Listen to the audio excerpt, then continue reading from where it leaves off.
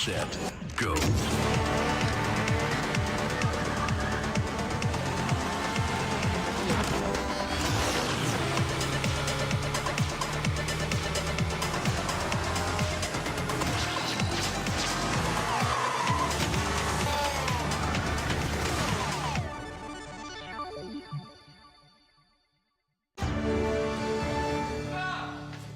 You ever wondered how a Hollywood movie is shot?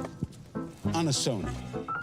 You review it on a Sony. And how do you make that sound epic?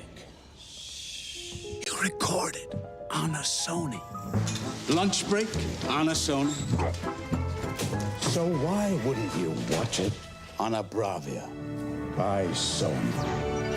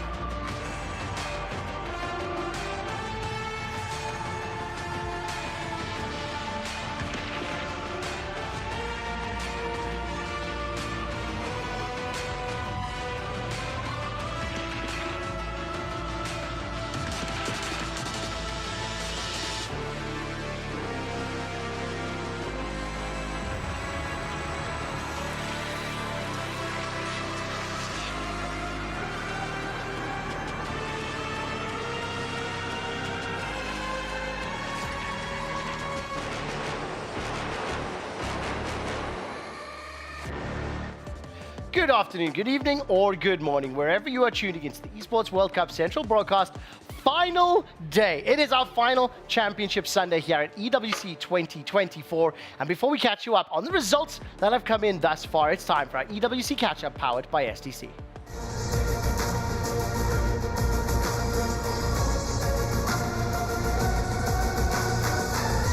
Well, a few hours ago, the PUBG Finals Day 2 kicked off here from the STC Arena. 6 more maps were to be played, and at the end of the total 12 for the finals, we will crown our champions in PUBG. Let's find out what's been happening on the floor.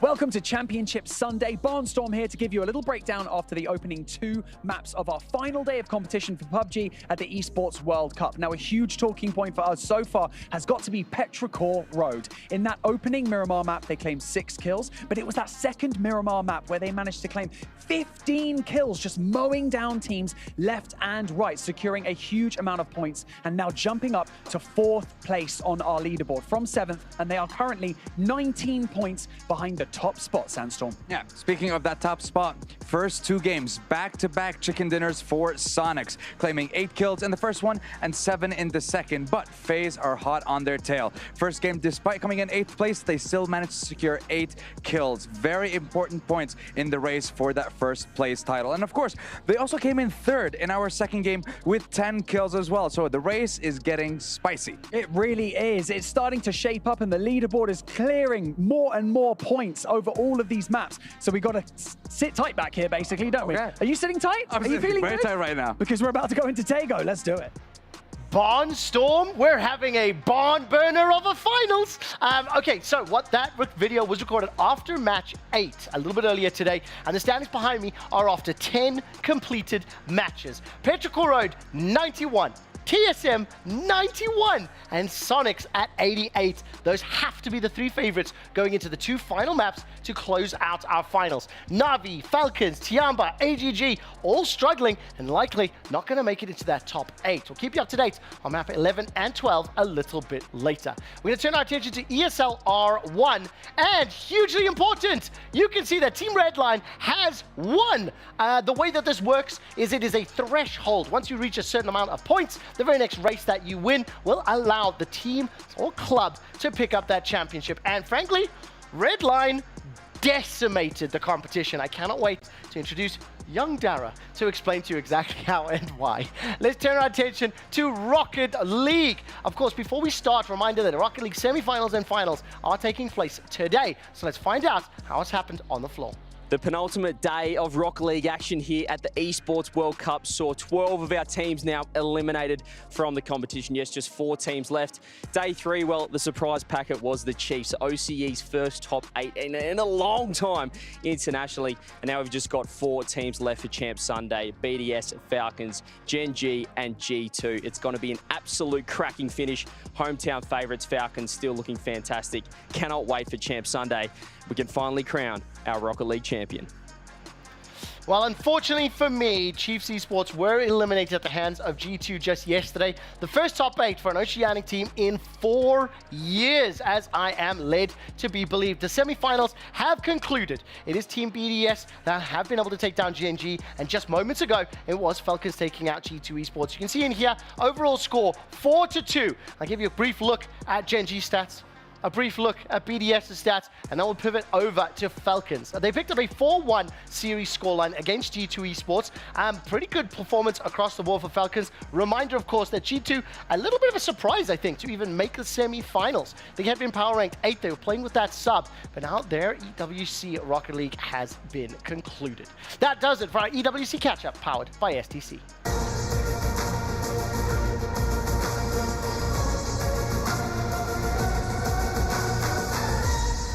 Welcome to sunny Saudi Arabia. It is the final championship Sunday of the Esports World Cup 2024, and 2 titles are left to conclude. ESL R1 has already completed its championship Sunday. Rocket League finals will be starting shortly, and the final 2 maps of PUBG are underway. I'm your host, Quickshot, and once again, I have brought the band back together again to close out EWC 2024. We've already completed 20 of the 22 tournaments that took place over the last 8 weeks, and only 2 champions are left to be found, so they can put on their crowns. Right, let's say hello to our guests. It is, of course, Blank, Gibbs, and Dara. Blank, how are you doing today? I'm great. You know, I play the guitar in the band here on the couch. But yeah, I'm having a great time at the moment. PUBG, obviously, last 2 maps. This is sort of awesome for us here, getting to experience the last 2 Octane maps. You really have to watch the other ones. These are the important ones, really. I like that. Only sort of awesome. I'm going to go with very awesome. Gibbs, and I played drums. I played drums. You're And the we're drums? doing Okay. Yeah. So we got Falcons BDS final.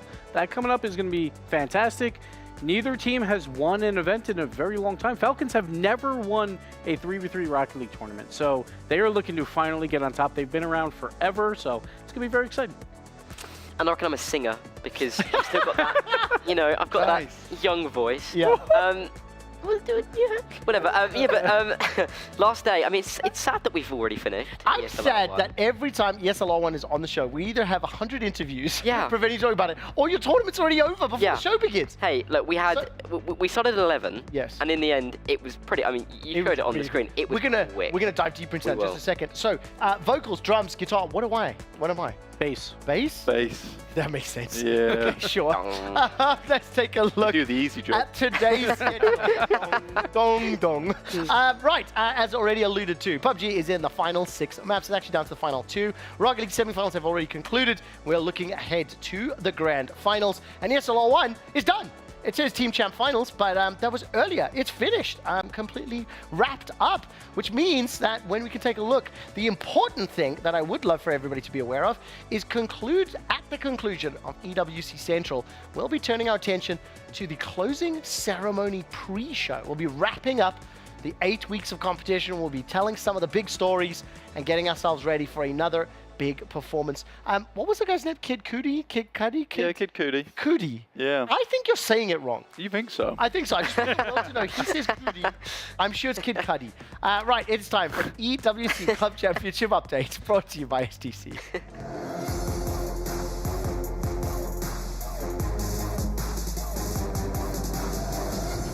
All right, we're going to start off by reminding everybody who and what the top 16 are looking like. As we've already mentioned and alluded to, Team Falcons are locked into first place. Team Liquid, based on yesterday's results, are now locked into second place. So $7 million and $4 million of the total 20 has already been secured. There are still 5 teams in contention for third place. Team BDS, Natus Vincia, FaZe Clan, Team Vitality, and the Kwangdong Freaks. Now, Vitality did move up to third place temporarily because they placed second in ESL R1. And if BDS end up winning Rocket League, they will be at 2,000 points. Meaning Na'Vi, FaZe, and Kwangdong Freaks are competing in PUBG. And between Na'Vi, FaZe, and Kwangdong Freaks, they could play spoiler there. So we'll find out how that pans out literally in the next hour. That does it for this episode of the EWC Club Championship Update, brought to you by STC.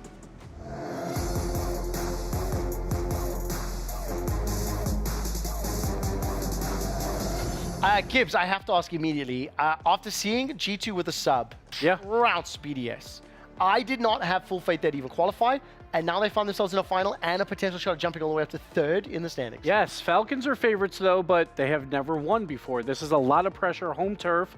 Yes, they have the fans, but it's going to be difficult. But one thing I want to bring up with the club championship points, FaZe and PUBG, third place right now, so they are looking pretty strong. Ooh, and by the way, map 11 has just started in PUBG. Sorry.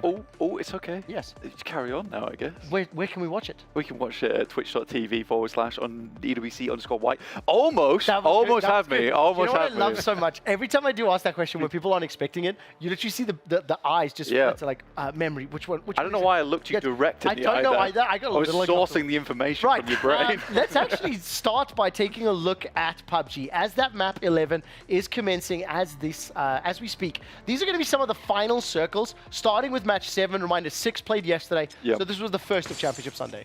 Yeah, I think we have seen this building before in the group stages, but honestly, for Sonics in this game, they have the high ground. It's a very good position, but to be honest with you, off the back of Tiggleton making some really good plays, the rest of the team has coalesced around him fantastically. And I mean, that looked extremely dangerous, but it's mainly been Shrimzy closing out these games. He closed out the second game too. Right here, you can see it on your screen, Sonics H-Win in the back there. But yeah, very, very fun stuff with Tiggleton being that front man, the lead singer, let's say.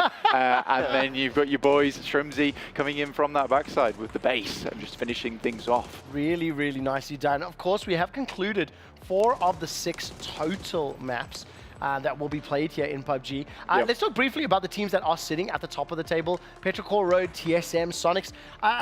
Versus expectations, how do you think that's panning out? I think for Sonics, a lot of people were wanting this to happen, but for TSM and Petrocore Road never really have found international success. Axel Lift, the owner and player on the team, by the way, absolutely popping off in a lot of these games. We already heard the 15 kill mark on that second one. So even though it was the Sonics win that we just saw, technically, Petrichor Road came away with more points and they shot themselves up towards the top of the rankings. Oh, really nicely done. Of course, Petrichor Road right now, again in this final circle, they played so well. Every time I see the animation from outside of the circle, when we look in the blue, looking inside, it just reminds me of those shields from the Naboo Gungans in Star Wars Episode 1. Sorry, Gibbs, you were saying? Yes, Petrichor Road, though, by the way, they're in first now. They were the last team to make it out of group stage by 1 point. Yeah. So that's how inconsistent it can be, or RNG heavy. And on any given day, when you're playing hot. Any given Sunday. Yeah. Nothing is given, everything is taken. There's Everything like is earned. That was it. That was the word. That's maybe a better word than the one I used. I will take it all. Yeah, maybe that's 22 years in South Africa, I think, coming through just a little bit. That got Darren to laugh, by the way. Like, Yeah, it was a good kick. I like that one. A little bit of horrible dark humor there.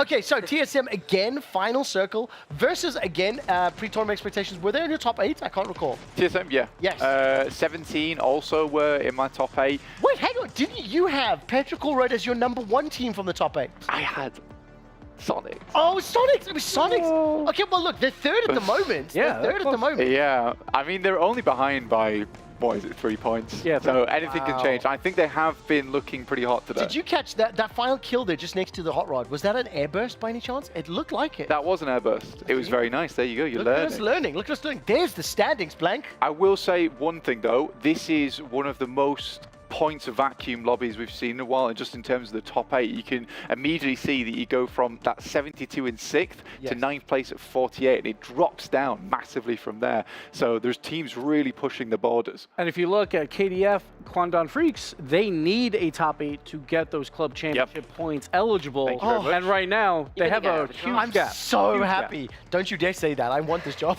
I just really like that you're actually getting into it though, Gibbs, because I do think, again, it's crucial. But I also think coming into the tournament, you had been staring at BDS being grayed out on my graphic for weeks. Oh, and I have. weeks and weeks. So it was kind of the big story. We're going to find out whether or not they can actually make it later on today. Match 11 has just started. I think the question that I'm going to ask is 91, 91, 88, right, is your top 3. Then it goes 82 and 77. The realistic expectation is Petrichor, Sonics, and TSM are heavily favored, right? I mean, the only way I see them losing out their top 3 is if they are one of the first 2 squads eliminated and wiped out. Which can happen. I mean, already TSM have lost 1 member in this game, which is a big thing to make note of, because losing 1 member, I was talking. Okay, so we're going to be joined by, can you read the name on the prompter? On the prompter. Hiruzen. Thank you. We're going to be joined by Sorry. Hiruzen from Twisted Minds in just a second. So let's listen into the casters. When circle does shift, when it posts, if you are dead center and you're now on the edge of the next circle, it causes rotational issues. So it's much more comfortable for these teams who are currently sitting at the top of the leaderboard to give themselves as many options as possible when the circle shifts, rather than being sat dead center and then being the edge of the new circle. Exactly. TSM getting their rotation game continued, I should say, after the loss of Purdy early on. Of course, not what they would have wanted. We'll see what they can make as 3, as they're sat just on the southern side of Style. But they do have Valatai and potentially Tianba rotating in behind them. So should this circle come north, they better be ready for teams to be in the nearby vicinity. But for now, looking good, all things considered. We still have a few teams limping in here as we look at Na'Vi with a very wide split on that east side. You have Fairest and Soset. I mean, Soset literally on the coast cliffs over there, kind of overlooking, making sure that if anyone rotates past, they have that clear path to go through. And that's exactly what's happening right now. You see Diffex now making his way towards Soset as well, and so they'll be able to take this hill. And this is a pretty decent position to hold in Circle 1, especially when it's this far into the waters. If the first shift doesn't go completely west, they actually have good options, and they have, more importantly, they have good information on what's happening in the circle. And just to, for a brief second, take our minds back to the last game we just played, the fact that TSM comes out and wins that game is insane, mainly due to the fact that Petrichor went out in 14th, Sonics 10th, FaZe 15th place. They practically got no points, so this was the chance that TSM was going to get to try and bridge the gap that was set between them. So insane that they're able to bring it home, because we have seen TSM in the past. Like, my mind instantly takes me back to the game against Tekken, against AGG and Tago, where they couldn't finish it out, where they couldn't close out the game and bring home the win. So massive for the boys that they're able to do it in the previous match. That was a 3v1, and in the past, even at other globals, you know, they've been given the opportunity PUBG, and they weren't able to capitalize. But in that game, not only did it work out perfectly, but they played that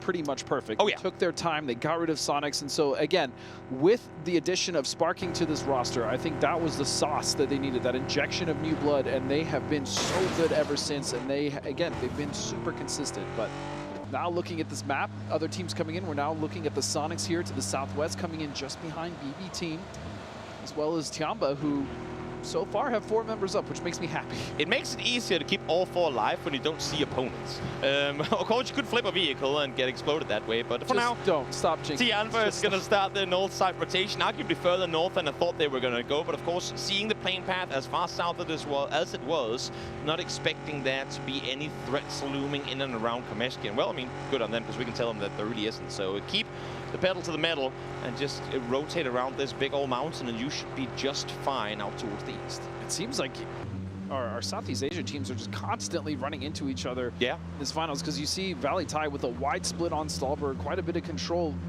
Coming in right behind them is AGG, as we now are back to the Sonics. I mean, off your point, just look at the leaderboard. It's only... And welcome back to EWC Central. We will be jumping back into PUBG in just a moment. Before we do, though, it is my pleasure to introduce a special guest, somebody from Twisted Minds, who I want to say personally, Fancy is the best. He gave me a lot of merch. So thank you very much there. But what I would like to do is introduce once again Blank and Gibbs. They're going to be guiding us through this co-stream, and I'm being joined by Hiruzen. Yeah. Could you please introduce yourself to our audience? Camera number 1. Just briefly tell them what you do. What does a coach do in your game? And then we'll jump into the game. Pretty much a lot of stuff. Like especially in our team, the coaches previous were playing the game. I was playing like global tournaments, and the top was also playing global tournaments. And it kind of like we 6 players on the same page. Yeah. I mean, it helps a lot when you got all that extra information and knowledge and whatnot. So what we will be doing is I'm going to be trusting Blank to guide us through this PUBG co-stream as soon as we jump into the match once again, second to last of the day. Immediately, I'm going to ask about Petrichor Road, TSM, and Sonics. Who is going to win? Give me your prediction. I think Sonic is gonna win. Like they're too experienced for this. Like they skipped like Rondo, Tayego, but Erangel probably gonna win. Like Sonics, too much experience. Yeah, because I think at the moment Sonics do look the hottest out of all squads. Not so great in group stages though. I'm not sure what went wrong with them there, but here it's kind of funny because everyone always says it's the Tiggleton show, but Shrimsy's actually been playing pretty well. Yeah.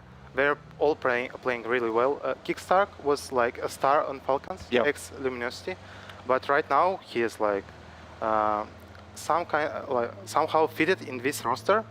It's like all-star roster right now, and they all playing really well. Like HWin, goated. Yeah, it's the same. We were just talking about Team Spirit from PUBG Mobile. Same kind of vibes for Sonics at the moment. It's just all-star players across the board, which is really awesome to see. I was not expecting Petrichor Road though in first place. You see, like group stage and finals are 2 different like metas in the tournament. That's why we are not playing finals. I know, dude. I'm so sad. I'm so sad. Yeah. But Petrichor Road are just farming APAC teams. Like, it seems like they don't have like much patience in APAC region. And Petrichor Road just punishing them in every game. So speaking of meta, we're down to the last 2 maps. Like as a coach, wherever you are on the point leaderboard, when do you change that game plan from what you normally do to we need points now? Probably when you feel like the lobby is not playing like as they should play, like there's like fear factor in the games. So teams are on the bottom, they're like have no fear at all in the last few games, and you just need to maybe even avoid them or like play slow with them, because like they have no patience, they doing like everything really fast, and if you will fight them like slowly, you're gonna win. So for the coaches, you need to tell your boys, like, don't fear these teams. Just play smarter. Which is what a lot of the Western teams are kind of good at, is that slow game. Which works quite well as like the big iron wall versus a lot of the APAC teams that come on through are super aggressive. I am curious on your thoughts about one thing though, because the first time we see it at international tournaments is Rondo. What were you thinking about that? How did your team go in to prepare for it? Hard question. Hard question. Yeah. Just go test track. It's, yeah. But like now I'm feeling like test track is like open space for every team. Like not depending like any circle, Apex team just foot pushing you. Yeah. Like what can you do? Like too big of like space. Yeah, I think that is something that a lot of people said. There's just huge, massive space. I mean, like the airdrops in terms of the cover were useful-ish, but not enough on some of those maps because it felt like it was super open. Question for you, Bank. Tell me about the map, because when you say it's our first time international, so what does that mean to the non-PUBG viewer? Like, was this added to the map pool? Is this like a Counter-Strike thing where the map changes from major to major? Yeah, so it doesn't change from major to major. It was in comp, right? Okay. And then this is the first time we've seen it at an international tournament, so like not PGS, etc. So it is kind of an interesting one for a lot of the players to have to try and work out. There was a big like funny thing where it's like everyone was dropping in test track because everyone thought it was the best place to be because the map's huge. Yeah. It's difficult to rotate around. But yeah, good to hear your thoughts on that, honestly. I am quite interested about Na'Vi. Obviously, they're not doing amazing right now, but as some young guys like on that team, like they have come in and sort of been quite impressive. Yeah, it's like a huge jump for them. Like half a year ago, they had like 0 LAN experience, like 0. And these guys were not playing like PUBG till like 2020, like when everyone was playing. They just started playing like 1 year ago. Yeah. And right now they're on top of like a leaderboard. Not on this tournament, but PGS 4, PGS 3, they like ended 4th. And right now they're just lacking a little bit of LAN experience, but I think like 1 year later they're gonna be like on top every tournament.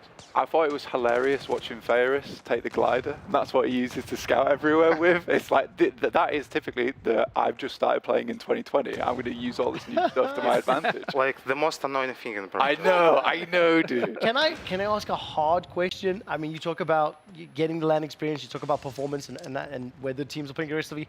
When I look at the group stage, the fact that Twisted Minds were 2 points away from 16. Sad. 4 Angry Men had 1 point more than you. They were 1 away. 2 points being the difference. So what went wrong? What happened? That we didn't know that we need like 2 points. Yeah. Like 5th Miramar, we knew like we're gonna contest, and you need to contest because like in the finals, these teams will gonna fear you. Like you will be in like upper hand. But like in the last game, we just need to like avoid fights because like teams gonna like punish us. And in the last games, it was a circle that you cannot play. Like for us, yeah, I know. You cannot like farm points there. But what punished us in the group stage? In the last day, we needed to switch. We just need to like not play circles. We need to just find kills. Yeah. That's all. And it's not our play style. We were not like thinking that the circle can shift away from you like a lot of times. Like it's constantly running. Yeah. It was a struggle. Yeah, and for me, like as a coach, my mistake was like I needed to say to the guys, just switch, just kill, farm points, because these 12 games were like without kills for us. So it's actually kind of an interesting question. I'm going to do some cross-pollination here, because in PUBG Mobile, whenever we get a team that wins the equivalent of the PGS4, like you guys, that team just gets studied so hard. And arguably, your team has some of the most insane strategies and rotations. So it did also feel a little bit like everyone knew where you were going to be. Yeah, of course. Like, that's why we skipped, like, last Miramar. Because everyone knew, like, we're going to drop Power Grid, and everything you need to do is just stay and play around Twisted Minds. Just don't let them go, like, outside of this area. It's so open as well. And you cannot do, like, with it. Maybe one team, you can fight them. But 2, 3, like, what can you do? How does it feel to be eliminated at this stage when a lot of people were expecting you to win? I'm not trying to make you feel bad, but I know I'm new to watching PUBG, and the Twisted Minds performance, Twisted Minds scores, Twisted Minds, like, on day 3 of groups, like, you guys were the only topic that really everyone talked about. On one hand, I think it is complimentary. It shows the impact, it shows the good. On the other hand, it feels to me like it would have to be heartbreaking. We weren't expecting that at all. Like, for 3 years, we were, like, qualifying to every finals. 3rd place, 2nd place, 3rd place, 2nd place, like top 1 last tournament. But right now there's no like lower bracket, and like it's heated up pretty like hard. But I'm really grateful for my guys to have like this, after loss motivation. Yeah, because you get the immediate reset from PGS4, because it can be tough if you just keep winning every single time. So the motivation's back for Twisted Minds, which is awesome. Yeah. I'm excited to see those guys play in action in the upcoming tournaments as well. Can I say, by the way, while the conversation, I'm loving it. I would rather chat, but I'm seeing there's already been 3 squads that have been wiped, and TSM is a man down already. Yeah. So Petrico and TSM for Sonics maybe in a better spot. You see Apex team, they're like just pushing every time. Which is the usual thing, especially out here in the open. I mean, pushing over to Alamo as well. I'm expecting a crash on that location at some point during this game. I love seeing the this character is models so dangerous, out of the car. Yes, come on, Panzer Faust. Panzer Faust. No, okay. If there was a rule 1 for PUBG, that probably would be our rule 1. So in Rocket League, it's when if you hit together, you don't move. Our rule 1 is never have 4 guys in the same vehicle at the same time. So do you pick a specific driver? Like, if that is the case, do you have a guy that's like, I'm really good with cars, or the other 3 are much better at trying to shoot while you're in the car? Well, based on that? Usually, IGL most of the time. Yeah, sorry. I was just going to say, usually you have like 4 cars. You'd want 4 cars. Sure, yeah. But if you have got in this situation, you just IGL should be in the car, because like he have a plan inside of him. Gibbs, I think that they'd really prefer if Kevin Sigi was there driving for them. Yeah. He's a driver in R1 that's doing very well at this event. Look, we're getting close to this, by the way. 12 teams alive, 42. What are we up to now? 5th circle or so? This is almost the 5th circle. Is this going to get very bloody very quick, Blank? It's kind of a brutal circle. I mean, we don't have the map feed, but it is a brutal circle. I think we're ending somewhere near around heaven. So the area is just mega spacious, which is why you're already seeing so many teams go down to the play zone. I don't know if you want to comment on this, Haruzen. give you tactical advice what you would do in this situation. Let's say, all right, let's think about it this way. Let's say you are FaZe team. You're just living life right now, down on the bottom side of the map. You are living life now. You are chilling. Yeah, you're just waiting. And you need to like third party with teams like TSM and Cerberus. You need to third party, man. And you kind of have a win in your hands.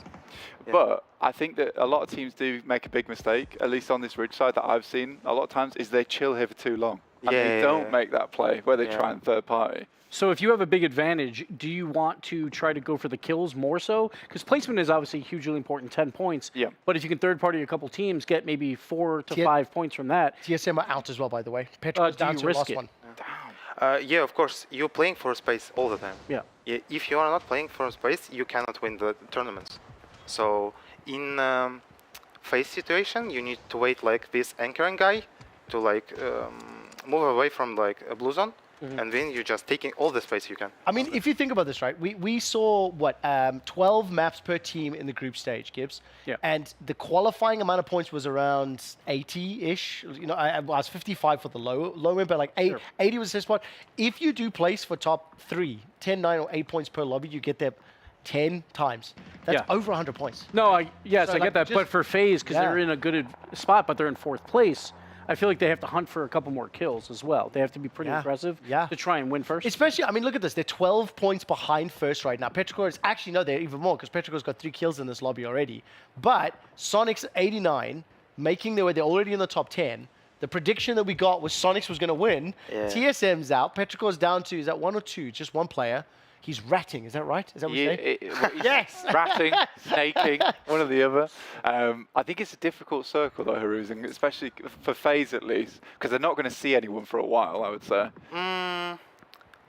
They have like a straight line. If they're taking this space like this circle, if they're playing especially this circle well, we're gonna have like a huge chances for win. Like, because right now, for me, it's 2 teams that gonna win this game. It's like Sonics and FaZe.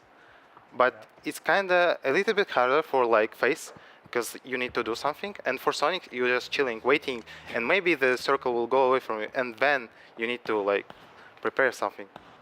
So yeah, but I don't like what FaZe are doing right now. Yeah, I agree. Do you know what Blank, this feels, the position that FaZe are now, it feels like it would be a perfect final circle in PUBG Mobile. Oh yeah, dude. Yeah, belly on the ground. Yes, exactly. The classic. In PUBG Mobile, because but not in this. No, of course. In the third-person perspective, you gain that info. Yeah. I can't quite tell that logo. So who are they shooting? Is that Cerberus that now FaZe are trying to commence onto? Yeah, I think Haruza makes a really good point. Is the fact that FaZe could have a massive game on their hand here, but the fact that they've just sat belly down so much, I almost would put it to the fact that, in fact, coming back to the point you made earlier about fear, like it feels like that's here because they're so close to the top 3. That's what I'm talking about. Like, Circle 6 feet away, and they don't have like space at all. Yeah. Sonics versus AGG. Kwangdong Freaks are on the far left-hand side. Reminder, Kwangdong Freaks need to have a high placement here, meaning make top 8 in order to unlock that club championship. They are currently in a good position, 83 points in 5th. Ooh. And to put it into perspective, FaZe is in 4th right now in points. Yeah. $150,000. But if you're in 1st, $550,000 on top of that, $700,000. FaZe, you got to go for kills. Yes. You got to go for the win. You got to play the risky game. Point and click. Come on. I mean, the circles kind of ruined them here a little bit because they didn't try to push Cerberus early to give them that wrap on the north side. This is going to be an interesting fight, though. The double Ts, Tycon versus Tiggleton. Tycon's been having a bit of a group stage. Not so much here in finals, but I am curious to see how this goes down, actually. Ooh, how strong is Sonic's position right now? Depends what AGG will do. Okay. Like, they can just play slowly, playing from the smokes. The thing, when you're fighting like in the buildings like that, you should do nothing. You should like just listen. Find like where the person. No way! Wow, the grenade got him. I didn't even see it being thrown. Now it's pretty bad for AGG. You called it perfectly. Sonic, sit back and wait. Actually, we can hear the commentary, so just pause me for 1 second. We can listen closely. Team post southeast dip. Pero's taking our other dip. Boys, come pick my window here, boys. Watch out, Tig. I'm going to pan. We got recrash. I plus 1. I'm running back. Tig, can you watch my vault on the yellow window? Watch my right vault. Yeah. Wait, they're crashing left. I got front door. door. They're crash left, yeah. On my window, close. You can pick, yep. One more on the Shrimsy side. Is that last? He's putting on blue. He's on Shrimsy side. Did you molly me, Shrimp? Yeah, I did. I mollied off your window. Okay, he's on blue. I'm gonna flash it. Is he on the wall outside? I think he's prone on the dancing on blue ping on the wall. I'm getting shot in the back. Yeah. Take your time. Do we have any lethal? No lethal. I'm gonna 1 HP. I'm gonna peek here, Tig. He's close. Super close. On me! Para push! He's close. I'm coming back. Nate, I'm 1 HP. It's Serb. Para push. Big crowd up top. We can kill this guy on me if you want. Boys, I think my boom's about to get small. Yeah, there's 2 on my wall. They're crouch walking. They don't know I'm in this room. Can we kill this AGG guy? Rezzing? I can. Hey, there's only 2 of them served close. Yeah, AGD's on my wall outside. They're nading. They're on the east. We can slow it down. They're gonna fight. AGD won that. They're dead. So I can peek your back wall. Okay, pick out back wall. I'm gonna peek roof. Just serve. I'm flashing. He's 1 HP on your wall. They have an anchor right ahead. Slow it down. I have to run back. I'm not in a good I'm not their anchor. Not their anchor. Nice. In the far dip. Comes. They're in the building. Damn, flashing close outside. Another one anchor. Okay. One setting. Last anchor, green. 100%. 1 HP. I have 1 knock over there. Can we use it? It's 1 HP. I don't have any util. We're bad guys. We're bad guys. Yeah, root for a fucking I have a mortar. How far is that? Slow it down, guys. 120. Right, levels. Get on roof. I'm smoking. We're good, guys. Slow down.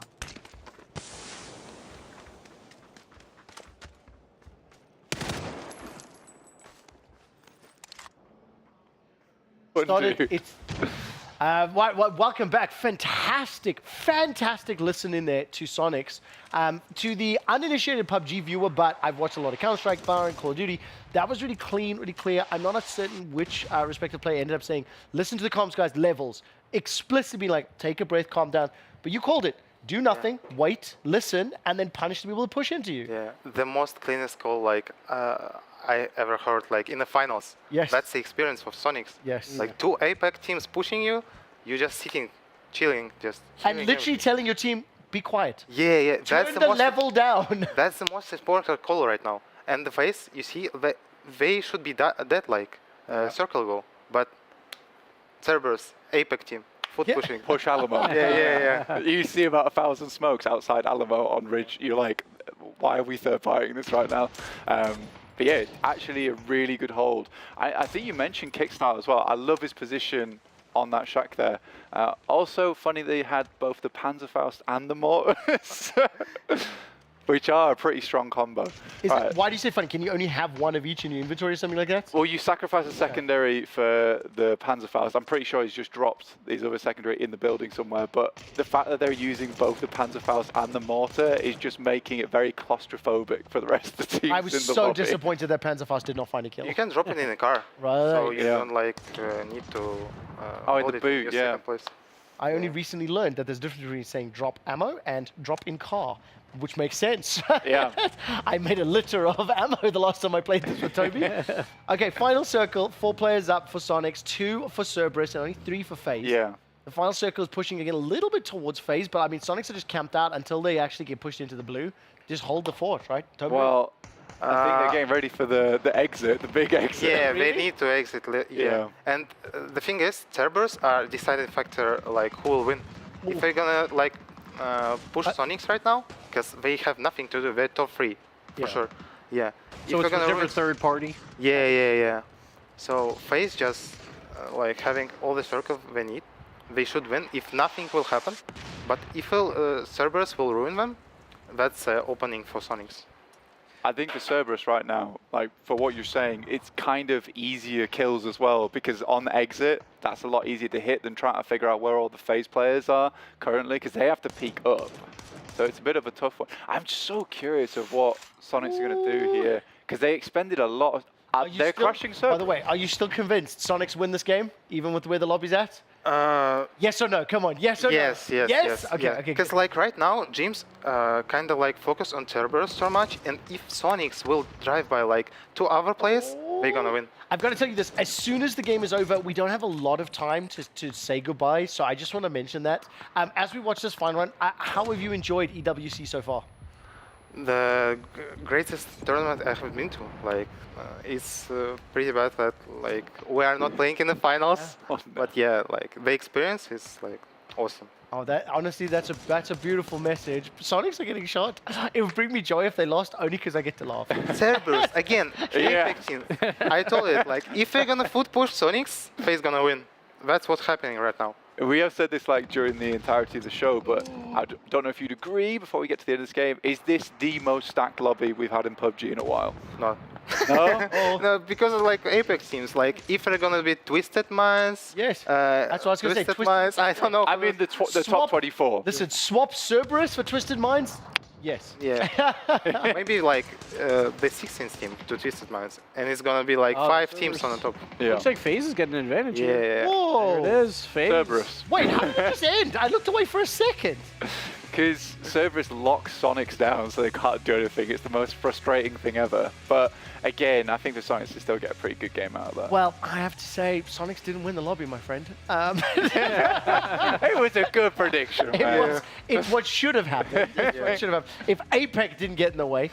I will show you this very quickly. Obviously, we can see there's 1 map left in PUBG. As I mentioned, we are going to be going to a break in just a second. I'm going to ask Horizon to sign this on the way out. No problem. Don't do it right now. Don't do it right now, because we want you to look good on camera. It's not sexy leaning over the table. But I will tell you, there's some very, very big famous people that have signed this already. From content creators like Hex and Scump from Call of Duty. I'm sure you know those names. Yeah. There's a bunch of CEOs on here. Like, a lot of CEOs. Anyways, we're going to get signature here from, of course, Twisted Minds coach Horizon. Thank you so much for joining us. I'm going to give you one last chance to send a message to fans, to viewers. Camera number 1, the floor's yours. Thank you guys for inviting me first, and cheer for Twisted Minds. We're gonna come back stronger, guys. I promise you. That's awesome. I expect nothing less. Nothing less. We're going to go to a very quick break. When we come back, ESL R1 champions, Team Redline, will be joining us in the studio.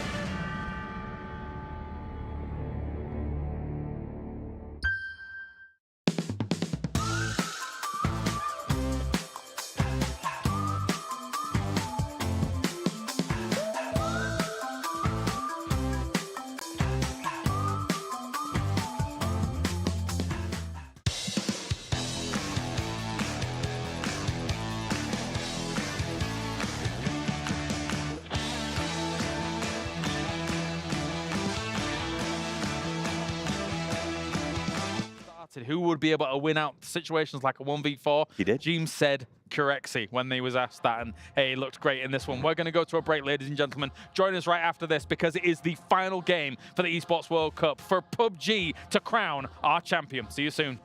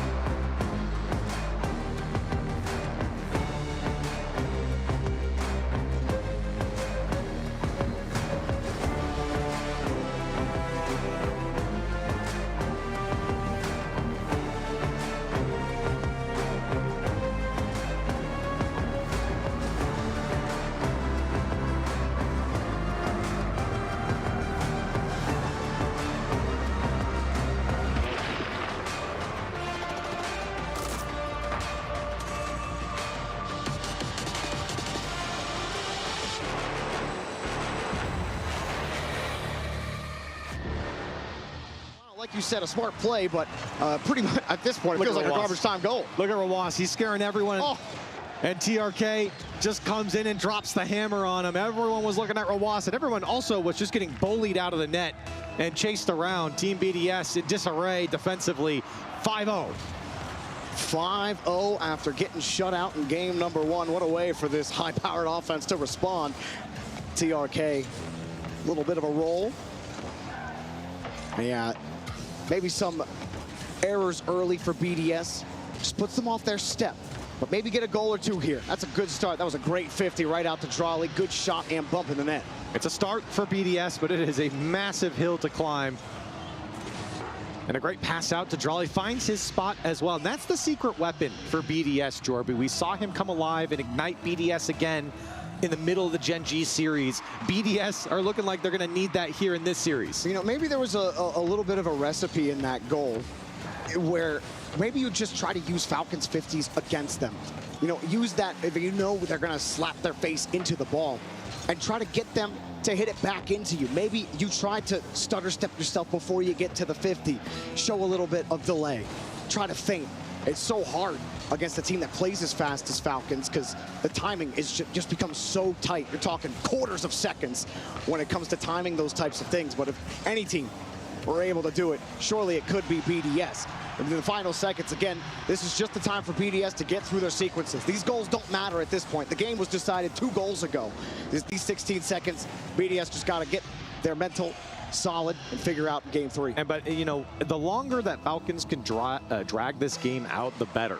Make it painful for BDS. Frustrate them. Put them in the dirt. You're seeing that now.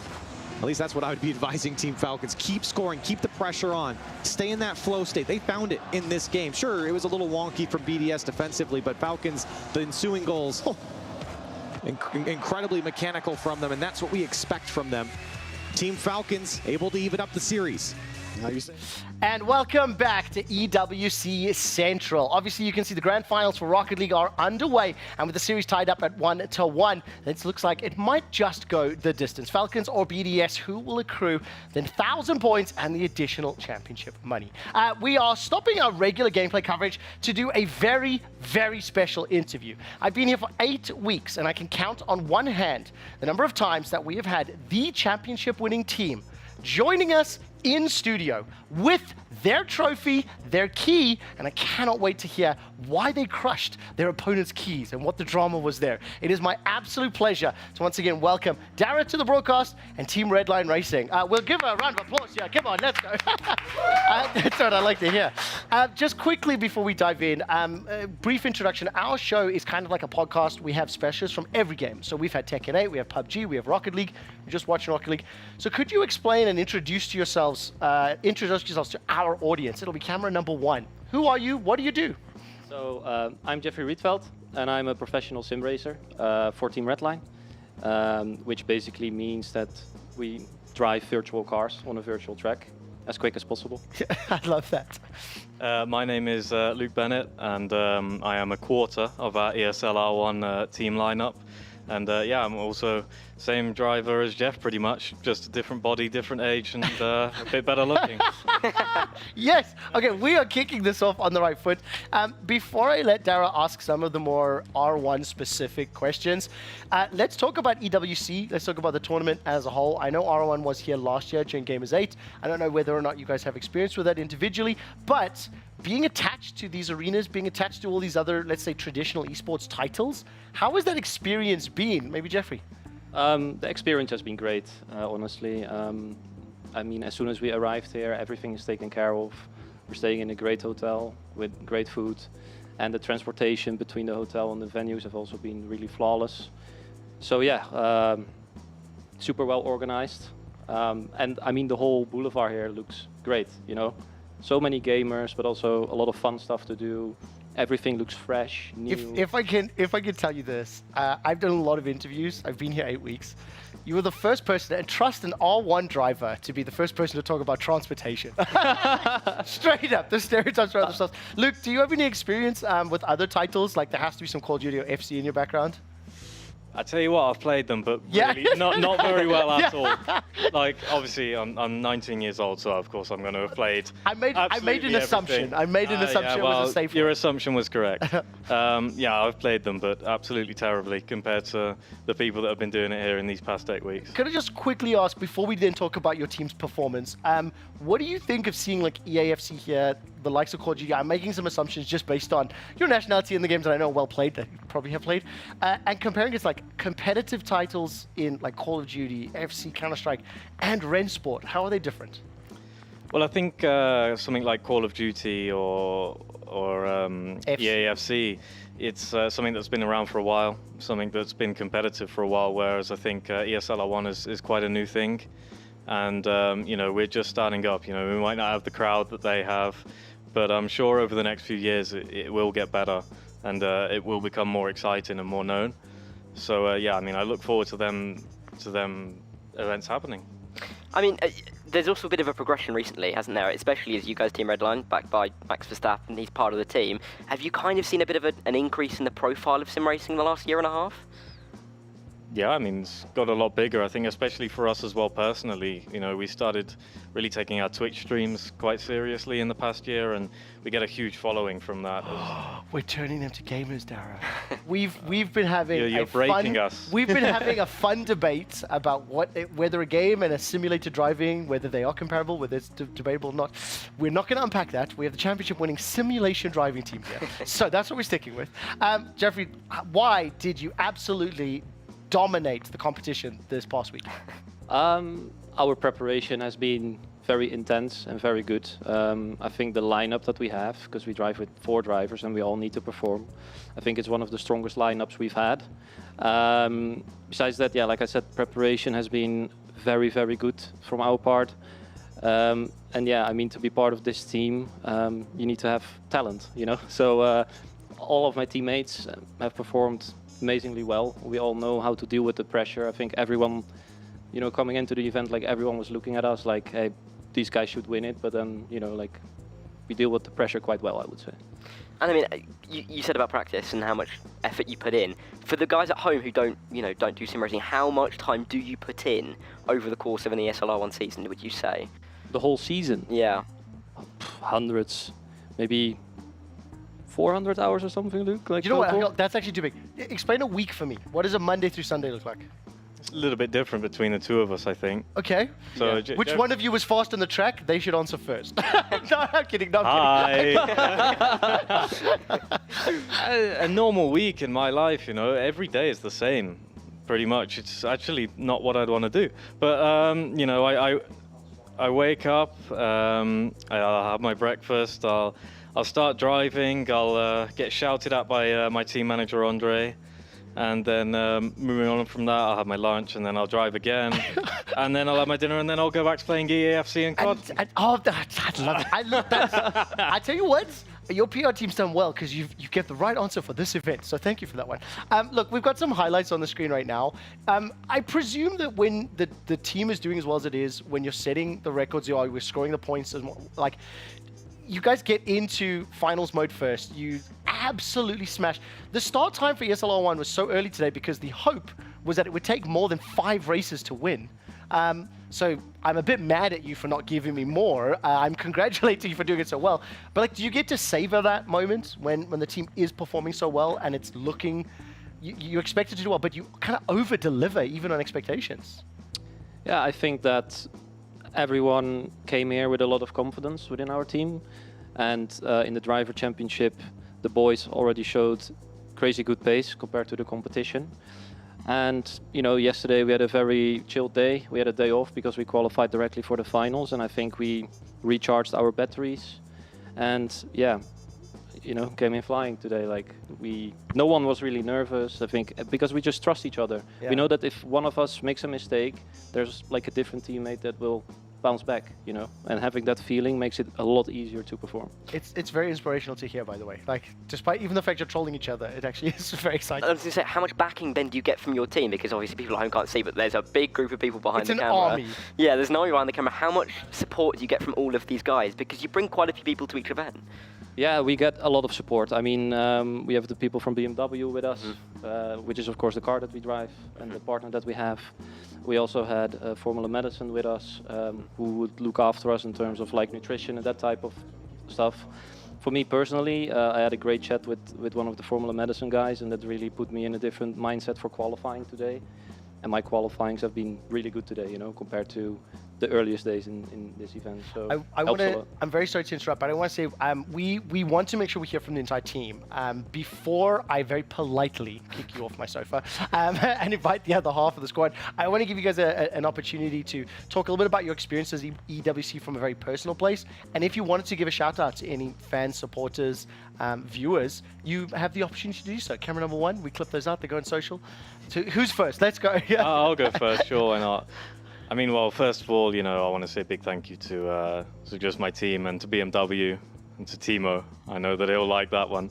And of course, you know, I have to thank my family, my parents mostly. They're very supportive, and they believed in me, and I know my teammates did, and I think that's what's given us that extra bit of confidence and spurred us on to do as well as we have.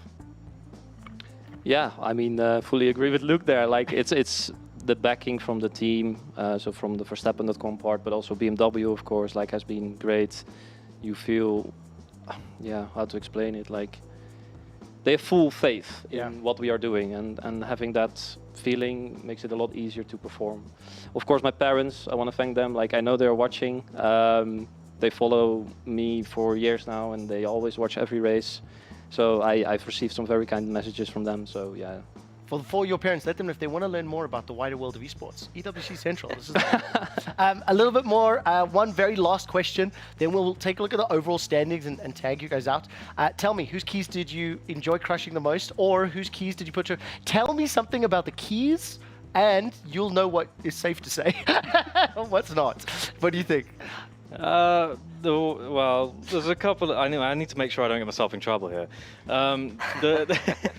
There is a couple of teams we enjoyed crushing quite a lot. Old rivals, Porsche Commander Esports. They were the champions of Gamers 8 last year. We did enjoy in making sure that their key was not in the same shape as ours. I love that so much. Would you like to comment on the keys? You're allowed to say no. Yeah, I mean, I fully agree with Bennett there. I think like the key that we enjoyed crushing the most was Porsche Commander because they won last year. That's the soundbite I wanted. I mean, it's like they are one of our biggest rivals in not only this but also other sims. So to see their key crushed is a good feeling. I will say this very quickly. The key crushing is brand new. I've watched a lot of esports tournaments in over 20 years, and it's one of the things I find is very unique.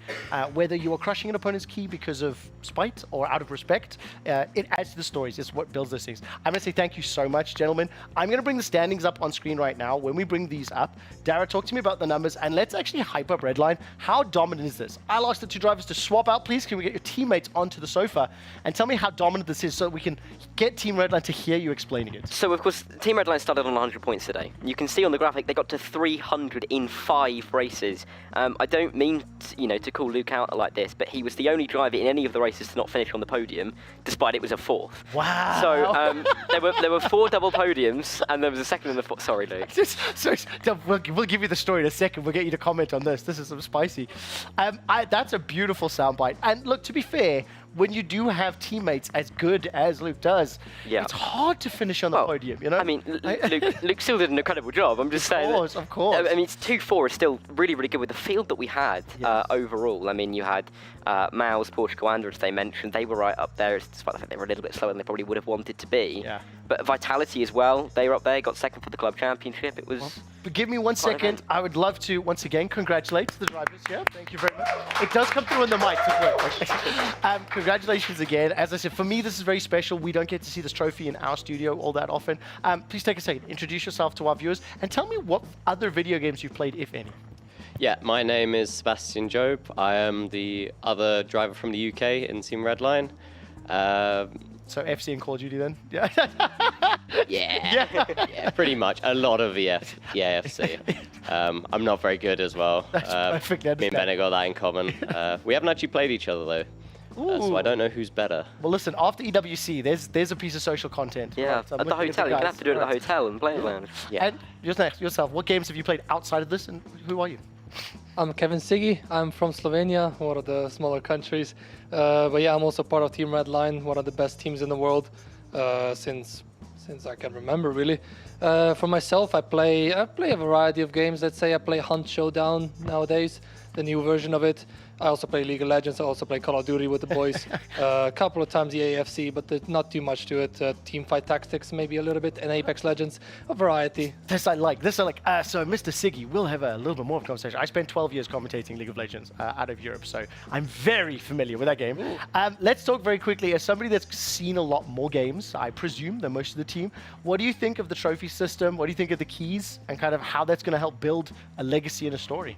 I think it's very unique. I mean, we've never seen anything like it. I think the crushing of the keys, I think it's pretty cool in the sense that as as the champions, you take the keys of your rivals that you either like or don't like, or respect or don't respect.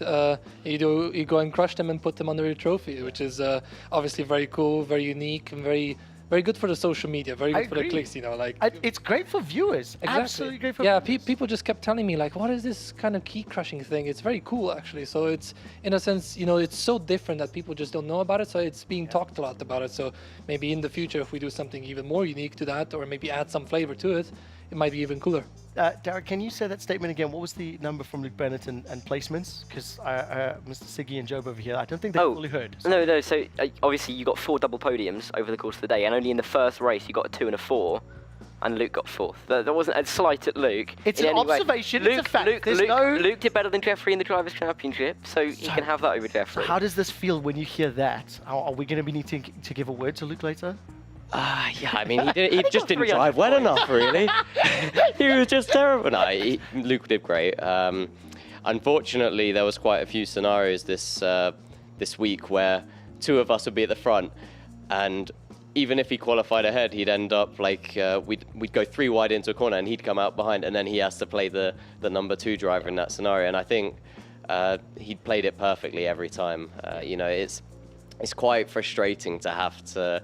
You know you've got more in the tank, but you have to play the team role. Can I tell you, or can I ask you to comment on this? I might suggest for the staff behind the camera, make your way to the right-hand side of the room, because you may want to watch this clip. Sincerely, I mean, make sure you can see a shot here. Job, I'm going to show you a clip, and I'd love for you to comment how you feel when you see this. If we can bring this clip up, can we make there we go, perfect. Can we bring this footage up? It's of your teammate. Tell me what you think when you see this. I know exactly what this is. Bang! I was hoping you would mention this. Oh, really? Tell me why. Well, it's quite obvious, you know, when the camera's on him. It's quite significant, and the makeup doesn't really hide it. Siggy, can you explain to us? Give me some context as to why. I'm not doing this to make fun of you. I'm gonna build this into a point in a second. I mean, why? I mean, it's very difficult mentally to kind of be, you know, on top of it when you've won the first race of the drivers, and then you just keep on losing and losing. And obviously, after round 5, I was supposed to be in the finalist mode already, but I sort of got half taken out in the hairpin of Hockenheim, so it was obviously a lot of pressure on me. So as I off-tracked the first Monza, I was kind of annoyed, and, you know, all the built-up emotions and everything. But then when we got to the second one, when I fixed my settings with the brakes because I wasn't feeling that well, I hit the very first sector very, very good. And then coming onto the second chicane, I did the exact same off-track. And, you know, as everything was just slipping out of my hands, the championship, I thought at least, it just so much emotion and everything, I just literally ran. I will tell you this, it's something I've seen many times before. There are players in Counter-Strike, players in fighting games that have broken their hands by hitting the table so hard. It's not something, I don't show this video to poke fun, I actually show it to demonstrate just how much emotion and how much drive you have. Darryl, we're going to start wrapping up the conversation just a little bit. Let's go some driver questions. There's an opportunity for you to take this wherever you want. I mean, I was going to ask Seb particularly, so after the, I don't like to bring Thursday up for you, but I mean, after that, how are you bouncing back? Because you performed really well on Friday, and I know that was, you know, we were thinking as a group of casters whether you'd, you know, really come back stronger, and it was really impressive, so how did you do it? Yeah, for me it was never really a question of if I could bounce back, because I already had figured out the reason that I dropped off on Thursday. It wasn't I started choking or was feeling the pressure. In fact, I was almost too relaxed, but I started getting really tired. We were up until we got back to the hotel at 2:30 a.m. the day before because practice was so heavily delayed, and I can't handle not having much sleep. And I think as the day went on, because I had a great streak of winning 4 races, and the adrenaline just goes, and then eventually you just have a crash. And I couldn't get myself back up and awake. So the next day, I only had to do 2 races. It was easy. I was full of energy, no doubt in my mind that I was going to perform. And as you saw, like, the results were good enough. So I'm going to say one last thing. Unfortunately, we are going to be running out of time. If I'm going to give you guys the opportunity to give a shout out to fans, viewers, wherever your heart takes you. And then I've got one last question for Siggy just right at the end. So, Job, camera number 1, whatever you want to say. Yeah, I've obviously a big thank you to all of the Team Redline fans. We have a Crane who has worked unbelievably hard, streaming for days on end, keeping the Twitch chat entertained. He's a great guy, and I think he's deserved a bit of a break after this. I have a bit of a weird one. I have to thank Kaiki Oliveira, because I lost my racing boots, and he lent me his today. Wow! And I won multiple races with those shoes today, so I think I'm going to buy a new pair. I think you need to buy him a pair of shoes as yeah, well. I think I do. Listen, you just won the championship. He deserves a pair of shoes. Yeah, I think so. Wow. So a big thank you to him. And then, of course, just my family and friends. They're all very supportive, and I am a very lucky person to have so much support. Siggy, message from the heart. Yeah, thanks. Yeah, thanks to all the fans as well, the Twitch chat and the people that were making this happen. Obviously, Crane from the stream itself, Chris Lallam, Bosch as well, just to have some co-hosts over there. Also, thank you BMW for such an amazing opportunity. I mean, even a few weeks ago, we went to the Italy trip to kind of relax and figure out how to keep our mentals up. So thank you very much to everyone that's managed that. But also to my family, they've been great to support even after, even after the bad moments from last year and everything, and getting myself back up. So thank you to everyone. We wouldn't have done it without you guys, and we're grateful to have you. I want to say thank you so much. A huge congratulations to Team Redline. One very final question. Here in the studio, we've got about 100 monitors with all the different streams. During the course of all the interviews, Kevin Siggy is the only one that's been really focused in the other games. So the question I'll ask you is, while you're looking at the other tournaments that are here, what message would you send to those viewers to get them to come join you in either racing in R1 or watching R1? I would say, I know it's hard to say because I just wish that we had a little bit more fighting going on in these sort of champions. I mean, it does. I mean, we have to apologize for making it very boring. Listen, never apologize for being fantastic at But if I may, I'm going to summarize this. Yeah. Get good, gamers. Yeah. Get out there and challenge Team Redline. You can download the game. You can actually play it. Get gooder. Get gooder. There we go. That's what you say. I can tell you played a lot of games. Yeah, we're insane, but we still do apologize. Oh, I have to say thank you so much. I don't know. If we have a bit more fighting on those tracks as well, then maybe obviously people can maybe come and see how the sim racing events go. I mean, it's obviously very entertaining, especially all these little sprint races where everyone is just, fighting it all out for P1 or even P5. It doesn't matter because points matter. Yeah, I mean, it might be very hard because it's not as popular, but hopefully as the popularity goes up, people can actually tune in a bit more. Same as for Apex and CS. Obviously, it's not gonna be as big as CS. Of course, of course. But look, I'll tell you this. I had the pleasure of speaking to the head of competitive, head of strategy for Wrenchport, and he said some things that were quite optimistic and quite exciting. And it's still early days. Esports don't grow to become the size of Counter-Strike in 2 years. That game's been around for over 30. Gentlemen, I'm going to quickly just show this on camera. This is a very exclusive piece of merch. We're going to be giving this away. You can find out details when you head over to EWC TikTok. I'm going to be asking all the drivers, coaches, staff, everyone from Team Redline sign this. You're probably going to have to sign it downstairs because we've still got a show to do. So I'll give it to you. It'll come back. I just want to say thank you so much. Congratulations to the drivers once more. Congratulations to Team Redline. And then Max, hi. Right, we're going to carry on with the show. We're going to jump inside the STC arena. Keep a close eye on that PUBG final map. We'll be right back with EWC Central. Strong against TSM, who are rotating in on the north side, and they're going to have to contest with Petrichor.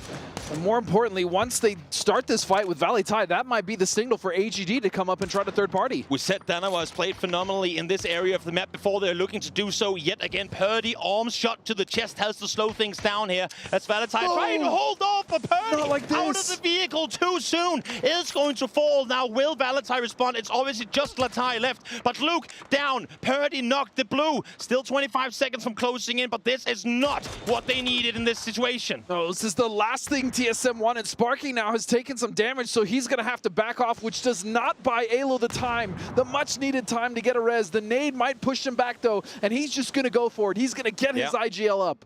Face inside the circle almost. Jeem still trying to make his way there, but Latai is here now. All Gaming Global is coming over the top. A little bit of a saving grace for TSM that Petrichor take out Valatai, but here comes All Gaming Global. Just one Redline further towards the west, and they should have eyes on them.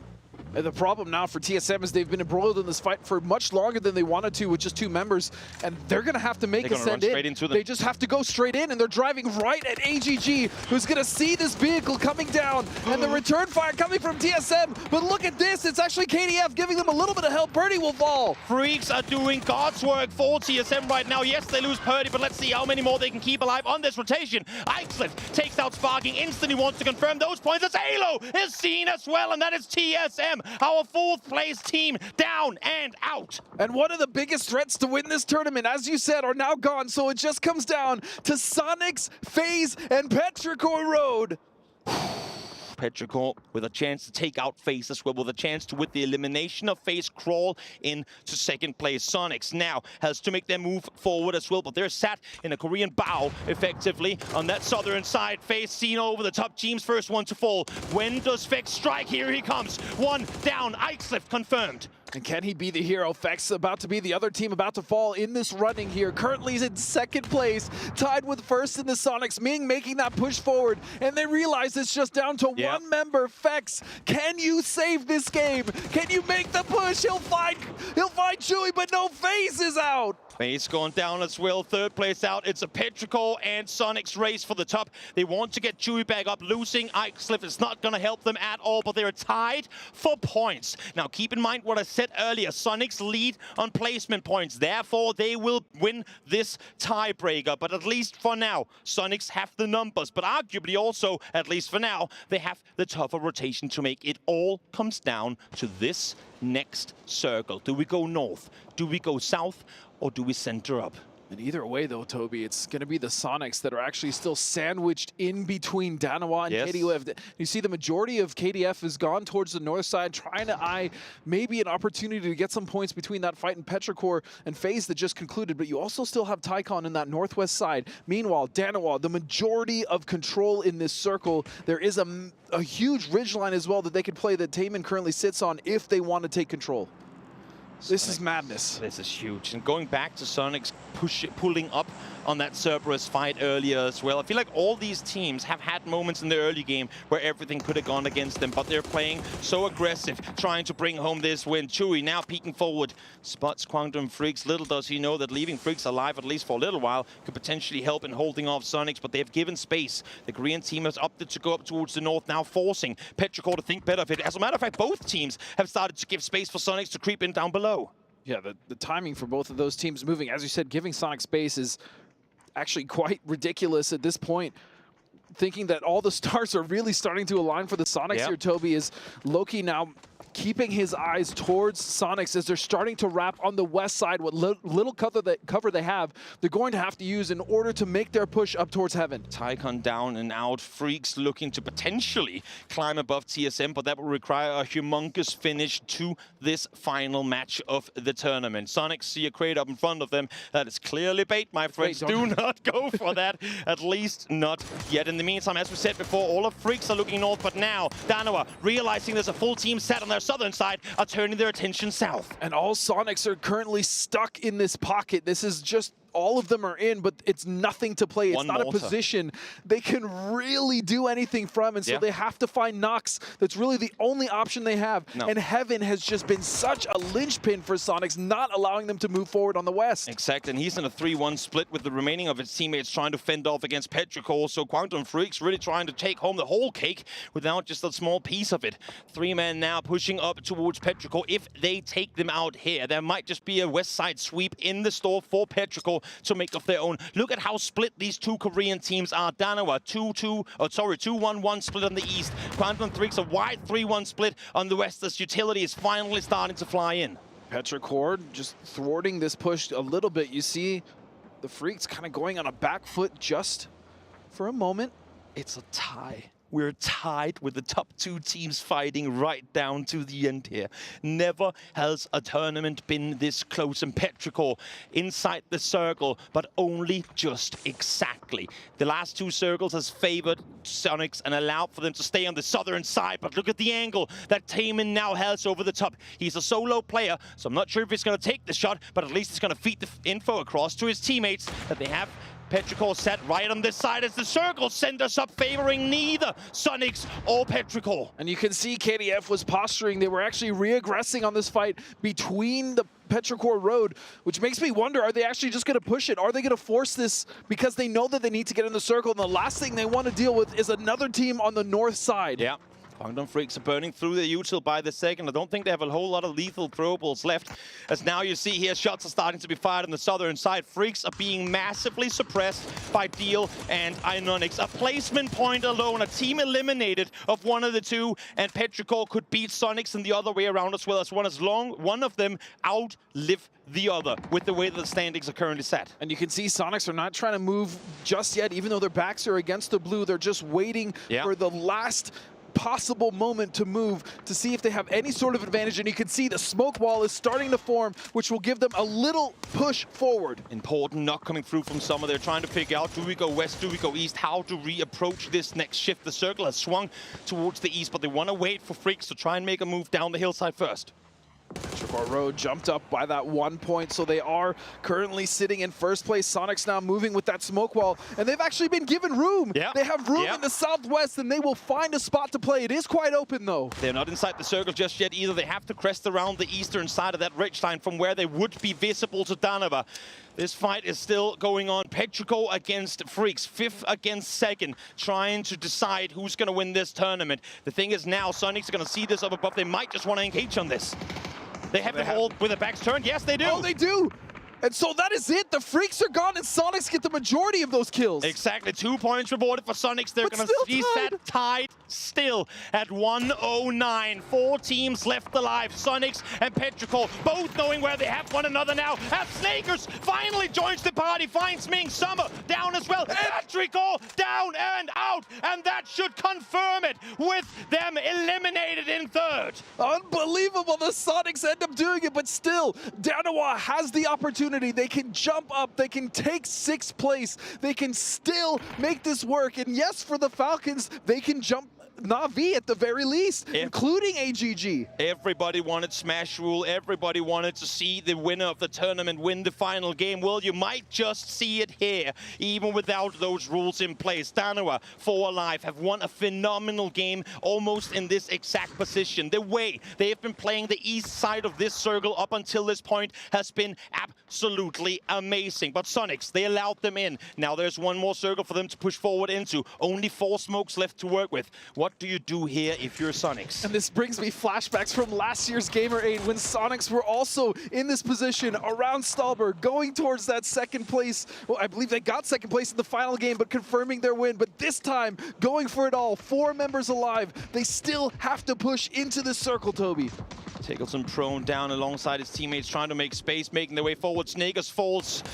Sonics and the rest of the players look towards them and say thank you for the help. But now Danawa want to claim yet another win here on this side of the circle. With a win, they could take over Day Trade in 6th place, potentially 2 players down. Danawa is full speed sending it.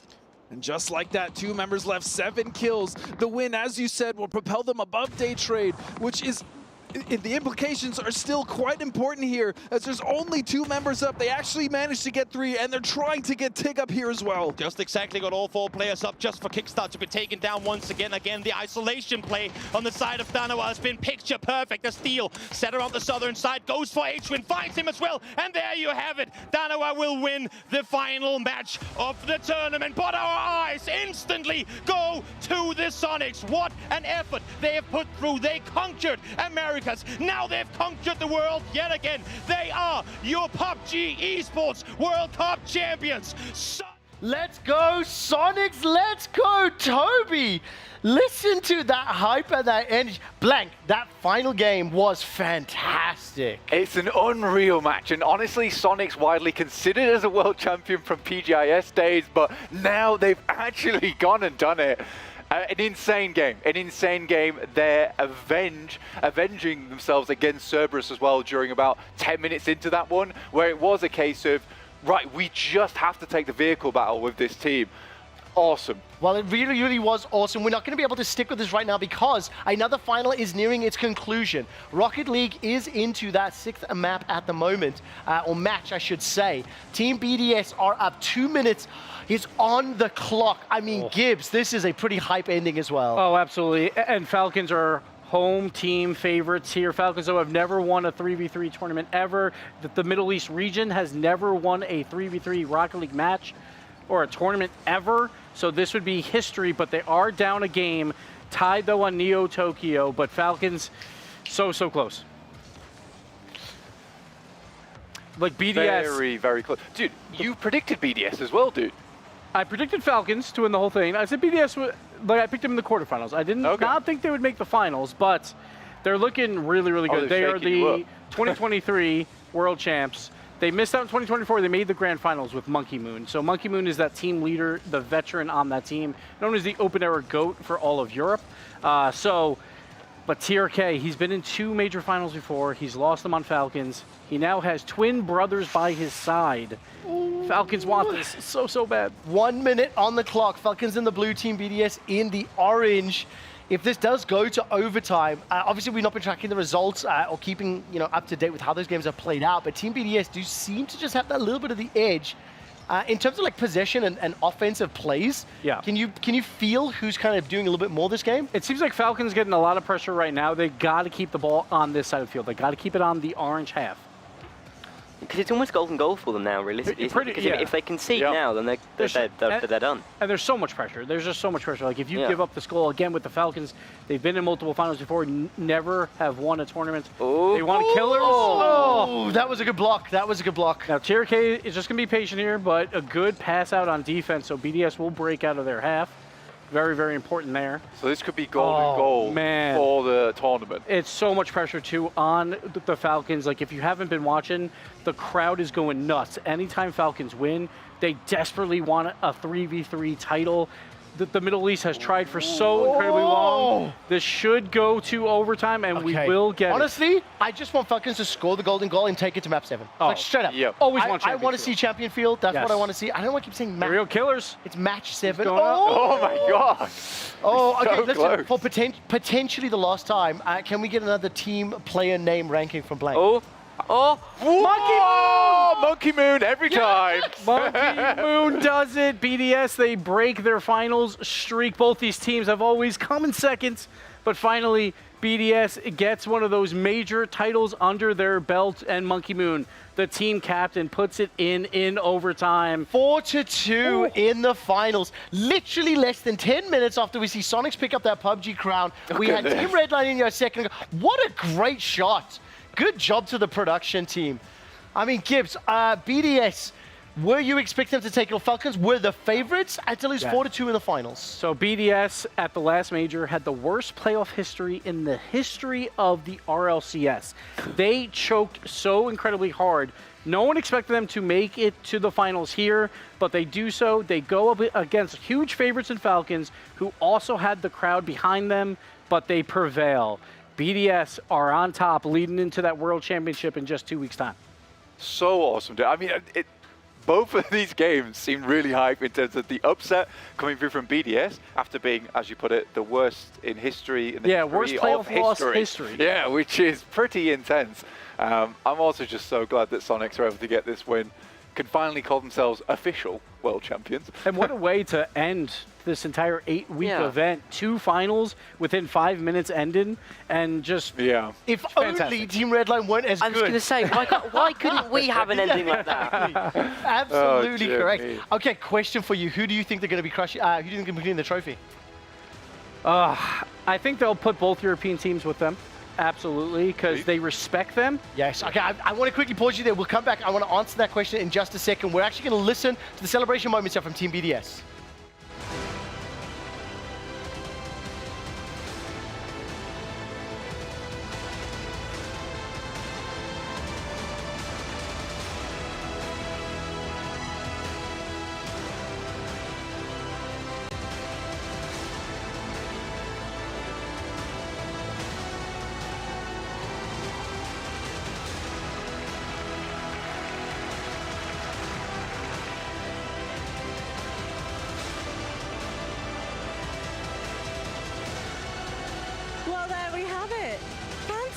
We've got our grand final winners here at the Esports World Cup 2024. Cassio, me and you are pretty good friends at this point now, so talk to me.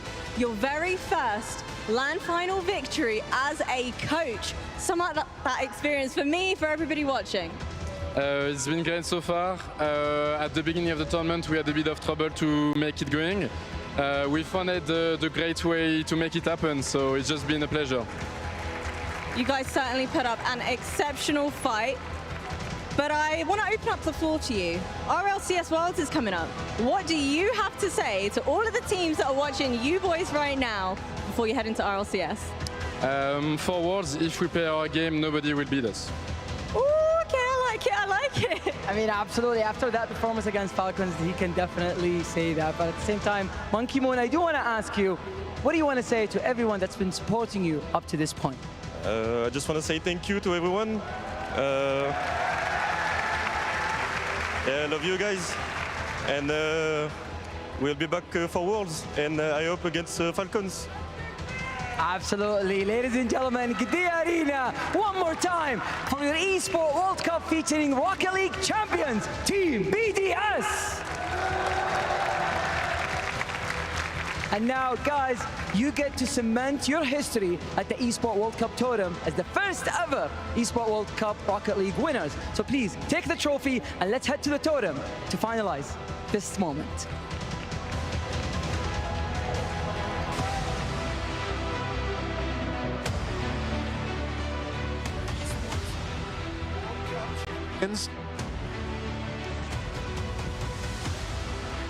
Your Esports World Cup champions, Team BDS, taking down the Falcons, the hometown heroes, but it was wonderful to see again the audience cheering them on as well.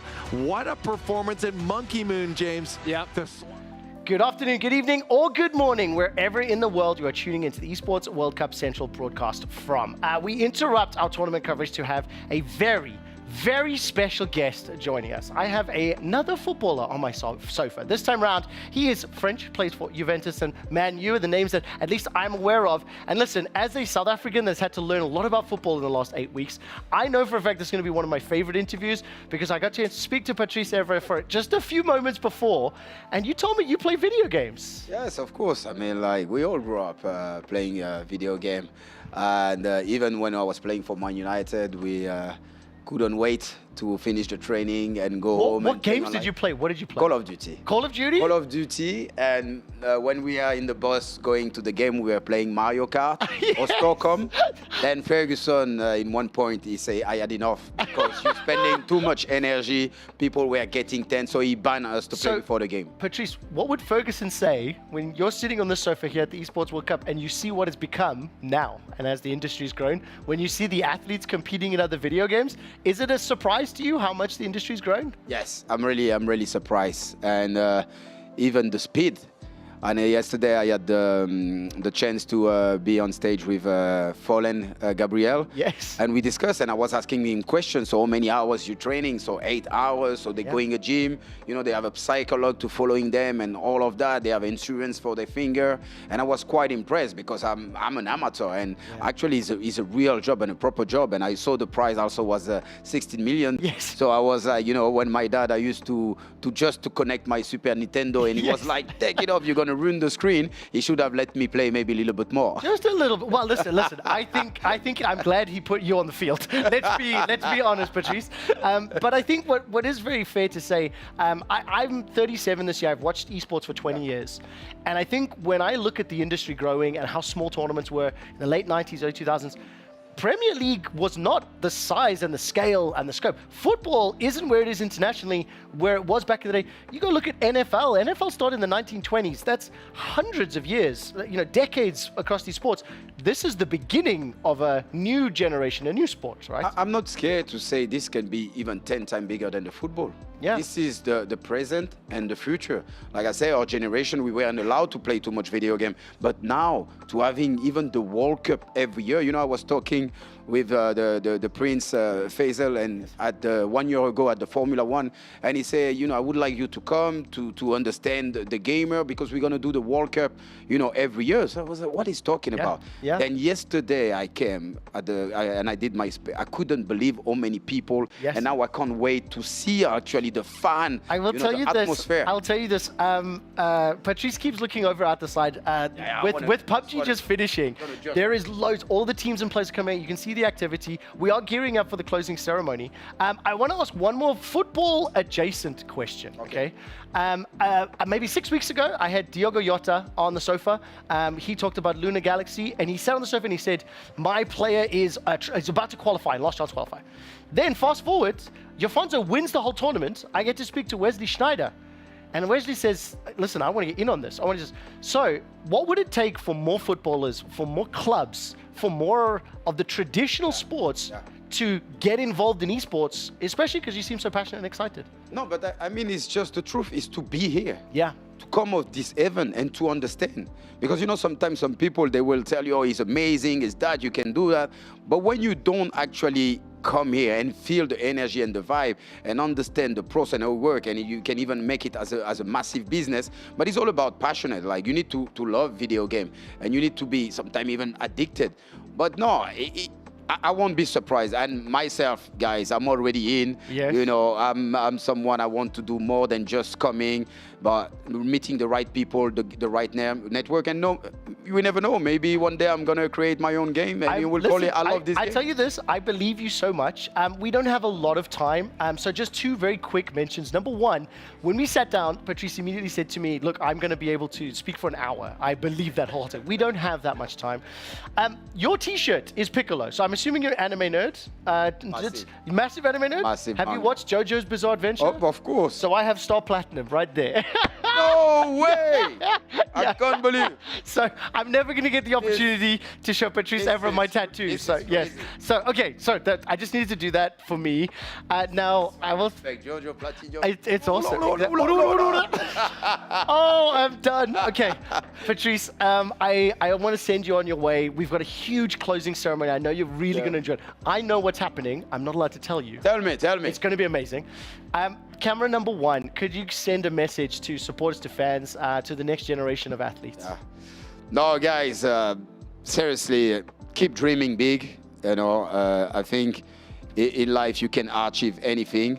Before, you know, back in the day, playing game was something, losing your time, you know, you should do something better in life.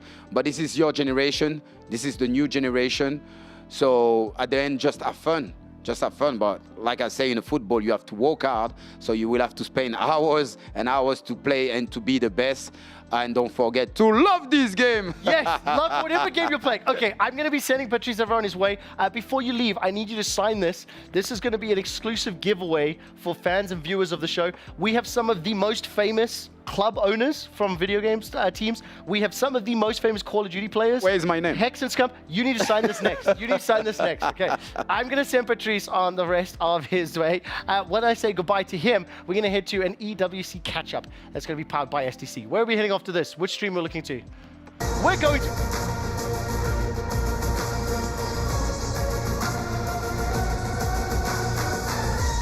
Thank you very much. Patrice, you can be on your way, my friend. Thank you. I'm not going to hold you here. Okay. Thank you so much, Patrice. Everyone else, please just avoid my cameras. We have a show to put on. Thank you so much. All right, now, as far as the catch-up is concerned, ESL R1, the champions were crowned earlier today. Of course, Team Redline absolutely dominated the competition. They managed to pick up that trophy. They managed to score nearly more than double the next teams in the finals race. We'll turn our attention to PUBG. The champions, of course, we saw literally 10 minutes ago. It was Sonics that were able to pick up that final win. They came second, I think, in the final map, but it was down to the absolute wire. Petrichor Road and Sonics doing battle back and forth, and finally able to make it on top. And of course, as we're seeing the trophy and the confetti dropping in the final game to conclude, is Rocket League. We saw that literally just before Patrice Evra sat down on the sofa with me. It was Team BDS closing out the series against Team Falcons 4-2. They managed to pick up that win. Congratulations to BDS. Congratulations to Sonics. Congratulations to Team Redline. And congratulations to Ulsan for Friday night's Tekken 8 win. Those are the 4 games that concluded the Esports World Cup. The 4 titles that are now wrapped up here in the final week. That does it for our EWC catch-up powered by SDC.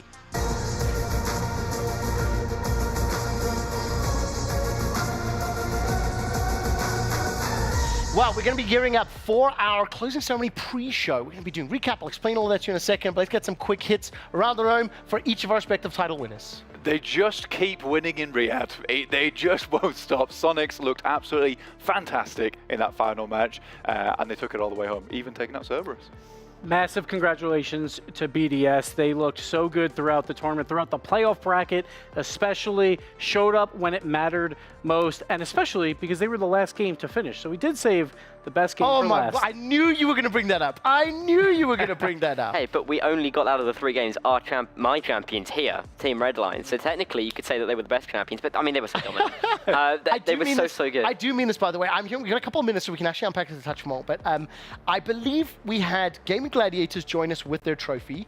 I think we had one other trophy, but it's been my brain is melting.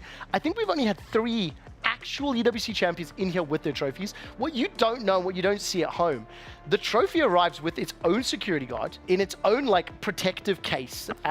In order to hold the trophy, the person has to put like fingerprint gloves and things on one. It's very daunting. And while we were trying to say thank you to Redline and kind of excuse them to get on with their day, we was like, we need to move the trophy, and we're like, we are not touching it. Like, we do not have approval to handle that trophy. Do we know which keys that were crushed? No. No. Okay. I will ask, and I will see if I can send you an answer. We'll find out before the night is out. Before the night is out. I wouldn't be surprised if Sonics crushes Cerberus's key. I'm not Actually, joking. about that as well. Like, you got to remember that going into that finals lobby, right? What was it? 16 teams, right? Yeah. So the winners get to crush 15 and then pick 3 of them. It's actually watching Battle Royale crushes.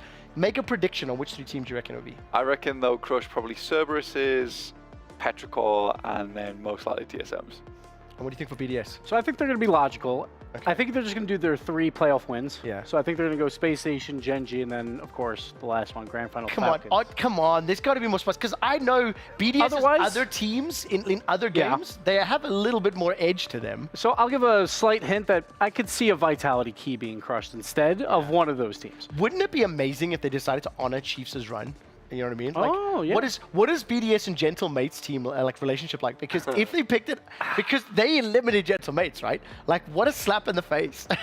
So when European teams formed, Monkey Moon was the one player left out. He had to form a different team. I could see him crushing some teams that, you know, didn't get picked up by him. Oh, interesting stuff. Okay, we've got about a minute or 2 before we go to a break, and then we get ourselves set up. I believe that means we'll be saying goodbye to you, Dara. We'll be wrapping up for ESL R1. Gibbs and Blank will be joining me for different portions of the next couple of hours of coverage. So, Dara, I think we'll give you an opportunity just to start to say your goodbyes to EWC. Yeah, I feel like it's like a divorce, isn't it? Or I'm getting chucked out of the. I think it would be closer to adoption. Yeah. What is when you give up a kid? Put up for adoption. Yeah, there we go. There we go. I'm putting him up for adoption. You can find him at the closest shelter. But more just outside the gate at the I think more sincerely as well, this will be our opportunity to just very briefly to start to say our goodbyes. We are not leaving, but we're just saying goodbye to this little group because we have a plethora of guests joining for the next few hours. Yeah, well, bye everybody. It's been a great week, isn't it? I've been so privileged to be here. You guys, I mean, people know you guys. No one knows me just from tuning in. So I will say I've been so lucky I will say to be this. here.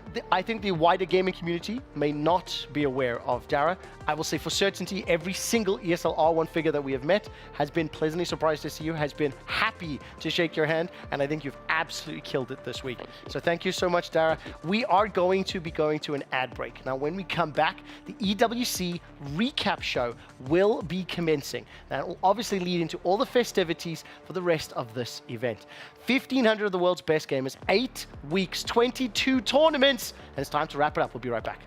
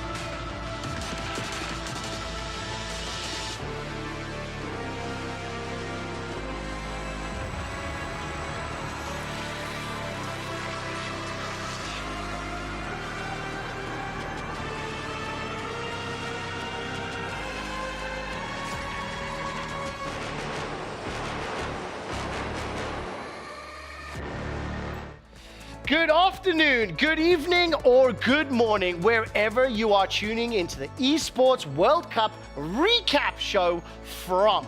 You are looking at sunset vibes over sunny Saudi Arabia. 8 weeks of competition has concluded. 22 tournaments have wrapped up. 21 games with 1,500 of the world's best competitors, taking a share of $60 million in prize money. Welcome to the closing out of the most epic esports tournament that we have witnessed to date. My name is Quickshot, and I will be joined by some very special guests as we run through the first portion of our recap show. Now, I do have 2 guests to join. First, I would like to welcome back Blank to the broadcast, as well as the Bouse. First of all, because you're here alone, I do have a friend to bring in, but just wait for me for a moment. Can you look at camera number 1? Tell us who you are and what do you do? Well, my name is the Bouse. I'm a content creator, streamer. People here call me Talent. Look at the graphic. It actually said talent. Yeah, it just doesn't fit now, but it actually said talent. Oh, okay. Yeah, I'm a talent, you can call me. I think you are talented. Oh, thank you, Quickshot. We're going to have a fair amount of time to chat, so I just quickly want to take a look at what the schedule is going to look like for the next few hours. So while we bring up the closing schedule, I mentioned already we are starting with the recap show. And of course, we're going to be looking at weeks 1 to 4 to kick off the day now for the next 30-40 minutes. We're then going to take a look at weeks 5 through 8. We've got a split with some team and some player highlights later on. The closing ceremony pre-show will officially commence around 19:30. That's local time, Saudi, before, of course, the 8:30 Club Trophy Award presentation. Now, as I mentioned, I have more than just the Bouse talent joining me. It is also Alois. Alois, yes. It's so hard for me to say. Alois, could you please tell camera number 1 who you are, what do you do? Yeah, so similar to Bouse, I am also a talent or a content creator. I stream League of Legends content, and yeah, we're educational. Here. Educational League of Legends content. Out of interest, now Alois, I'm not as familiar with your work, and I was trying to explain to Blank the different things that you're known for. I'm going to get you to explain your top play style in a second. Explain to me, what is it that's unique about your approach to League of Legends? I would say that my line of work is always, I say the fundamentals. I go to the basics of League of Legends. The fundamentals, that's a good one. Yeah, so I have like the fundamentals of League of Legends, and I'm always talking about the basics. I also play top lane, similar to the Bouse. You played similar to him? No. Oh, no, there's a big difference. Okay. Big separation between our plays now. Oh. I could not compare myself to the Bouse in a good way. Yeah. And okay, tell you what, on that bombshell, I'm going to pause really quickly. We, of course, will have a little more chance to discuss this, especially once we start looking at the League of Legends tournament from week 1. Before we get to all of that, though, I think it is crucial to make sure that not only my guests, but everybody that may be tuning in for the closing ceremony festivities and the recap portion of our show really understand what the club championship was all about. So why don't we watch this explainer? Welcome to the Esports World Cup. Get ready for 8 action-packed weeks of competition featuring the world's leading games, where the world's top esports clubs and over 1,500 players compete for a life-changing prize pool of more than $60 million, the largest prize pool in esports history. This prize pool will be divided into 4 categories: game championships, player bounties and qualifiers, with the remaining 20 million up for grabs in our cross-game competitive format, crowning the best esports club in the world. Introducing the Club Championship. Here's how it works. Each club will have the opportunity to field its rosters across multiple titles. The clubs finishing in the top 8 across each of the 21 titles will receive points based on their placement. For a chance to qualify for the Club Championship, a club needs to place in the top 8 in at least 2 competitions. For a chance to win, a club must finish first in at least 1 competition. Once the tournament has concluded, the top 16 clubs will take a share of the $20 million prize pool, with the first place team claiming the title of the first ever Esports World Cup Club Champion, as well as receiving a staggering $7 million in prize money. The action doesn't stop here. In addition to the competition, The Esports World Cup will transform Riyadh into the epicenter of esports fandom and gaming culture with a massive immersive festival featuring gaming activations, community tournaments, pop culture celebrations, international experiences, and much more. This will be a historic event. So make sure you witness the action and see who will rise up and conquer the world. See you in Riyadh.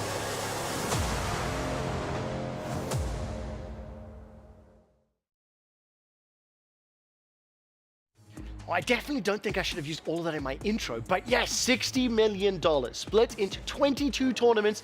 20 million of that goes towards the club championship. Before we dive into that, I mean, the tournament format, you know, Blank, you've been with, you came back for PUBG Mobile World Cup. I did. Came here for this week for PUBG, now we're doing the closing. It has been pretty epic to watch out the full 8 weeks. Yeah, I've been flown in and out, in and out, in and out. But yeah, I did actually catch up with some of the games at home too, and it was pretty epic, let's put it that way. Yeah. You did actually throw out most of those numbers already in the display at the beginning. You did a great job. Thank you. You did a great job. I enjoyed it. I've been here the entire run, so all 8 weeks. I've had a lot of practice to say those. I think it is actually time to finally reveal the results of the club championship. So with the tournaments that concluded, what, half an hour ago, Sonics managed to lift up that trophy for PUBG. These are the official final rankings. Baus and Alois, I'll come to you guys in just 1 second, but Blank, TL taking second, they held it down. Team BDS into the 2 tournaments, they won both of them. Rainbow Six up there as well. I mean, what are some of the takeaways for you? Well, I do think that, you know, the majority of this week, nothing really changed up until BDS just winning in Rocket League. Shot up to 3rd place there, $2 million prize pool. Absolutely awesome. Falcons as well could have been way higher. Yes. But wow. Hang on. Are you actually going on record to say they underperformed? I don't know about underperformed, but I think that they could have been way higher. They had favorites in all the games. But it was awesome seeing some of the cool upsets, which did happen throughout these tournaments. Also, by the way, I actually have just got confirmation that while my graphic only shows 16, we don't actually have a template to show what would happen in the case of a tie at 16th place. So Furia are tied with Weibo at 395 points for each club, and they will be splitting the 150K. You just got half. What? Honestly, get good. Get good. Yeah. I mean, do better in a tournament. I love that the boss is not. Definitely. Okay, let's have a chance to talk about this. I mean, boss, I know you've worked with me on the LEC a while ago, and I know you watch obviously a lot of the League Esports. A tournament that has this many games, this many teams, we're seeing now all of the champions placing their key frames into the totem. What do you think about, like, as a talent, when you think about this whole tournament, the scale of it? This tournament is enormous, right? Me personally, the League of Legends part of it was such an amazing tournament, and seeing T1 take it all home and in the way they did it was just great, right? Because I'm gonna be honest, I haven't seen that many of the other games. Of course. I'm a League of Legends. And that's why the main thing is, I want to just speak to you just about, like, you guys have been around, you have communities, you've seen some of the biggest events, so that's what we're asking, right? But you're both League people. I'm hoping you both watched the League of Legends tournament. Alois, what's your favorite memory from the League tournament in week 1? For me, strangely enough, it was seeing the development of certain metas like Zeri top lane being picked out of nowhere, which really surprised me. You like that? Well, I don't like it. It just caught me really off guard that there's solo laners, AD carries in every solo lane now. That really got me off guard. Blank, that as well. Remind me, you've played a little bit of League of Legends, right? A little bit, yeah. But, and you watched a little bit, so at least you kind of understand a little. Like, top laners tend to play a little bit by themselves. They tend to be like focused on helping the team. So as famously used to call them like dogs because they had to be on a leash. Normally they teleport. Boss, how do you play top lane? How did you brand yourself? How I play top lane? Oof. Do we really want to go down that road? Okay, do you know what I'll do? Because obviously a lot of people who'll be aware of the buzz. I'm going to explain to Blank in a second. We'll come back. It will be important for the rest of our show because I need him to help me judge you. But let's start with one of the games that maybe the group on the sofa here have not been as familiar with. So we'll talk about League in a second. Let's start by talking about Warzone. To become the best, you must first defeat the best. Words couldn't be truer in an arena of this magnitude. 63 players, 21 teams, 4 days of competition, $1 million on the line, and a magnificent trophy to lift. Easy. Get off! Ready to fight. Let's go. That tick-tock go.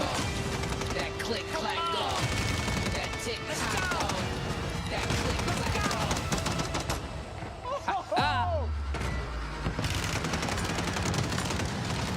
Ready to fight. Yo. Ready to win. Ready to fight. Yo. Feel the stand. Ready to fight. Yo. Ready to win. Ready to fight. Feel the within. Ready to fight. Ready to win. Ready to fight. Ready to win. Ready to fight. Ready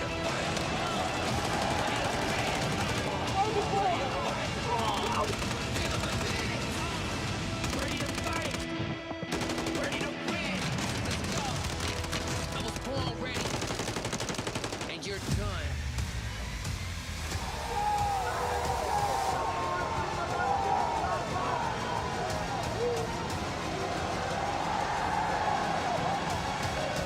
For the final time, cement your names into the Esports World Cup history books and lift your trophy as Call of Duty Warzone champions. Ladies and gentlemen, make some noise for Team Falcons!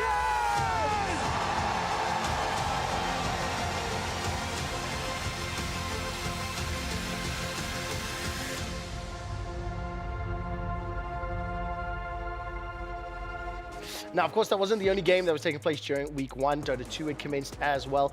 We saw the Team Falcons players standing up on stage. I was trying to say to Alois and Sabas, the players in Call of Duty get aggressive. Like, they shush the crowd. They, like, do you wish we could see that from League players more?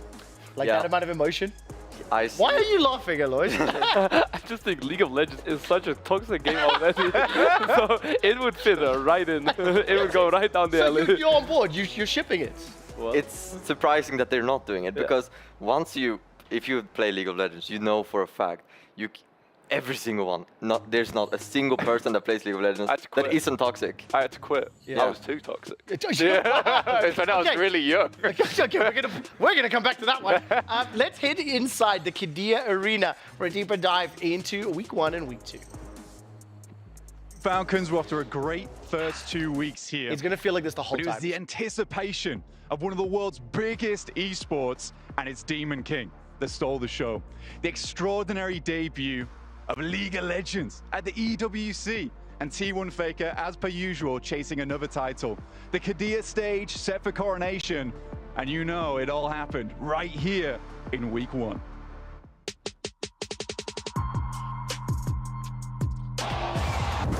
Welcome one and all to the Esports World Cup. Ready to witness 8 of the best teams from all over the world compete for a chance to be crowned the first ever League of Legends champions in the Esports World Cup. And he hits that Mega Nard exactly the right time.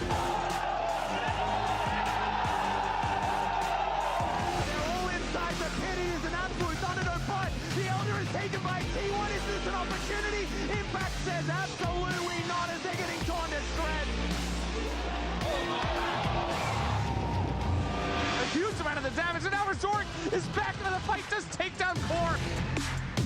Taken out. Upti going way too deep, but now APA is going to get the flank here, and maybe it's enough as APA will take out the Corky finally. There's the Infernal Solo, and the equalizer is phenomenal. The grand entrance from Carrier once again as Baker is going to flash on top of T1 will be your first Esports World Cup presenting League of Legends winners. Thank you so much for that recap for week 1 and 2. I mean, look, by that point, we'd already crowned like 4 or 5 champions. I caught a quick glimpse there of Mobile Legends Bang Bang. It's one of the mobile, gaming MOBAs. I know we talked a little bit about it, but like when you think of all of the games from week 1 and 2, what's a storyline that you thought was very exciting, Blake? Well, one storyline has just won the mobile game esports of the year, so that was crazy in terms of an award that's just been announced. But also the fact that it was Indonesia and the Philippines who were the big dogs Yes. in that scene. But actually, Malaysia came out on top. They didn't do it. So for you guys, like the MLBB competitive scene Mhm. is dominated by Filipino and Indonesian teams. Imagine damn. if for the last 15 years in League of Legends, only China and Korea won everything. And then all of a sudden, a team like, I don't know, Europe wins, right? How amazing that was. We have a memory we can maybe draw on, right? Be proud of. It was the same, but it was a Malaysian team. The difference is instead of it being like LEC, it was like Turkey. It was huge. The result was massive. What was it in? It was in Mobile Legends Bang Bang. Bang Bang. Okay, I'm sorry, but I'm never gonna be able to take a mobile serious. I'm sorry, that's never gonna happen. Play video games on a computer. Alois, you see what I mean? Toxic. League of Legends. I mean, you see what I mean? It's in his nature. It's in his nature. It's in the He's nature. just Ridiculous to take up your phone to play games. What are you doing? Oh, there's an Ridiculous. entire EWC. Yeah, that's. Okay. I'm hearing from our producers. We need to have a word with the boss. No, I'm kidding. I'm kidding. It's a joke. There's a whole bunch of mobile games. We're going to teach this young man just how good competitive mobile games can be. Before we do that, we're going to go check in with OJ Borg in the Amazon Arena. This is the Amazon Arena where over the past 7 and a bit weeks so much great gameplay has taken place. Tonight it has a different function, as that is where we're going to have the closing ceremony. This is where our trophy is going to be lifted by Team Falcons. You can see the trophy just over there behind me. Big old closing ceremony. It's going to be wonderful and we are excited for it. Absolutely fantastic video there from OJ. Obviously, he will be doing a lot of work on our closing ceremony throughout the course of the rest of the evening. But I was just explaining to Alois a couple of mobile games. You'll be actually very surprised. I've been fortunate. I came into EWC with a similar perspective. But there are significant skill disparities. I mean, like, Blank actually commentates PUBG Mobile. That was coming up later. You just killed me. Can you actually, like, is it fair to say there is skill expression is way hard? Like, because he's an elitist. Right, you know let me put it this way. I've seen a man in one of those chairs that spins round, and he's used it with the gyro to fully track someone in a vehicle live at a LAN. So bearing in mind, you move the phone to aim, right? Yeah. And then do everything else. Like, and also, like, people sit with, like, claw grips and things. Yeah, Just, guy called Mad Toy. It was so funny to watch. And I was like, it was a perfect spray as well, just doing a 360. that is awesome. Okay, we're going to quickly take a look at the closing ceremony pre-show schedule. Baus, what are you doing for the rest of the evening? You're only staying with us for a little bit. For the rest of the evening? Yes. The night is young. I'm gonna be watching the stream, of course. Gonna be hanging out with my friend here, Alois. We're going home in a little bit, so tomorrow we're gonna spend the day exploring Riyadh, see what they have to offer. Yeah, but I want to know what you're doing tonight. We're hyping up the closing ceremony, guys. So, where are you late to tonight? Closing ceremony. I'm excited to watch this. Okay, that's what I wanted to hear. Now, I'm very nervous about what these two boys are going to do for this next game, because we're going to start talking about week 3 and week 4. Oh, okay. Week 3, the biggest tournament, the most successful, the largest prize pool. You know what? I'll give you the numbers in a second. Let's take a look at Dota 2. Teams are ready, players are ready. Are you? The Outblasters 2024 starts now. I'll challenge you, I'll challenge him, I'll challenge everyone, I am the king. And he's got Ori as well by his side, so we'll be able to jump into Ori, link away. Oh my goodness, that was as close as it gets. No time to sleep, I'm running the wind. Did him no favor. Oh, look at that toss. That was beautiful. I've tasted the low, I've tasted the high. They will finally call the GG on the side of Falcons. The most successful team so far this season. 0-3 in groups, and Quinn pop it off. Ultra kill for Lal. They're killing him off in the fountain. The rocks come through. GG's being called. Team Spirit. Now turns back in with the Suns coming in. A big avalanche hit. A terrorize on top of that one. Duraccio, can he get bailed out of this one? Kill him. And a GG called out from Falcons. There's no buyback, and yep, they know it. GG's called. Team Liquid will take this game 1 against BB Team. Looking very good, and indeed making a case for this Monkey King to probably not let get through like this. For this Razor kill, the Doom is almost out, but the charge is coming through, and that's going to be the coup de grace. Lamar finishes him off with one big blow to the head, and without their carry now, GPK with a focus fire on him will quickly go down. There's nothing left in the tank for BB Team. They'll keep the push going. They get the catch onto Maureen, but Indini's back up to full HP. Able to boy Skeeter. Oh, beautiful angle there. Comes in with a cleave. And that's it. And that's Arme out of the game. No buyback. BKB goes straight, they're going to turn straight over towards the Ember. They've got the control here with the stun. He's forced down to the side. The stun's there though from Nightfall. He jumps in. He's got enough to take no one down. He hasn't. No one's able to get away. They take Nightfall down. He gets the jump on a Nightfall. Nightfall is dead. But Watson should be very dead in return. He gets caught by the Doom. Katomi, the last one left standing. They'll chase him back to the fountain. It's game over. GG is called as BB Team will be able to knock Entity out of the competition. He's just hoping he has the damage to finish off Roshan. It's not even close. Meanwhile, Amar's going for the kill on the Brewmaster. This guy's gonna get off this ultimate. Actually, a little bit low on mana. They just call it. It's done. They're out. Falcons know they can't beat Gaming Gladiators whenever they hit their peak, and they just concede. And with the song set up, TA2000, they're ready to go for the killing blow. The Insnare onto Lyle. Immediate execution there off the Ember Spirit. And now for Collapse, they're going to have him as well as this game. It's over. GG is called. Spirit, they're knocked out of the competition. Duraccio is forcing the attention of Liquid onto him. Nick, when's he gonna hit this Boundless Strike? Goes for it, but got hit by the Requiem at the same time. Oh, now for Gaming Gladiator. Now they've got the Black Hole on the SF, and they are going to demolish Liquid.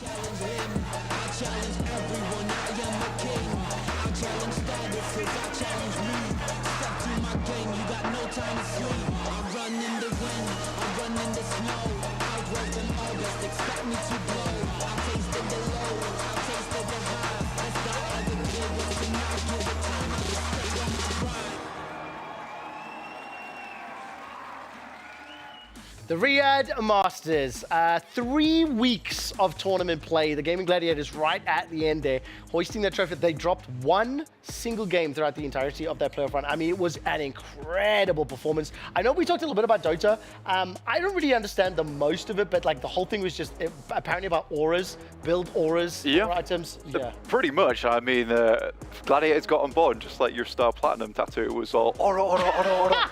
It was very, very good. I enjoyed it a lot. Western team's good at playing tanks. That's awesome. In case you missed it earlier, I got to speak to Patrice Evra and show him my tattoo. It sounds a lot weirder than I was expecting. Guys, how much experience do you have with Dota? What do you think of that 3-week tournament? $5 million prize pool. Yeah. Full double elimination brackets, $5 million. Why is that Dota always has the biggest prize pools of games that I've known of? I'm hearing it's the best MOBA. Oh. Let's calm down. Wait a second. Dota, who even plays Dota? Woo! This is spicy. I like it. This is spicy. Dota is like League of Legends for bad players. It's Can I tell you guys something? I spent 3 weeks, a lot of time with Dota, guys. Dota copied League of Legends now, for the first time. Because let's be honest. League was inspired by Dota. TFT was inspired by AutoJS. I can give you that. Okay. But they revamped all of their heroes and they added something called innates. Do you know what that is? Nope.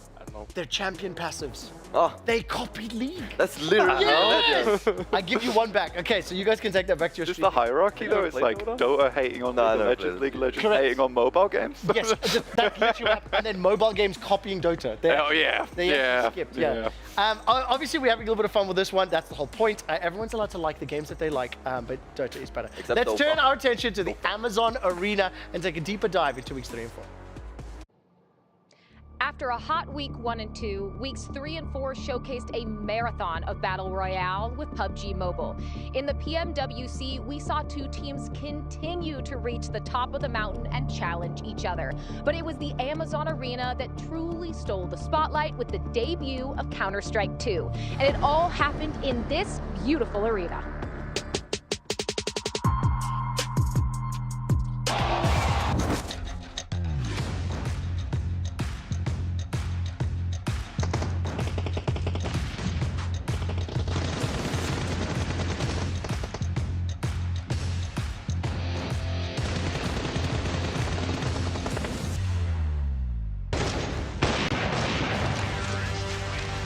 Is shutting down this complexity attack, and with 15 seconds left, Fame dismantles the whole squad. Monas is still standing. Overlooking, planting for his opponent, and that, of all ways for it to end, is madness. Come on, now, meantime.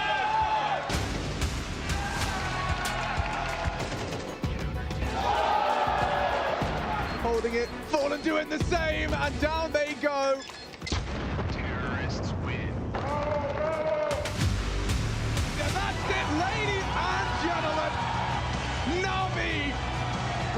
supreme at the Esports World Cup. It's Alexi B. Keeps the curse alive. Now, let's talk about Counter-Strike a little bit. Come on, you boys have to play Counter-Strike. Oh, yeah. Definitely. Oh, yes! Yes! I have had my fair share of Counter. I actually started with 1.6 way back in the day. It was like one You of the do not look old enough to play 1.6. I was like maybe 10 years old, something like Wow! And then always CSGO, yeah. Then CSGO. Could I borrow your jeans? Because you look fantastic. Out of interest, did you ever watch any of Counter-Strike Esports? I've watched a little bit. Okay. Yeah, I've watched a little bit. Fair share. It's just like, it's one of these things League of Legends just like takes over your life. You don't get to watch anything else. Weeks 3 and 4, I can't remember the other titles that were happening that week. Blank, help me out. We had PUBG Mobile coming through on we week did! 4. Yeah. I would know. Yeah, I would hope so, because you're on it. I was on it. PUBG Mobile, because we've got some haters here, although they were hating MOBAs. Give the sales pitch so we can try to get the boss to play on the stream. Well, to be honest with you, the sales pitch is that it's almost identical to PUBG, almost. It's mainly just about the strategy. If you're a smart guy, you can probably play it, so Baus might not be your game. Okay. The other thing as well. Oh, this is the other huge one as well. We had the Mobile Legends Bang Bang Women's Invitational, and this will make Baus very happy. Mobile MOBA game, but importantly, the team that had won every tournament was Team Vitality, so it was their female team. They had won every single tournament for 3 years. So they had 22 consecutive tournament wins. Oh, how many days was that? It was 1,000 days to the day. So every tournament they entered to, over 1,000 days, they won until this day, and they got dumpstered. Oh. Anna, I apologize. That's directly to Team Vitality. But yeah, a team called Smart Omega Empress beat them 3-0. Smarter. They were smarter. They were, yeah. They were smarter. I love that. Gentlemen, I'm not being funny, but we are actually running out of time. We literally already. Yeah, it's gone very, very quickly. Give you a quick opportunity to say goodbye to some fans. Let people know what you're doing next. We'll start with Alosh. I'm just gonna enjoy the final show here, the Esports World Cup, and then I'm gonna enjoy Riyadh as just the place. It's fantastic here. Oh, fantastic. Baus? Yeah, I'm gonna be enjoying my time here, and the closing ceremony. It's gonna be amazing. Oh, they learn so fast. Of course, thank you all so much for watching, and hope you have a good rest of the night. Fantastic. Blank, obviously, I think when we come back from the break, it'll be Gibbs that's going to be joining me. So, do you want to give a shout out to people and maybe say goodbye? Yeah, absolutely. It's been a pleasure being on the show. I'm going to really enjoy the EWC ceremony as much as I can. I've got to fly very soon, sadly. But you could catch up to date with everything I'm doing. Blank Cast, the classic. Oh, I like that. Actually mention the socials. That's what I want to hear. All right, we're going to say goodbye to our guests. We're going to a break. Before we go to that break, we're going to take a closer look into Overwatch 2.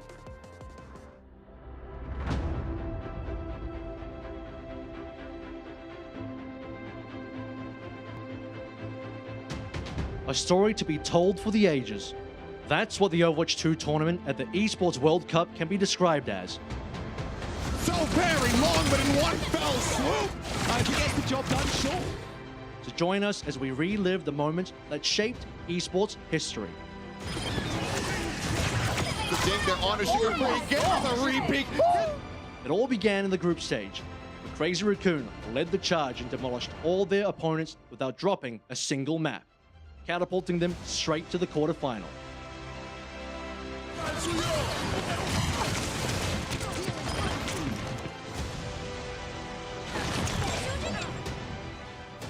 Zeta and Virtus Pro also showed convincing results, and together with Twisted Minds, completed the set of the best 4 teams that would top their groups and earn a bye into the round of 8.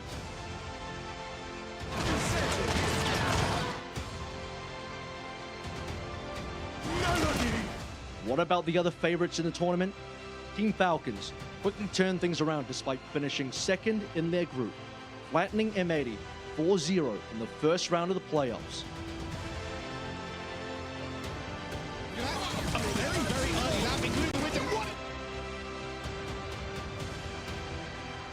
Be joined in the top 8 by the best in the West, Space Station Gaming, ENTS, and Toronto Ultra. Toronto now is Ash. Kick him down. Should have been able to find that one. He's still relatively healthy. In the quarterfinals, Sugar Free and the team took down Twisted Minds 4-0, which landed them in a spot in the semis against Zeta Division. That turned into a true 7-map marathon to finally make NA's dreams come true. A little bit more. Softens up pin. Someone collects the kill. Sunset Division 8. And into the grand final. On the other side of the bracket, a true battle of the Titans took place between the two major favorites of the tournament, where Crazy Raccoon, who earlier swept Ents, lost their first but only map in this series as they end Team Falcon's run and confirmed their dominance. Who is the target? Fortner running away. Oh my goodness, the Fatico is crazy. He gets that DC9. Are you kidding me? Dominance that they later sealed in a decisive 4-1 victory over Toronto Ultra, which crowned Crazy Raccoon not only the World Championship, but also the title of undisputed best team in the world.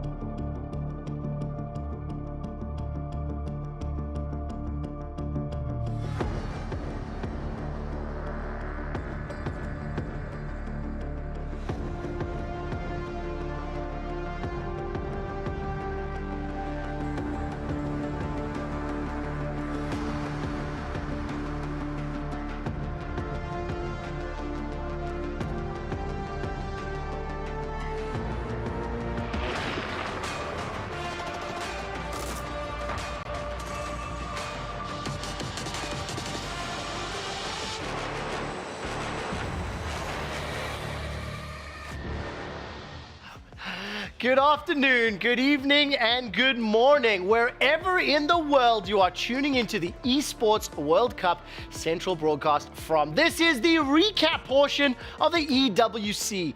8 weeks of tournaments, 22 competitions, 21 games, and over $60 million in prize pool. We have wrapped up the first 4 weeks as quickly as we can, and now we're going to turn our attention to weeks 5 through 8. I have decided to change all of the guests on my show, and as we're going to be looking at the back half, we will be welcoming once again Gibbs from Rocket League, and I have some very special members from the beta squad joining us, Sharky and AJ. What's up? Guys? What's happening? What is up? Okay, now listen. Yes. We had a bit of a chat. I have to be honest. I don't really know what the beta squad is. Okay, fine, that's fine. Can you introduce yourself and explain to sort of the old men so far? Sure. Yeah. What you guys do? Yeah. Well, we're about to get 2 extra subscribers now. You need to sell it. You need to sell it. Cool. Okay. This is my moment. Okay. Yeah. To number one. Beta squad. Okay, we are a group based in London, UK, obviously composed of 5 friends. 2 of us are right here right now. We make weekly content. At the moment we're on a little bit of a break, but our content still lives on. We make weekly content, challenges, fun games we play with each other, with the public. We troll, we have fun, we do guessing games. We try and work out who's lying to us and who's not a lot of the time. We're detectives a lot. Okay. We upload weekly all the time, and we're really, really good friends, and I think people can see that on camera. And a couple of us like to game, so that's also pretty handy. If you were to rate his performance, did he sell it? How did I do? How did you? You know what? I'm so glad I wasn't asked that question. Because I would have butchered it completely, all right? I would have said it completely different, but I think Sharky smashed it. Okay, nice. That's perfect. awesome. What So, Sharky, AJ, we're going to talk a little bit about the games that are coming up. So in the back half, we'll start with week 5 and 6. Rainbow Six, Honor of Kings, Apex Legends, Street Fighter 6, Fortnite, TFT. These are words that I'm saying. Sharky's shaking his head like, nah, not for me, bro. Yeah, not really a bit. You should see me try. What experience do you have? Like, which games have you actually played, AJ? Okay, so I do play a lot of games, but I don't actually play like on camera or anything. I kind of just play with my friends and stuff like that. I play Valorant. So listen, but now hang on. Listen, you can't come to the Esports World Cup, look me dead in the eyes and go, I don't play on stream. Bruh, when are we going to see the stream? Okay, Like, I tell him all the time. What is this? I tell him all the time. I should. I know I should. Yeah. But I really enjoy playing Valorant with my friends. Okay. I play a bunch of Overwatch too. That's really fun. I've got a lot of hours in that one. I probably should jump off for a bit. And soon to be Rocket League. I heard you guys were watching. 100 million%. Yes. Thank you. I'm a big football content creator. I make stuff in the football space. Okay, wait, hold on. Let me pause you because I got excited. We've got EAFC and Rocket League coming up later. So we're going to dive into this, and then I'll flex and I'll tell you which Premier League footballers I got to interact I'm excited. I'm We're excited. going to have fun. I'm excited. Let's quickly take a deeper dive into what happened in the Rainbow Six tournament.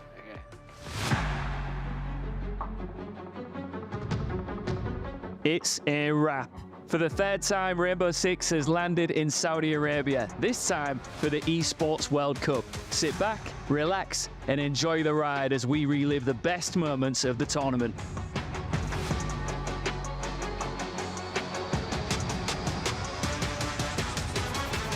The action kicked off in the group stage with no major upsets. Team BDS, Team Liquid, and Furia swiftly secured their spots in the playoffs after just 2 games. Meanwhile, the Asian contenders Bleed had to battle through overtime to edge out FaZe Clan for their playoff spot. Space Station Gaming faced a tough start against W7M Esports as the Brazilians sent Fultz and his crew to the lower bracket. But the North Americans rallied with 2 dominant 2-0 wins, making it into the top 8 alongside their South American counterparts. Space Station Gaming off of the cap play once again. The final playoff spots were cleared by the resilient FaZe Clan and the dark horse Dark Zero. With 4 Brazilian teams, 2 North American squads, 1 European and 1 Asian team, the gloves came off in the playoffs. Quarterfinals were no different. The South Americans set the pace and made everyone dance to their tune. And since it was Samba time, the only team that could keep up, apart from Liquid, Furia and W7M, were the European representatives, Team BDS. Perseverance and confidence paid off as Lobin triumphed with his squad in the semi-finals, defeating their fellow countrymen in a fashionable 2-0 win. On the other side of the bracket, Felipox and his buddies unfortunately fell short. It was close, but the ticket to the finals and the honour of defending European Rainbow Six went to Team BDS. France 2, Brazil 1. BDS bear down onto the grand final tomorrow, up against W7M. As for the grand final, just like we heard in one of the interviews, BDS has already faced W7M Esports before, and oh boy, did they rise to the occasion once again. Unfortunately, the lack of resistance from W7M could only end one way. Clubhouse was dominated by the French with a crushing 7-2 victory. Next, we moved to Consulate. What can we say? Another flawless map played by Shaiko and his crew. Goes to the plant here. They don't have full top control, but now right there, that's a huge pick. They can now go for the plant. Yeah, use the slot 1 health though in towards Expo. Frag thrown out by League, in fact, and the plant to go down. Still watching the floorboards up above. He's in a good position to find a second kill. And a third one as well. Oh, the young guy gets 4. W7M capitulating. The final nail in the coffin was driven in on Oregon, where the Brazilians managed to win only 1 round. In these rounds, in this grand final, the BDS undefeated throughout this tournament for the 3rd grand final in a row. 3-0, 3-0, 3-0. In such an unparalleled style, Team BDS defended the honor of European Rainbow Six and clinched victory in Saudi Arabia for the 3rd consecutive time. With this triumph, Team BDS has forever etched their name in history here in Riyadh.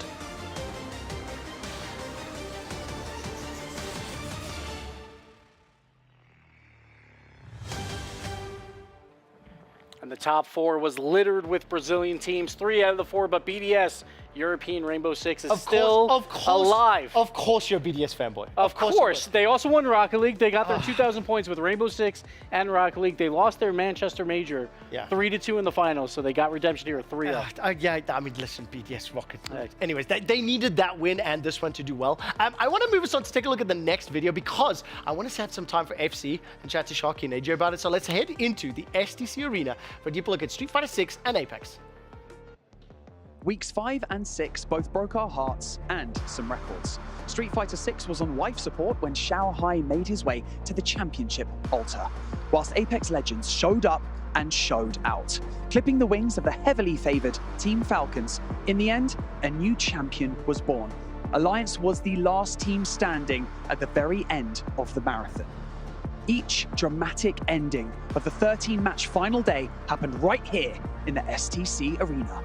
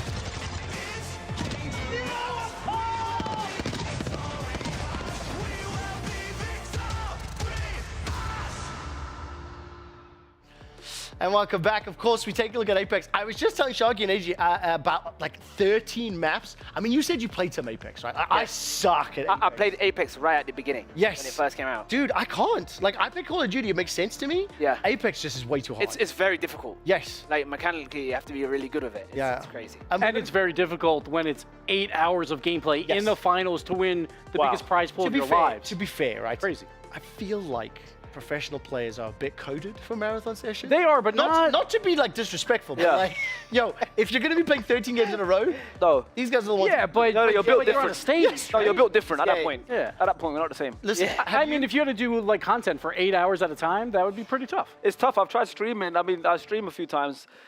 I've done 4 or 5 hours, but 8 hours is yeah. You have to have played some fighting games, like a Tekken. Yeah. Growing up, I played a few of those. Obviously, like get all your cousins in the house, you know, go all the extra controllers, you're playing Tekken. Did you at least win some of the games? I did, but I used to button bash a lot. Yep, that's fine. So it's fine. That was me. Modern day fighting games, they included new control schemes to Wow. let you actually make it simpler. Oh, nice. But the guy that won, a 35-year-old Chinese player, and he got up on stage and he said, people didn't think I could win. They said I was too old. I do this for Shanghai.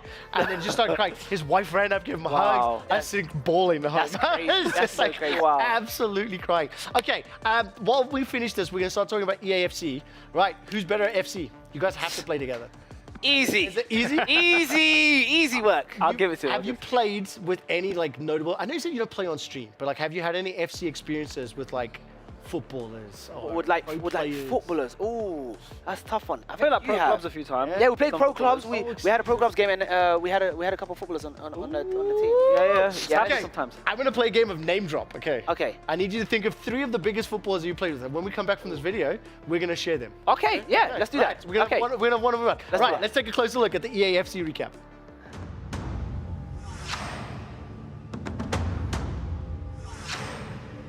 The lights have gone dim, the crowd has left, and the players are flying home. The spectacle that has been EAFC at the EWC has come to a close. But for everyone who missed it, here is a recap with me, TN25.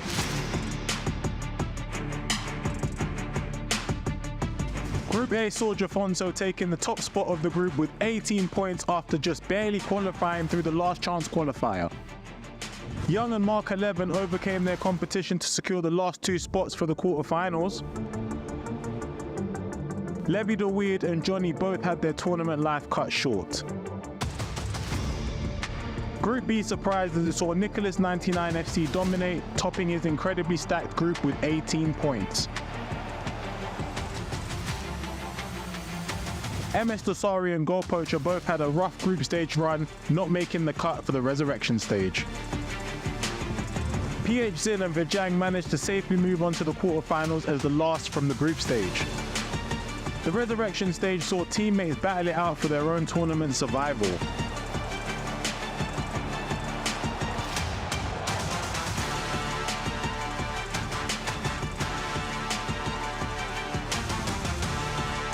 Legends were felled and dreams were cut short.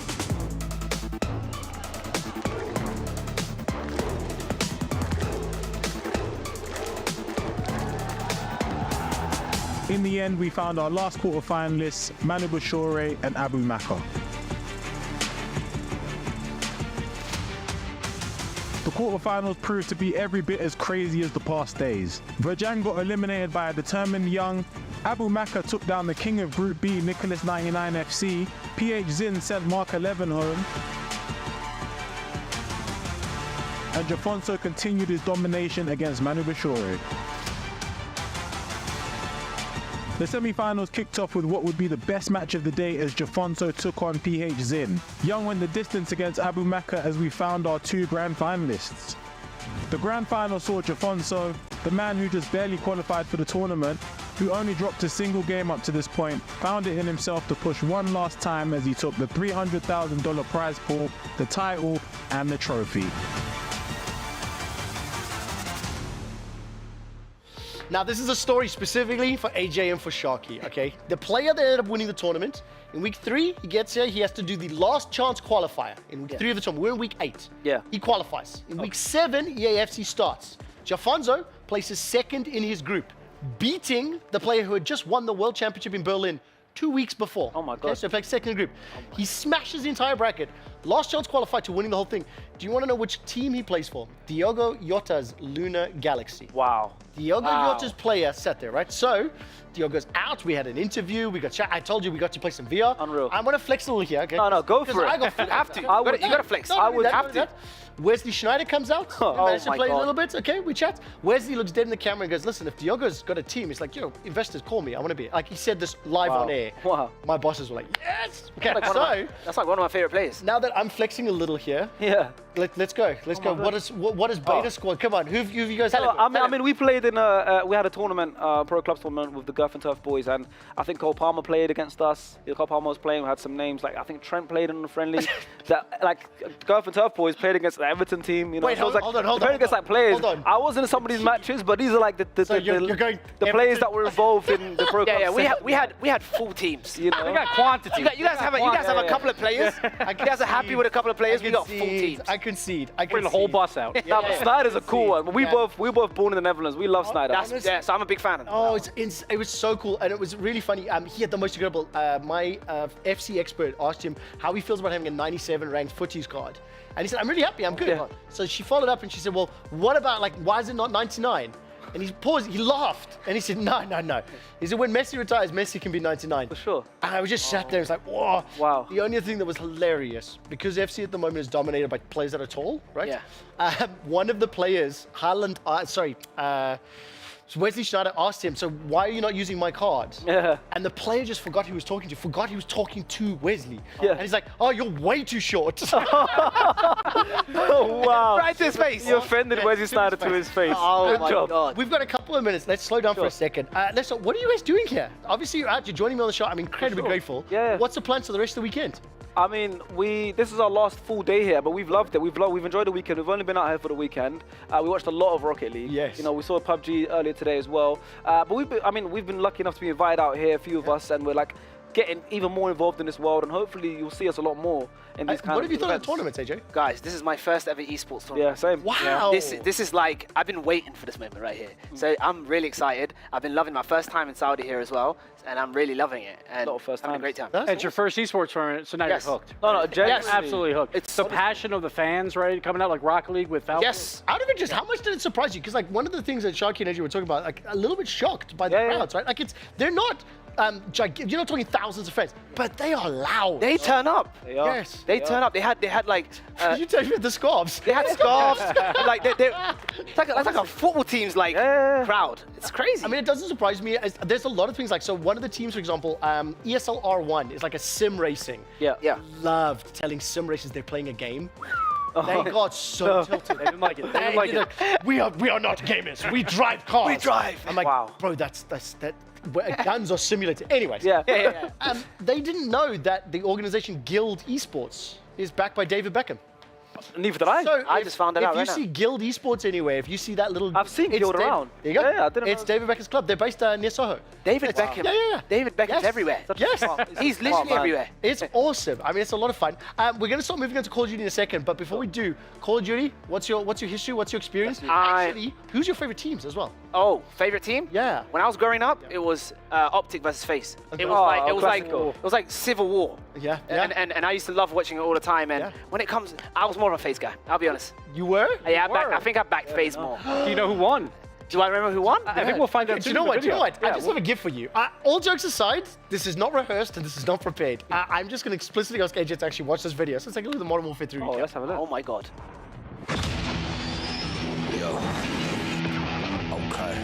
The Modern Warfare 3 tournament has wrapped up here in Riyadh at the Esports World Cup. Let's dive back into the action as we recap the highs and lows of this intense event. I'ma keep fighting the thunder, the lightning. You fighting, it's best to stay out of my lane. It all kicked off with the group stage. Pro League Titans and Hungry Challengers clashed in a grueling double elimination bracket to secure their playoff spots.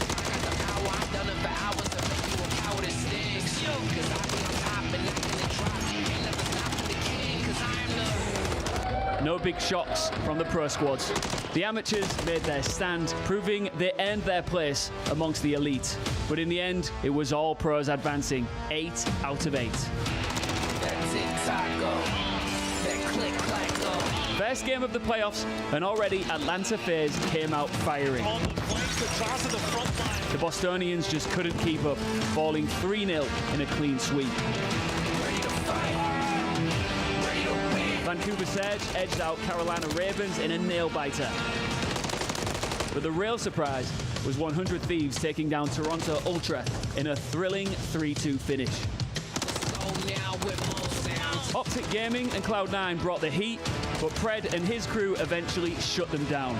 Kismet didn't go down without giving them a battle, but his help wasn't enough for the New Yorkers.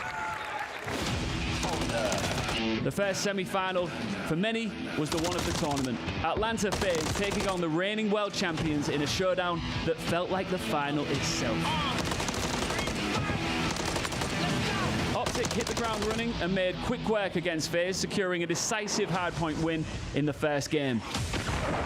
But unexpectedly, tables have turned, and it was FaZe Clan who surprisingly won 3 consecutive maps in a row, beating the world champions and making it as our first grand finalists. On the other side of the bracket were the Vancouver Surge and 100 Thieves. The Surge were quickly swept to the sea in 3 swift maps by 100 Thieves, also securing their place in the biggest match of the day. FaZe and 100 Thieves collided in the grand finals and shook the world as they battled back and forth between maps.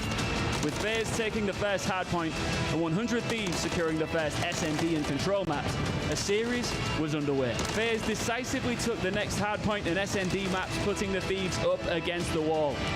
After a final game of control, FaZe claimed their victory in a 3-2 map win to earn their place as the champions of the Esports World Cup.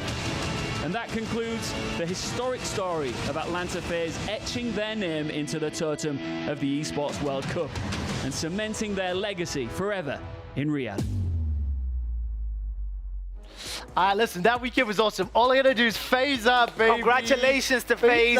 Hey, listen, we thought they were gonna lose Optic again. Lose that again. Yes, they just did a month before, dude. A month before, Optic just beat them. You know about the twisties. That's what I just learned. Twisty Sunday. The Twisty Sundays. I just learned about that now, but that sounds unreal. Honestly, I had to. My producers are like, they know the twisties. That's wicked. They broke the curse then. So congratulations to them. Listen, you guys have to play some games on stream. I'm not being. I'm down. Like honestly, you guys were are talking just about that so while we were here. You really have to. Yeah. And like after this, like I give you some hints and tips on like different things you can try to. We probably have to start with Rocket League though. That's what I was thinking. It's tough though. It's tough. It's gonna take a lot of practice. That's the only problem. Yeah, that's what I was thinking. I get a feeling you're gonna give up if it's too hard, Sharky. I don't think I'm a giver-upper. That's a nail on the head. I don't think I'm a giver-upper, but if I get a headache sometimes, I like to turn the screen off. I'm going to tell you guys this one. Listen, this next game is going to give you a headache and you're going to have to turn the stream off for sure. Okay. No doubt in my mind. Have you guys even heard of Starcraft 2? I know of Starcraft. You know of it, yes, right? but I've never played it. Specifically when we watch this, I'll tell you when the winner comes up because this young kid was incredible. Starcraft 2's game is 14 years old and a 22-year-old player from Team Liquid lifted the trophy. Let's take a look. Wow.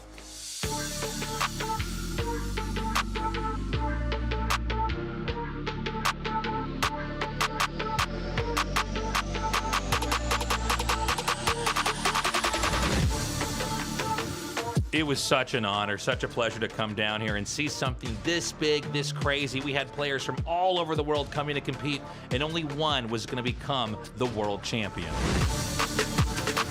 You know, I think a lot of people going in thought Cyril was going to be able to take it down, and he definitely had a great tournament going through his group in second place. But we did have a big upset in Maru not making it into that top 4.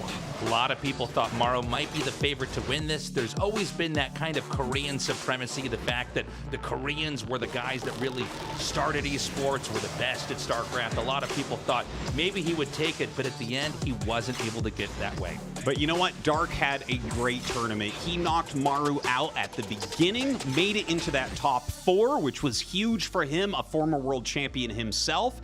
And on the other side, we had Clem make it through, our youngest player in the tournament. It was very exciting to see Clem actually get this far. He's so young, so fresh. A lot of people were wondering, is this going to be the year when new blood shows up on our scene, when a new generation can come in, step up, and take over? Another big story in this tournament, of course, was the world's best Protoss player in Hero. He hasn't been as successful as a lot of the other players lately, but he did fantastically here. He eliminated Raynor, he had great series against Cyril, and he ended up making the top 4, knocking Maru out of the tournament. I gotta say, as a Protoss player, it was a real inspiration for me to see how well Hero played.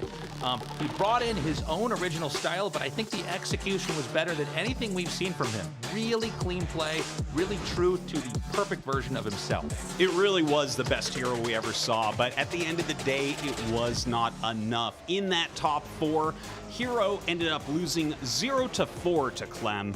And very surprisingly, on the other side, Cyril also went 4-0, taking out Dark.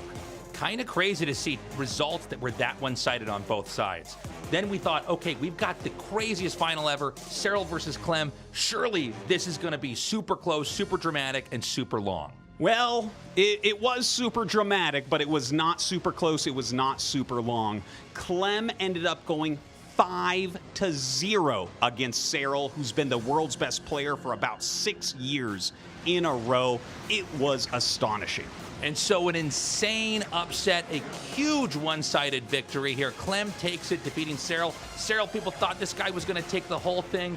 Not the case. And so the whole landscape of StarCraft 2 has changed forever. What an incredible Esports World Cup StarCraft 2 finals. Clem took home $400,000, doubling how much prize money he's won in the past, and is our new world champion.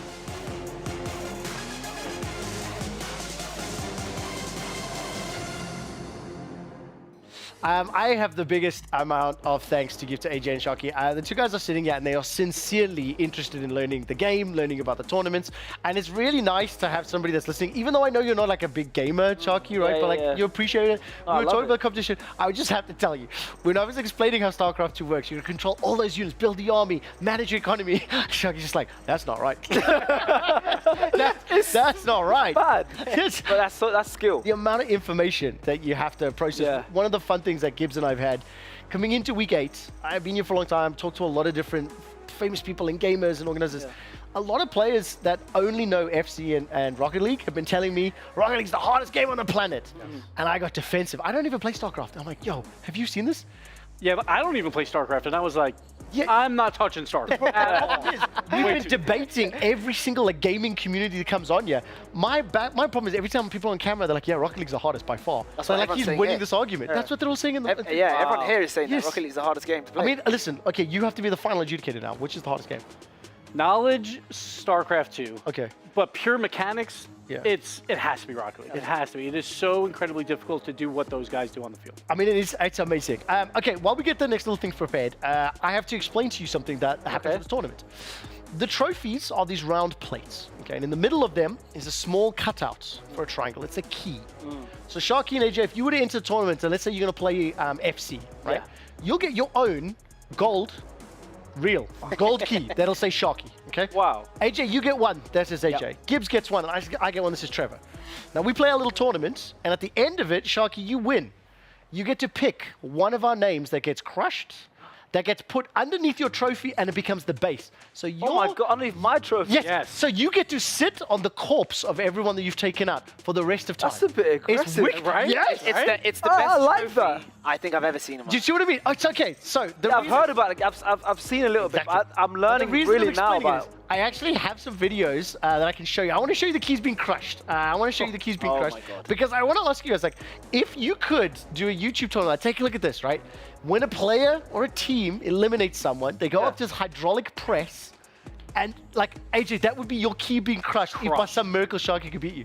Can I play a game with you guys? If you could crush the keys of any YouTube channel, YouTube content creator, whose key would you crush? You know what? There's only one person in my head. Who are you thinking? There's one person who I think if I crush their key, they will take it very personal, and I think it's Mr. Beast. He went straight to the top. If I cross we gotta go for number one. I've like won at life. Out of interest, I don't know if I'm stepping on a landmine here, but I'm going to risk it.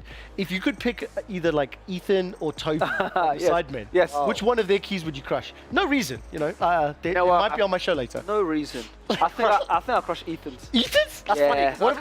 I'd crush Toby's. Oh, which other sidemen would you crush? Out of interest. I'd love to crush JJ. That's a good one. Honestly, top, don't you? if you could do JJ's, you know he'd be bitchy about it. That's why. That's why. He would get mad. You would get a reaction video. You would get a reaction video from JJ. I think I'd just stack up all the Sidemen ones and just crush them. That would be. That would be. Awesome. I think that would be a dream. That would be absolutely. The other thing that I would love, I'd love to be able to do that and then make some reference like his boxing career. See? Yes. Can we do that? Can we do that? Listen, I don't know. I'll tell you one other fun thing. Sure. The original plan was, because they are gold, the original plan was like to smelt keys down, but it takes too long. It's not really great on camera, just like waiting for something to heat up.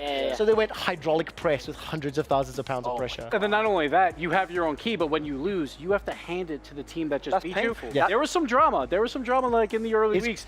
Players did not want to hand their keys over. They're like, no, this is mine. And One last thing just before I move on with this is that one team from Mongolia, they played Counter-Strike.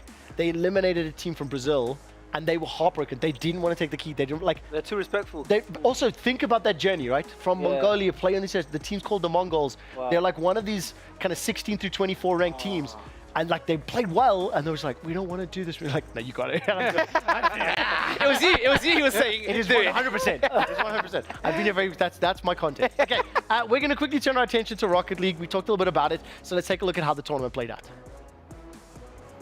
Oh, we get to talk over this one. Amazing. Okay, so Gibbs, set the scene for me a little bit, and maybe let's see if we can get Sharky invested in trying the game out. So Team Falcons, home turf. They have all their fans here. They were the favorites to win this tournament. The last major, they made the grand finals and lost.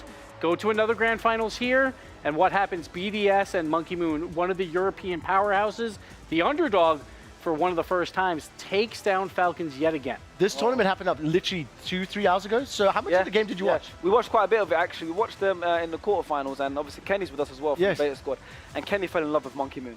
Wow. He fell in love with him. He took a picture with him. He said, "You're my hero." So I was watching the final today and seeing Monkey Moon, like, obviously lead the team. I think he scored the goal in overtime. Yes, he did. Exactly. So I told you, we're invested in Rocket League. I'll tell you this. I actually had two like esports core streamers on the show like half an hour ago. Yeah. They knew less than you guys did.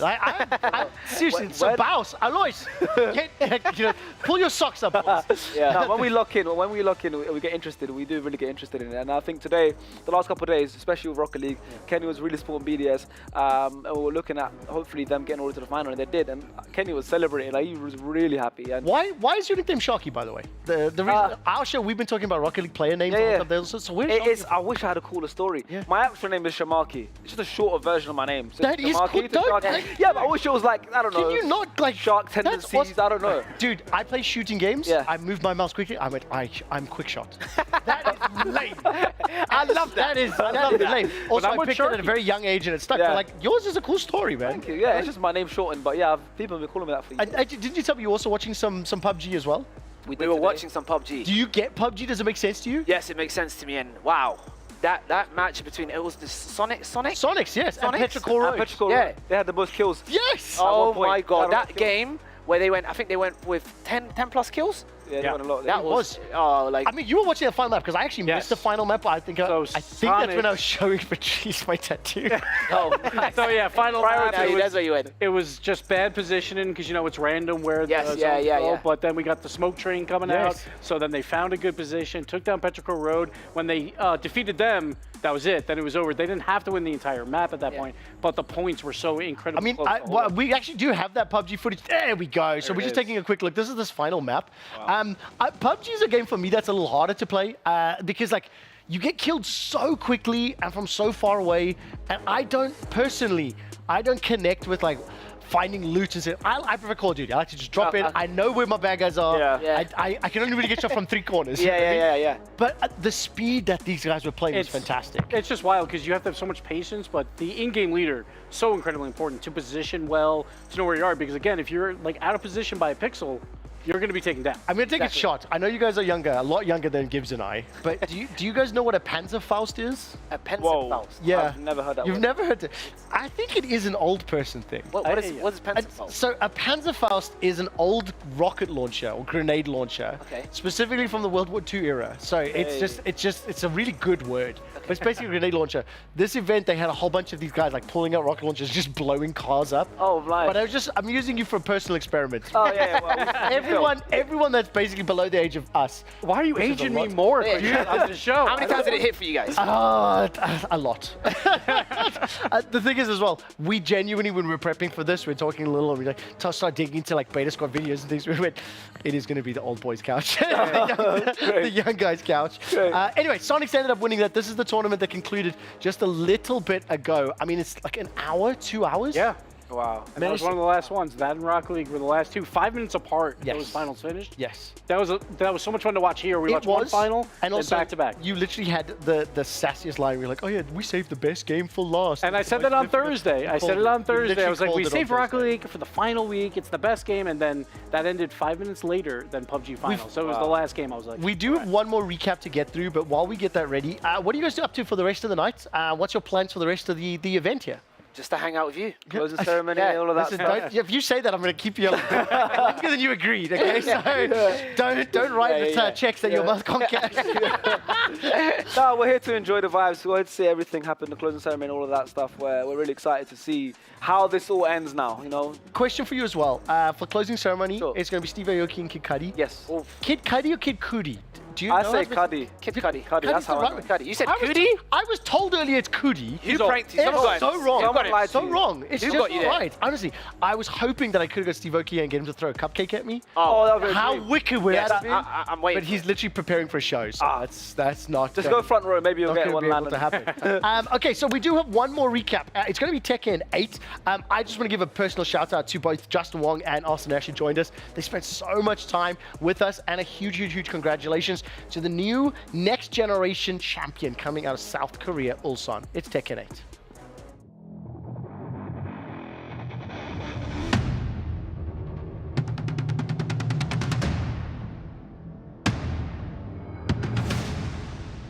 Hey everyone, it's me, Spag. Tekken 8 at the Esports World Cup has come to a close, so in case you missed it, let me take you through the highlights. Phase 1 saw legends fall and heroes born. The John qualified from Phase 2 as he sent Rangchu home, who was quickly followed by Kokomo. John Ding thought to follow up the John's Titan killing spree as he himself sent Arslan Ash back home. Osama Abbasi caused a stir in his short time, sending legend Mulgold home, only to face Yagami's wrath immediately thereafter. Hafiz Navir came stomping out of nowhere as he sent Keisuke and AK into the lower bracket, where they were promptly eliminated. Phase 2 began with a spectacle as Yagami took the set versus Ao, sending him to the lower bracket. The John found himself in the lower bracket versus Ni, where he proved his strength as he sent the Tekken legend packing. Frazine went on a killing spree in the lower bracket of Group C, taking out Bilal as well as Titan Slayer Hafiz Tanvir. But Yagami proved to be the showman of the tournament as he began the quarterfinals going down 4-0 against Chanel, only to flip the script and do the impossible. Ulsan took out Frazine in his quarterfinals whilst bagging some important Dragon of Mirror practice. The John could not withstand the onslaught from Double as he was knocked out of the tournament. Atif took advantage of every opportunity, knocking out CBM in the last match of the quarterfinals. As the semi-finals rolled around, Yagami once again opened the show as he took on Ulsan in the first semi-finals. He had the crowd behind him, but Ulsan proved too strong as the Korean secured his grand finals ticket. Atif took the stage by storm as he relentlessly pummeled Double out of the tournament, becoming the last grand finalist. The grand final had the crowd cheering for Atif. However, Ulsan was on a mission as he played out of his mind, putting it all on the line with every move he made, sweeping the previous Gamers 8 champion, taking the trophy title and prize pool. So we talked all week. It was Pakistan versus Korea. It came down to the finals. Korea versus Pakistan, but Ulsan comes out on top for Korea. He says he hates playing in a first to 5 format. It's too long. So what do you do in the finals? 5-0. Yep. Just beat them super quick. I'll tell you this really quick story before I give you guys an opportunity just to start saying goodbye. We're wrapping up this portion. In fighting game history, kind of North America, South Korea, and Japan, they tend to be the best. And if you follow in the esports, it's always like Japan and America tend to be the best for some reason. Yeah. 2019, Tekken 7 is released. A player from Pakistan, his name's Arslan Ash. He came out and he dumpstered kids. dumps it. Imagine the 2010 Football World Cup is hosting South Africa. Yeah. Went to the games. Imagine if South Africa's Bafana ran the whole thing, Came won out the of World nowhere and Cup, went and then did crazy. it again, and then did it again. Oh. He won 4 of the biggest titles in Tekken 7, and he won the first ever Tekken 8. Pakistan is now considered the strongest country in the world because of what this guy, and he in some of his interviews showed, he's like, I'm not even the best player in Pakistan. Oh my He's god. just the only one that could afford to leave. Oh my word. So players then from Japan, South Korea, and America, they travel there to compete. Unbelievable. I figured you guys would appreciate that. I'm like learning a lot, which I like. Thank you. I figured as much. Those league boys do better. Okay, gents, you mentioned a little bit. We got the closing ceremony coming up later. You guys said you've been here for 3 days.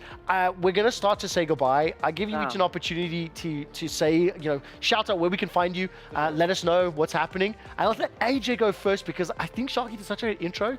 Yeah, I did put the pressure intro. on. Going to give you pressure to do the outro as well. That's completely fine. Yeah, you can think about it. So AJ, I'm so happy. I'm so Come on. happy you done that. Yeah, it's been AJ over here, Sharky next to me. You can find us actually on Beta Squad channel. We do a bunch of videos on there that you can check out. I've had a great time here. I'm like learning, and I wish I can come again next year. That's and okay. watch Okay. again. Well, I'm looking for my manager. Where's he? Yeah, we might all not be here. We'll figure it. But listen, you and me both. Okay, AJ and I, we're signing up. I'm Are you coming back as well? Yeah, I mean, I'd love to come back, of course. You have to play some games then, Shark. No. Okay. Trust me. Okay. Next year, Rocket League. No, that's top of my list right now. Rocket League. I'm really invested. You should train for a year. I'd love to come back in 2 and 2. We should play here. I'll But take you Call of Duty any day. Any day. I love him. I have no chance. It's been great. Thank you so much for having us. Of course, we've loved our time here. Of course, AJ just already said, Beta Squad. We do make a lot of content, and we do. I mean, hopefully we get to do a lot more gaming stuff. Yeah. Really enjoyed our time. Trust me when I tell you it's an untapped market. It is. Figure out how you're going to do it in your style, because based on the description of the videos, you're going to have a challenge ahead of you. But Yeah, but you never know. Maybe a Beta Squad esports team. Why not? what? So Why Rocket League not? team, we'll talk. We'll talk. Exactly. No, definitely gonna come and talk to you. Oh, okay. You can help us with some top players. Yeah. But you never know. What we love to just being here obviously makes us want to have more of a presence in the space.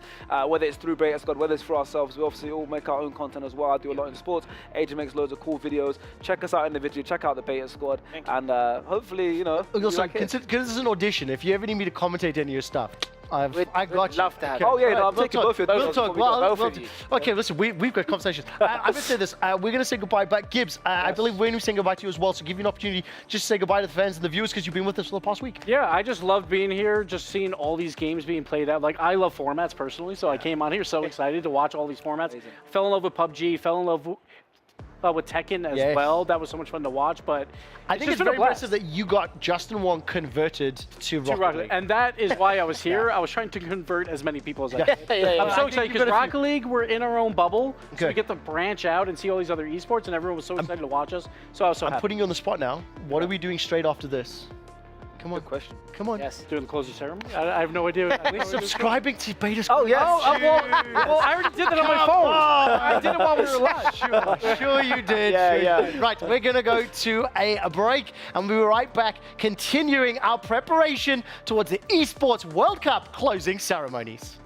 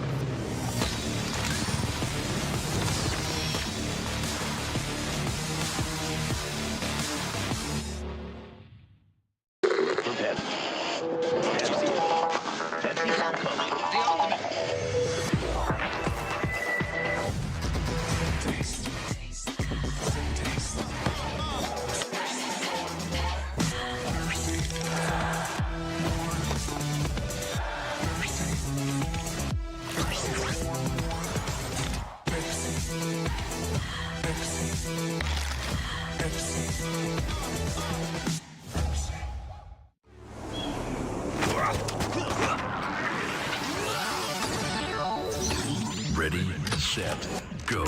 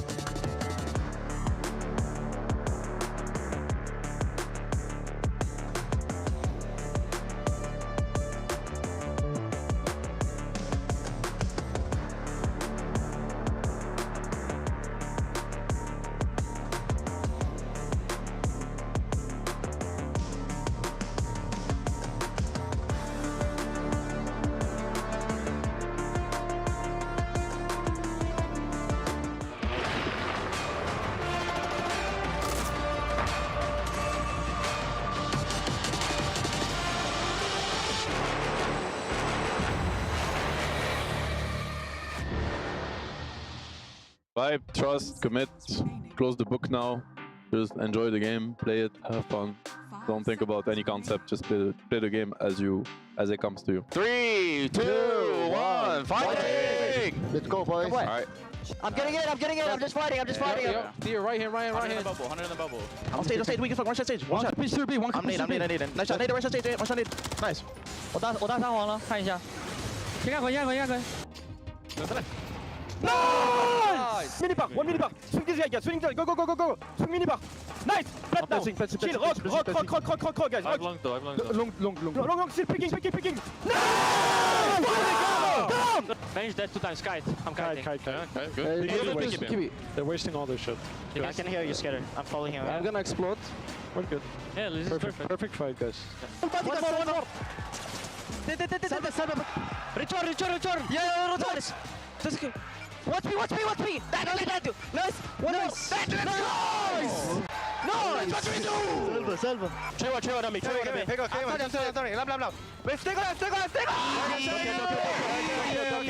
Okay. Ivor Long's close. On point. Watch out. Nice, good shot. No! Let's go! I'm gonna kill you. I'm ready. 아 이제 잡아. 이제 높여. 안 보여. 뛰어. 잡아.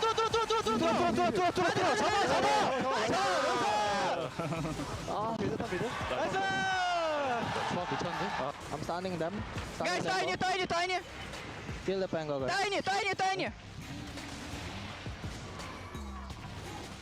Ёбнешься нахуй, Ванёк, блядь. Я бог этой игры!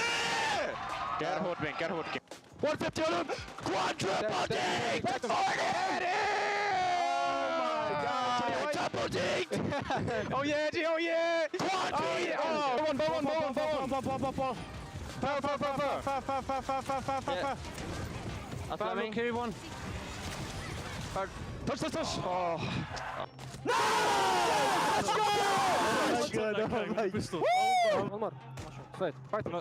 Yeah. Peek it low. Woo! Let's go! I think I'm running. I'll line stop for you. You're good. I'm drumming after. Get out. My bad. It's all good. Nothing happened.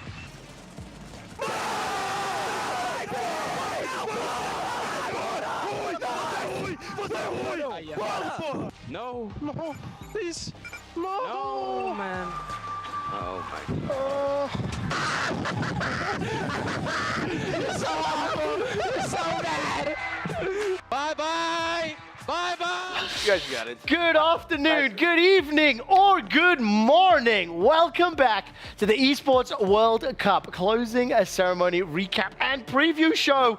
We are getting closer and closer to concluding the 8-week tournament. $60 million of prize money, 22 tournaments, and 1,500 of the best gamers in the world. Nice. Now, it is my pleasure because we had, for a very short amount of time, 1,501 of the best gamers, but one of them left for 8 weeks.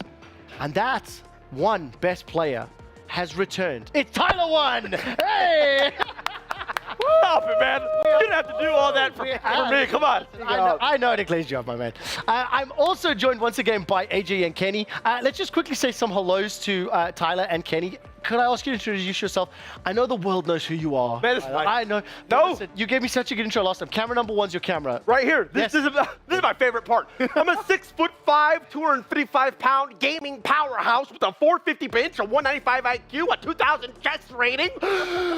I could keep going, but to spare time, I'm gonna move on. That's awesome. I'm so sorry you have to follow that. But Kenny. Well, I'm 6'6", heavyweight boxer. Hey! I've knocked out Anthony Joshua in my spare time. You already know what we do. Easy work. Oh, that is amazing. And of course, I will do the honors of once again reintroducing AJ from the Beta Squad. Content creator, gaming aficionado, and frankly, the better one of the Sharky AJ duo. Oh, hey. I love that. I've been promoted. Yeah, I'm better than these guys. I'm sitting on this side. I'm happy. To be fair, when you came back upstairs, not only was I elated to see you back on this next segment, I legitimately said you want to be promoted to the big boy sofa. Yes, I'm so happy. That's it. The thing is, you and I both have shorter legs. Yes, so we both have. I leaned over and I'm like, I just know the feeling, dude. I know the feeling. Oh my god, that's embarrassing. Okay, what I'll do is, because we've got now 2 new guests, I just want to quickly show you what's coming for the rest of the evening, as well as all the viewers at home. We've already covered the recaps. So we've looked at weeks 1 through 4, weeks 5 through 8, and now for this next portion of the broadcast, we're going to have a couple of team and player highlights that we're going to dive into. Kenny, I know a little bit about Tyler's background and like awareness of some of the esports titles. I had the pleasure of spending time with him during the opening ceremony as well. Yeah. By the way, it's great to have you back. I'm happy to be here, Rob. Have a blast. What's your like relationship? How close are you to the video game scene and esports in general? So I play a lot of video games. You know, growing up, we all started off with, well, my one was Call of Duty. If anyone didn't know, I was top 50 in the world on Black Ops. Oh! No, this is not a joke. This is serious. I got the proof. Yeah, but did you join a team? No, I wish I did though. Come on. I was like 14. To be fair, if you go into boxing, it's like a one-man game now, right? Yeah, exactly. It's different now. Like, but esports is very like, you know, team based. So it is. It depends on the game and things like that. I got a story about an old man that's close to my heart who won Tekken. That's amazing. This is going to come later. But not checking your homework. You're not here to be the esports expert. That's literally my job. But like you haven't watched too many tournaments and things like that. No, I used to watch the Call of Duty ones back in the day, but obviously I missed the Call of Duty ones for this one. Okay. So, Tell me, which teams did you support out of interest? Optic. You watched Optic? Yeah, Optic. AJ, Optic Nature, hit him with the. Do you know the results? Huh? You know the results, Kenny? Of what? The last game between FaZe and Optic. Who won? Was it You guys FaZe? lost, FaZe! Oh, FaZe up! Let's go! No! Let's go! I legitimately am so happy with that. 30 seconds. No. 30 seconds. Okay, so listen. The main goal for this is to have some fun. We're going to hype up the closing ceremony just a little bit. Okay. I want to learn about each of your different interests and figure out which stories resonate because I kind of prepared some like homework for you guys. I want to see if I can get those tiers rolling for some inspirational ones. So we're going to start talking about some of the MVPs. The first story that I want to bring up is a Street Fighter 6 fighter. I started telling AJ this a little bit ago, but the Tekken 8 tournament came to Saudi Arabia, and of course here in Riyadh Esports World Cup. The man that's on your screen right now for Street Fighter, not Tekken, Street Fighter is a Chinese competitor, 35 years old. Wow. And he ran the bracket. It was expected that a North American player named Punk the God was going to win. He flamed out. He got crushed. Lost both of his opening series. So I'm like, okay, cool. That's not going to happen. Then Japan's going to win. He literally ran an entire bracket, quarters, semis, and finals against 3 Japanese players. And a Chinese competitor like absolutely won and smashed. Wow. I'm going to show you his interview in a second. Okay. But I mean, Tyler 1 is somebody that's been around for a while and has still a lot of his youthful energy. I've lost mine. How hard is it for us older gamers to stay that relevant? First of all, I'm a young 29. But for instance, I know what you're talking about because we were hosting a little 3v3 League of Legends streamathon, Just a little bit, yeah. Yeah. And I, back in my golden days, I used to stream like 20 hours a day. I got this. I was like, I'm going to do it again. I was doing about 10 hours a day. Yep. It was a little bit... a bit hard. I have a daughter now. Like, dude, it's hard. Like, I don't have that energy nowadays. So to be that old and, you know... Again, I'm not trying to call him that old. But to be that old and, you know, still have all the energy to go from the bottom to the top, it's crazy. Do you think Tyler looks like a Street Fighter character? He does. Bro, He looks like the third skin. Look at his arms. I know. Do you The thing inflate them is- before you... you inflate them in the morning before you after What you is get it? off. Oh, there he is. There he is. You guys can't even see my shoulder. Oh my God. This suit's holding me back. I got even bigger traps. And listen, this makes sense because this is all about Street Fighter, okay? This is the connection. I knew Tyler was coming. I prepped this just Big for you. dude. The question was, do you keep ripping jackets? Or is this the same jacket? So I swear, by the way, I have the sleeves on. I try to put my arms through it, and it like explodes off. I swear it. Shut up. Shut up. You're full of it. You're full of You're it. just so fit. Okay, gentlemen, we're going to play a video. I actually just want you to like listen to this one, and I want to see what you think afterwards. Let's listen to Xiao's stage interview after he won the Street Fighter tournament. Xiao Hai, you worked so hard for this moment. You are officially the Esports World Cup Street Fighter 6 champion. Please tell us how you are feeling right now. 他问你现在感觉怎么样？你是今天的冠军，跟他分享一下你感觉怎么样？今天。My name is Xiao Hai. And when I play the game, I'm just 6 years old. Xiao Hai means a little kid. And now I'm 35. Too many people say I'm older. I can't win anymore. But today, I prove myself. Oh, yes. Ladies and gentlemen, we have officially crowned our champion here at the Esports World Cup. It is time for Xiaohai to go to the back and put his keyframe into the totem in order to entrench himself into the Esports World Cup Hall of Fame forever. One more time, that's the end of Street Fighter 6. Make some noise for your Esports World Cup champion, Xiaohai! 好，走了，走了，走了，走了，走了，一起来。他们会。Fantastic interview there from Xiaohai. He started playing Street Fighter at 6 years old. 29 years later, an entire Tyler 1 later, he manages to pick himself up an Esports World Cup trophy and championship. It looked a little strange if you didn't see, but his wife was standing next to him. She was watching in the audience, and some of the guys that actually were on my show, they were sitting behind her, and they were like, go, go, go. Yeah. And when she ran on stage, she burst into tears. He was over the moon. It was an upset. It's a huge surprise. I mean, look, Tyler, you know what it's like to see it, especially how fierce competitively fierce Chinese fans and supporters are. I mean, man, people dedicate their lives to this. Like, actually, this is like this is their whole being. Even like me, everything I do, like that, stuff like that. To get emotional about it, man, he's worked. I couldn't even imagine 20+ years to get to this one moment, and he finally accomplished it. He finally did it. The one he loves the most is right there beside him. Yeah. Man, it's almost making me like emotional thinking about it, man. Like, I mean, this congrats to him. It is one of a kind. That's a lesson in life. Never give up. I think never give up. I think I'm crying right now, guys. Yeah, yeah. For real. It's beautiful. If you keep watching, I don't know if we're going to get, they won't. So, Kenny, I explain this to you quickly. Have you seen the explanation of the keys and the trophies? I'll give you the cliff notes. So that little triangle is called the key frame, right? So if you were to enter the boxing tournament at EWC, Kenny, we'll give you a triangle, and it's inside, it'll say Kenny on it. Okay. On the outside, it'll say Kenny. So if you win, you put in the totem, immortalized forever. Right? All right. Now, you and Tyler go in the boxing ring. Oh, damn. And Kenny, I'm a big dude. This is my story. Okay. And I'm taller. All right, guys. All right. Okay. You're out of the frame. All right, guys. All right. Let's okay. All right. Too much going on there. Too much going on there. Now, if this is a fictional story, okay, fictional, so just play nice. Tyler 1 beats you. Now, your key, you have to give it to Tyler because you lost it, and he gets to take it to pneumatic press and crush it.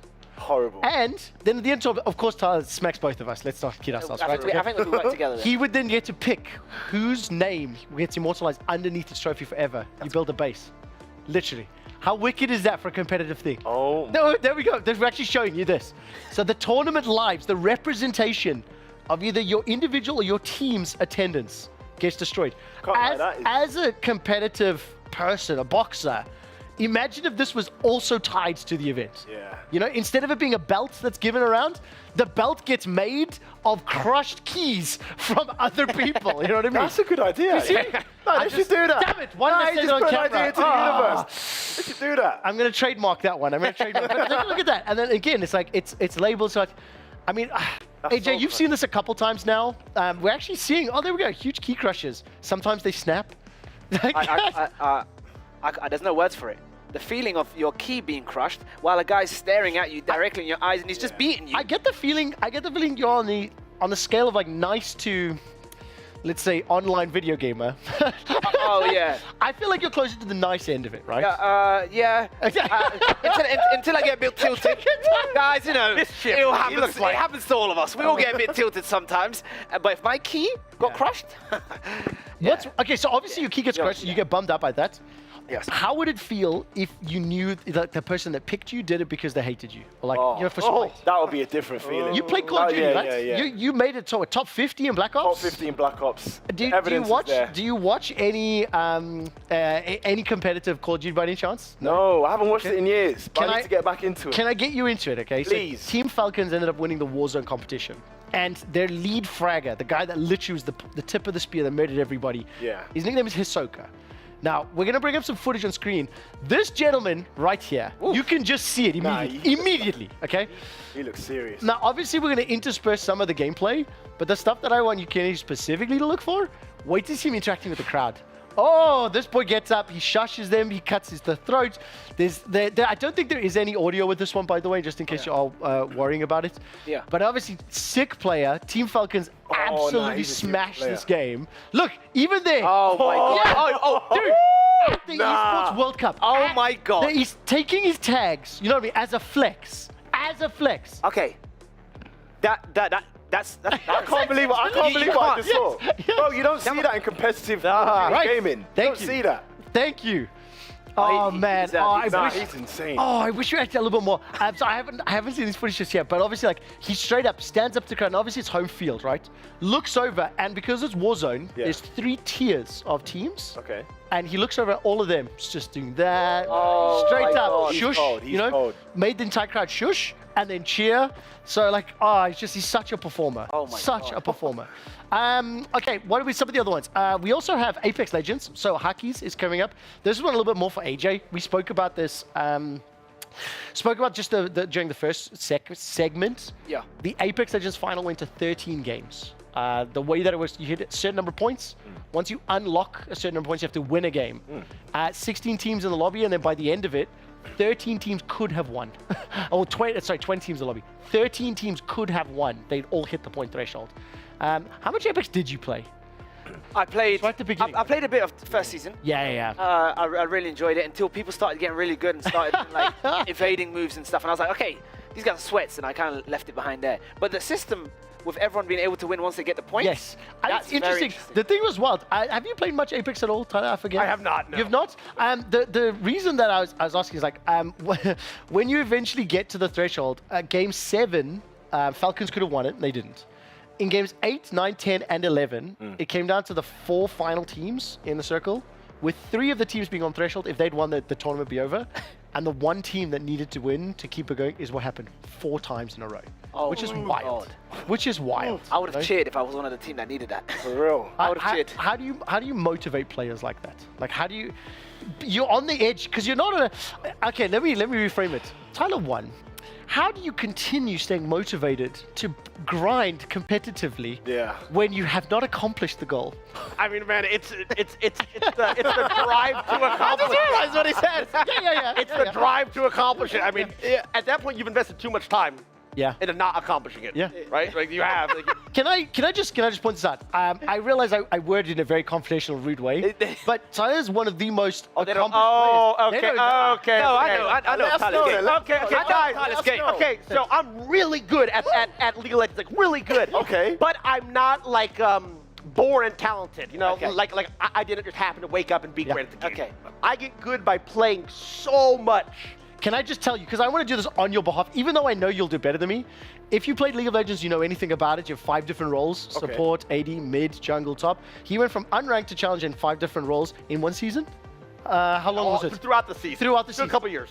It's unheard of. Yeah. What? Imagine you wanted to become an Olympic sprinter. Yeah. You wanted to throw javelins. You wanted to win a boxing at the goal, and you wanted to do swimming. You did all of that in the same year. Now it's a digital equivalent. Like the intro, his gaming is 6'5". Yeah, that's the best way to put it to Kenny, by the way. Okay, so, give him like height terms, boxing terms, he'll understand it. Exactly, right? But yeah, so I understand like grinding, you know, and taking forever and not losing. I didn't lose motivation, but I can see why you would lose motivation. I would say this: you were definitely fueled by emotion. Yes. You never lost motivation. Yes. It is genuinely a pleasure to have you back here again after 8 weeks. Stop it! You're making me actually blush. I have one other story as well that I think Ty's going to need to help me on this one just a little bit, but. Mobile Legends Bang Bang. Now, bear with me for a second. The last group that I had were not particularly polite. It's a mobile MOBA, so handheld League of Legends. It's quite challenging. I learned a lot about it. But there was a team that ended up winning this event, and they're called Smart Omega Empress. They defeated the equivalent of what T1 was from 2013 to 2016. Okay, Team Vitality had won this game 22 consecutive tournaments for literally 1,000 days. Just over 3 years, Team Vitality's female roster had won every tournament they entered. And these young ladies that are on screen right now, specifically that lady, not Ayanami, she managed to take down the team and they smashed them. It's the best about them in 3-0. Like, absolutely obliterated. Dude, just put yourself in a players like that shoes and to know you've toppled the untoppleable team. How does that feel? I mean, everybody 100% doubted them the entire time. Yes, You're not going to win. correct. Why even playing? You're going to get second. You're going to lose. And I mean, they didn't just win. 3-0. They 3-0'd them. Thrashed. Like just destroyed them. Oh. No, they're flying high. You know. I love it. I love it. I love it so much. It was something that I personally found really, really enjoyable and a lot of fun. What competitions, what sporting events do you watch? Obviously, I know, Kenny, you're going to be boxing. What else? You football? Nah, NFL basketball? not even, just boxing, yeah. Just boxing? MMA, a bit of MMA, yeah. So you know DPD? Dierkus Duplessis? No. Bro, Dierkus Duplessis is the South African guy who just won UFC. Oh, against Israel Adesanya. Yes. Yeah. He's my boy. I'm from South Africa. I didn't watch that fight. You let me down. I'm not as big as on MMA as I am in boxing. Did you see what I hear? Like MMA, I come prepared with this stuff. You let me down. That's my fault. You let me down. That's okay. Kenny. It's because he's South African. That's why I know. Okay, there's a couple other notable in-game leaders at EWC. I got a question for you, AJ. Yo. If you were going to start this beta squad esports team, what he promised? He said he's going to. I heard him all. What responsibilities would you assign to your captain or your leader? You see, the first thing I'd do is I'd put myself in captain. Yeah. Once I put myself in captain, I'll send a quick email to Tyler here. You in captain? Yeah. Now, why are you arguing with me? You're gonna. Here we go. I'm gonna send an email to Tyler right here. Tyler's gonna join us. And then we've got Kenny over there, just in case anyone tries anything. Kenny's a boxing expert. He'll sort that out, and then we'll become the best. Okay, let's take a look very quickly now. We're going to be moving on in just a moment or two. Kenny, what's the plans for the rest of this evening? What are you going to have to? Well, I'm going to go to the obviously closing ceremony, but I'm going to focus on Rocket League because there's a player called Monkey Moon. Yes, sorry. Okay, what's happening right now? So, Kenny, what I'm trying to do is I've just double-checked with my producer what's happening. As soon as you said Rocket League, what the viewers at home don't know is my Rocket League guy got so freaking excited that he broke Kenny. Running over. It almost looked like he was going to attack. Yeah. Wait, what happened? Did I say something wrong? You did not at all. Okay. You did not at all. That's nothing right. The past week and a half, we've been broadcasting like 4 to 5 hours a day every day. Okay. And almost everyone that's done the stuff has been like, I love Rocket League. No, I love Rocket League. So, pause for me for a second. I apologize about this. Okay, sorry. We're going to come back right now. Okay, we'll come No, we're good. We're heading to an ad break, and while we do, we're going to listen to some voice comms. 3, 2, 1, fight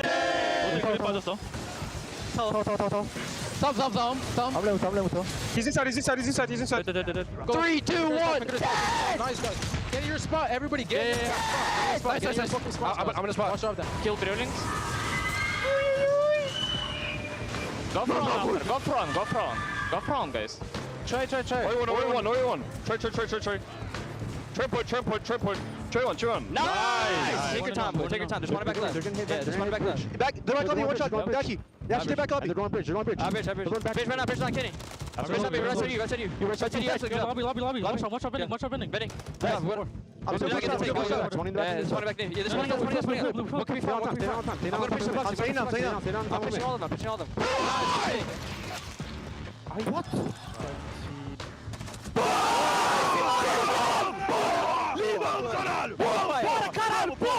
Let's go Falcons! 1, 2, 3, go. No! I'm killing Chet. I'm draining Chet. I'm on the flanking. Chet TP. Yeah, I'm stunning P. Yeah. They have a pistol. No. I'm really strong. Yeah, I'm really strong. I will cook this. Armor in 2. I'm killing back. Dead. Nice. 2 lane. They wait the bubble. 100. Dead.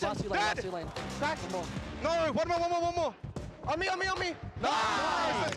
Let's go. Allez, le bas. Allez. Okay. I'm capping. Lava. Là-bas. Lucio.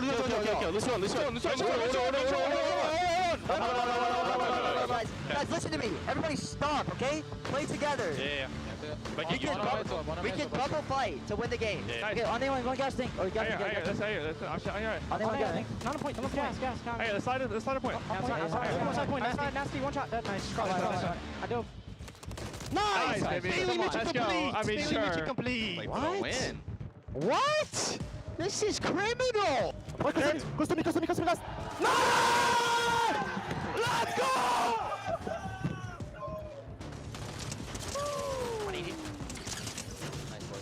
I'm killing Tiny. I got Alpha Land. Tiny stuck. Tiny dead. Go. Go try it. More. Look. Short. I set up him. Guys, they don't have glyph. Go push, then rush.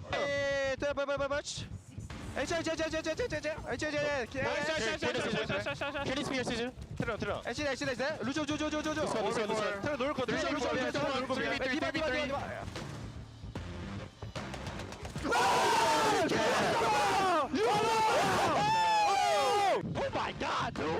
I mean, come the God, these guys are the best. They're the best. This is bad. Don't make me laugh. Don't make me laugh. Come on. Go, bro.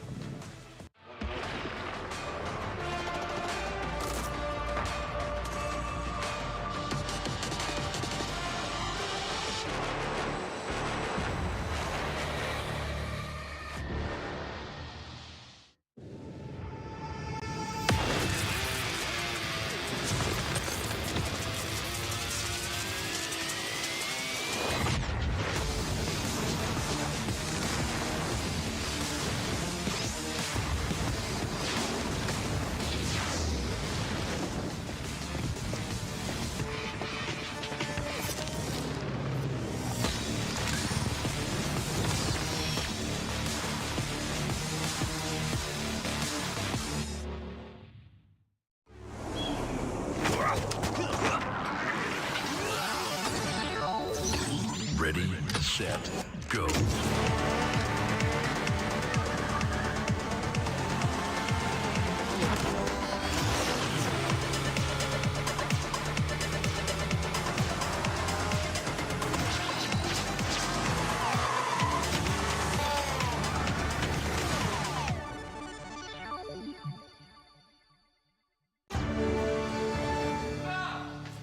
You ever wondered how a Hollywood movie is shot?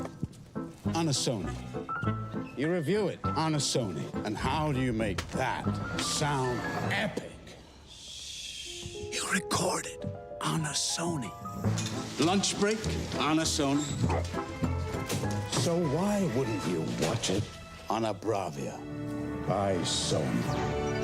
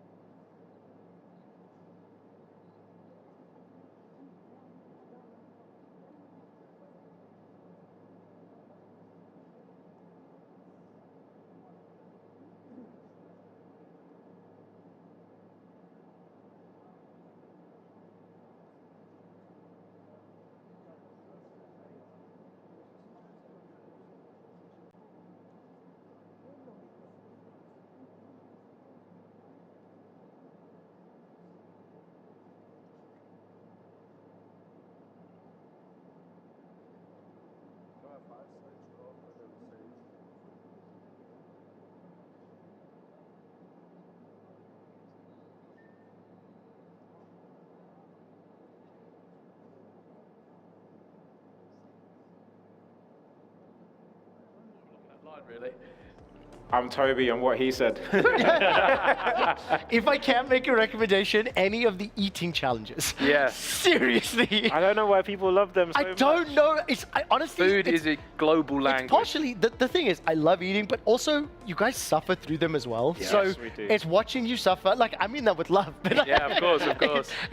Okay, before we dive into the rest of the content on the show, let's talk a little bit about your gaming backgrounds. I mean, I know EAFC. I'm aware of that. I know different members of the Sidemen. Like, I come from a League of Legends background primarily, but I'm just an addict to esports. Toby, what are your poisons when it comes to gaming? So initially it was like EAFC, which was FIFA back then, in the yeah. day. And then the Call of Duty. I came from the Call of Duty background. Nowadays, I am more of a Overwatch player. I love to play Overwatch. I spend hours. That's what I do to chill out. Do you like 5v5? Do you prefer 6v6? Give me a spicy take. I can't even remember 6v6. Okay. I know that I used to love. That was a long time ago. Yeah, I used to love 6v6. You know, back when Mercy could res the whole team. Yeah. I used to love that. 5v5 is fine, but I heard they might be bringing 6v6 back. I've heard the same thing. Rumblings about that. There was even discussions about 7v7 and trying that. That's too much. That's too much? Oh, okay. So we draw the line. 6v6 yeah, is 6v6 fine. is good at. Ethan, what about yourself? Yeah, I come from the same sort of background. When MLG was knocking about, I used to try and get games on that for FIFA and for Call of Duty. Been sort of into that for the majority of my life, and then Rocket League, big into that. Touched with Overwatch a little bit of Rainbow Six every now and then. But yeah. When it comes to the competitive side, like ranked and grinds, is that something you guys, does it tickle your itch? Yeah, well, a little bit? I was talking to the boys about it earlier. Black Ops 2, I was like a Prestige Master, used to do the Ranked League play all the time, had a team in it. I was told by Kenny, a boxer who was just on the show a second ago, apparently he was top 50 in Black Ops. Oh, wow. Apparently. That's it. Now, he said he had proof. I gotta be honest. Kenny, if you're still watching, Cap, show me the receipt. Show me the receipt. Cap. Because I'm more inclined to believe the three guys on the sofa now. Also, can I just, do you guys happen to know just how competitive Tyler is by any chance? Can I? He gives off competitive aura. So, first of all, made his name in League of Legends. I think that's fair to say, okay? I said this, it's the second time saying this in an hour. I'm going to regret this. You guys have played League of Legends? You at least know what it is? So I know what it is because some of our friends were addicted, Unranked to Challenger in every single role. Challenger is the highest role. Right? Like he's not doing a good enough job. Let me do it. I am the absolute best at League of Legends. Literally, and seriously, at every role. Then it's like being good as a pitcher, a catcher, an outfielder in baseball. Sorry, I'm done interrupting you. The other thing as well is he also has hit like a 2,000 elo in chess. Oh, wow. Okay, so now we've set the intro. We do have to go to a short break. We'll talk about why that's important in just a moment. We'll be right back. We're just going to a short break.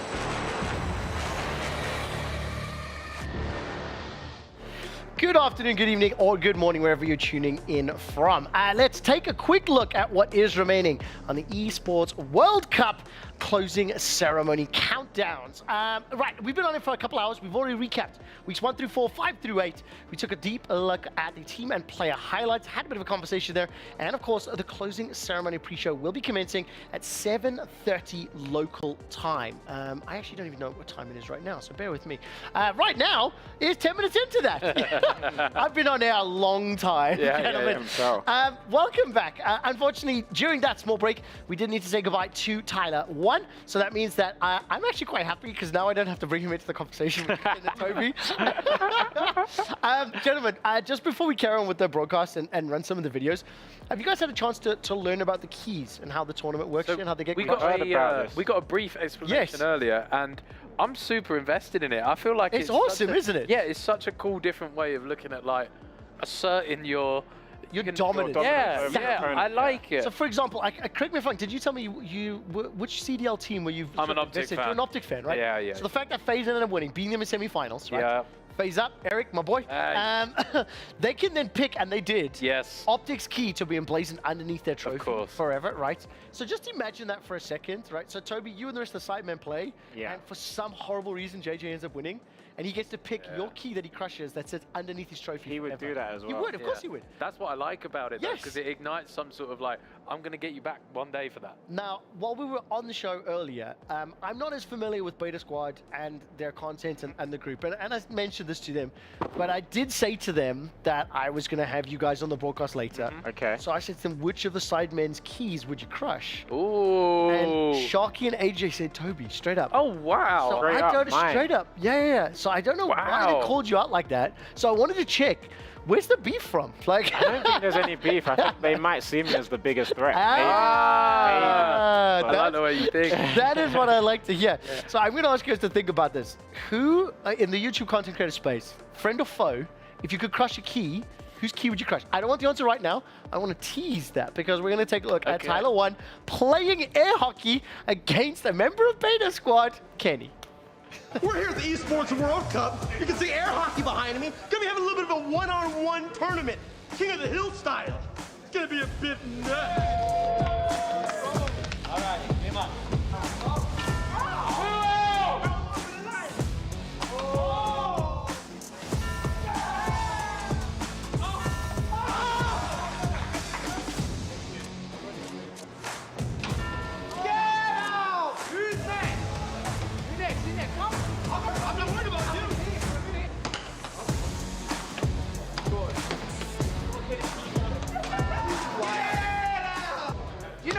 Champion in here. I've got to retire at the best. Hockey's over, and to the surprise of no one, I'm the champion.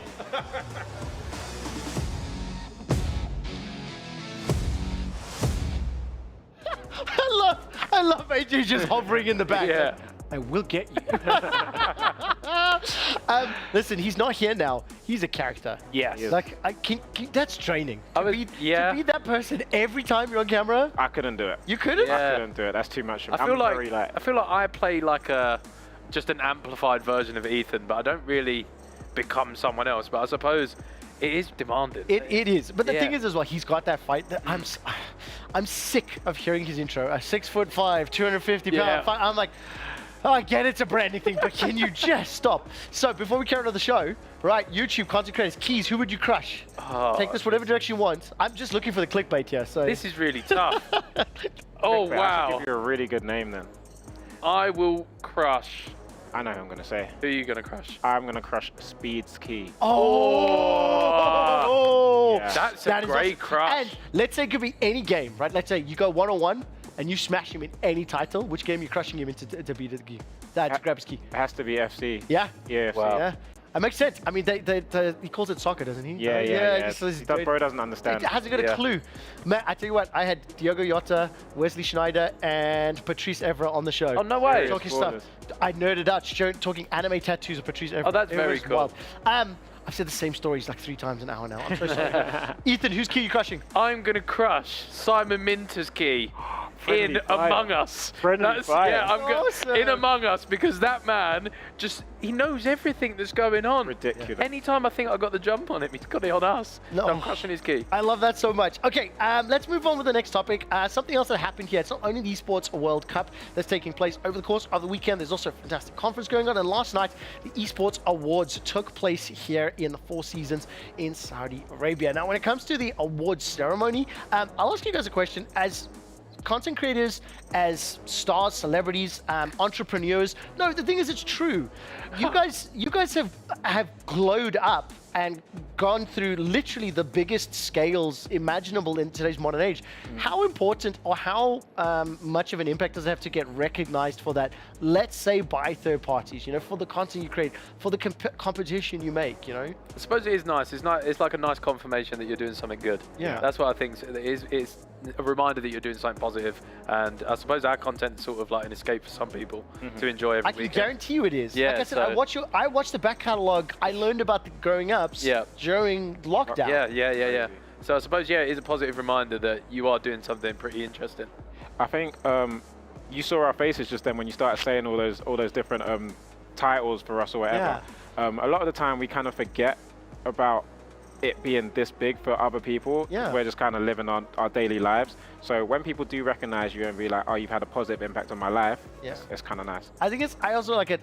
I'm going to sound like such an old man when I say this, but it's like, you know, game respects game type of thing. I enjoy the work you guys do, but I also understand it. You know, I sit for hours on end with all the cameras, make content, and I love doing what I do. I live the esports life. I've literally been here 8 weeks. Wow. Loved every single second of it.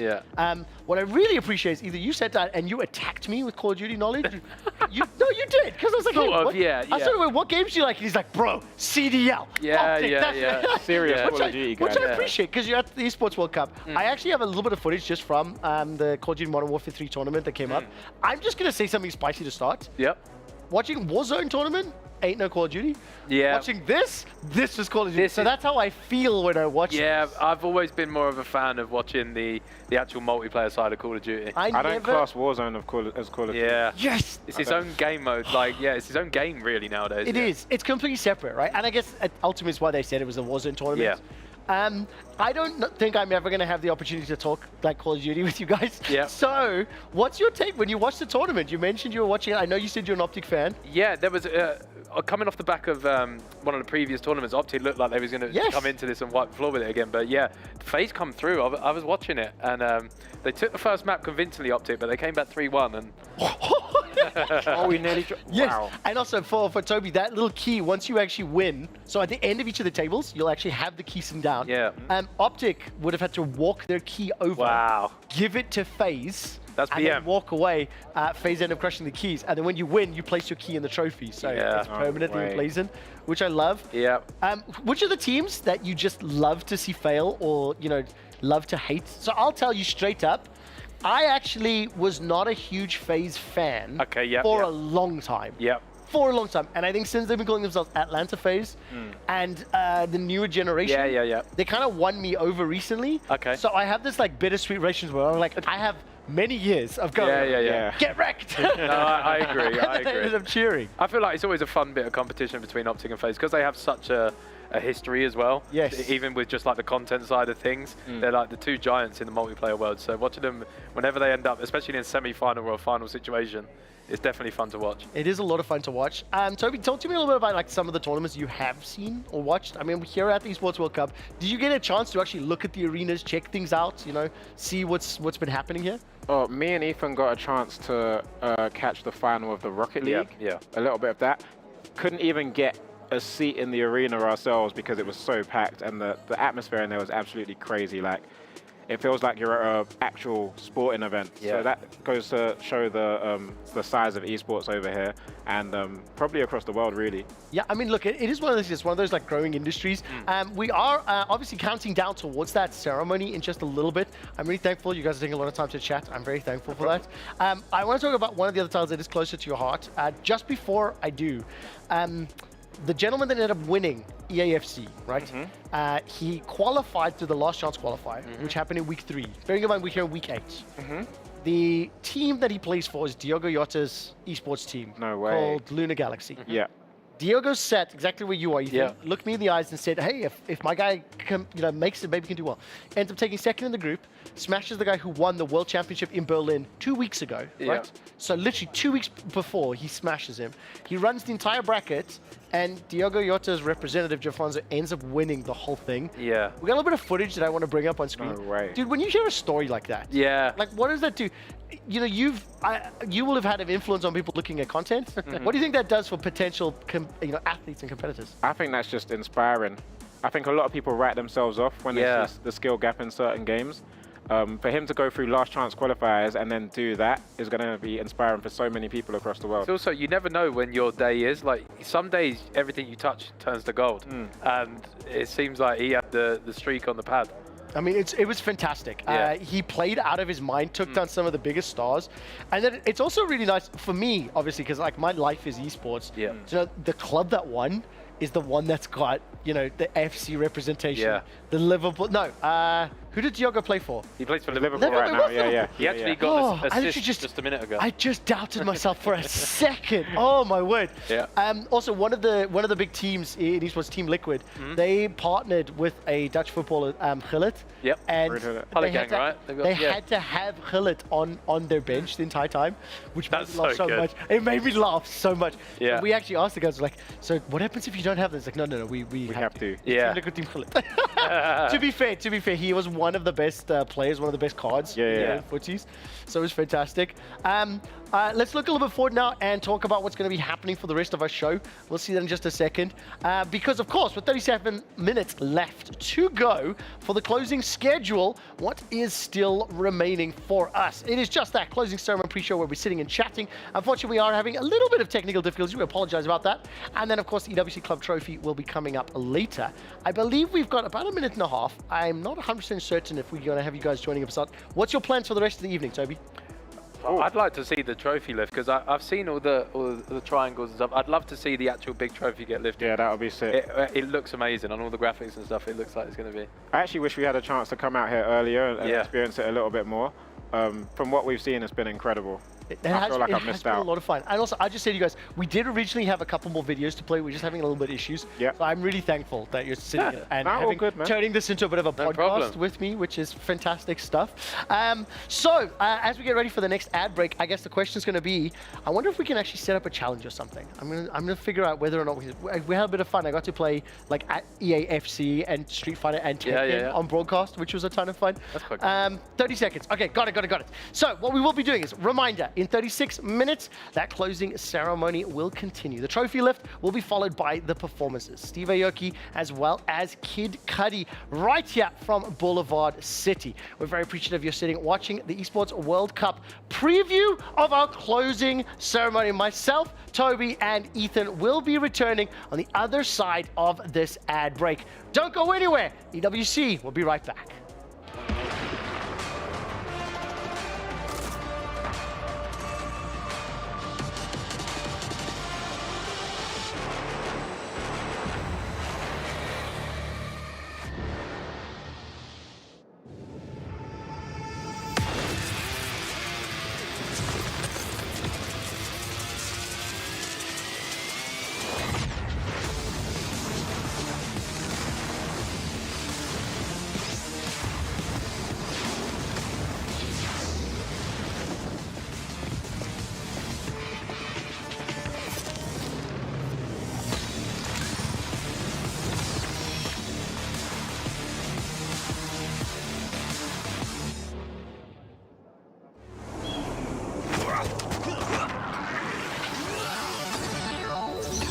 Ready, set, go.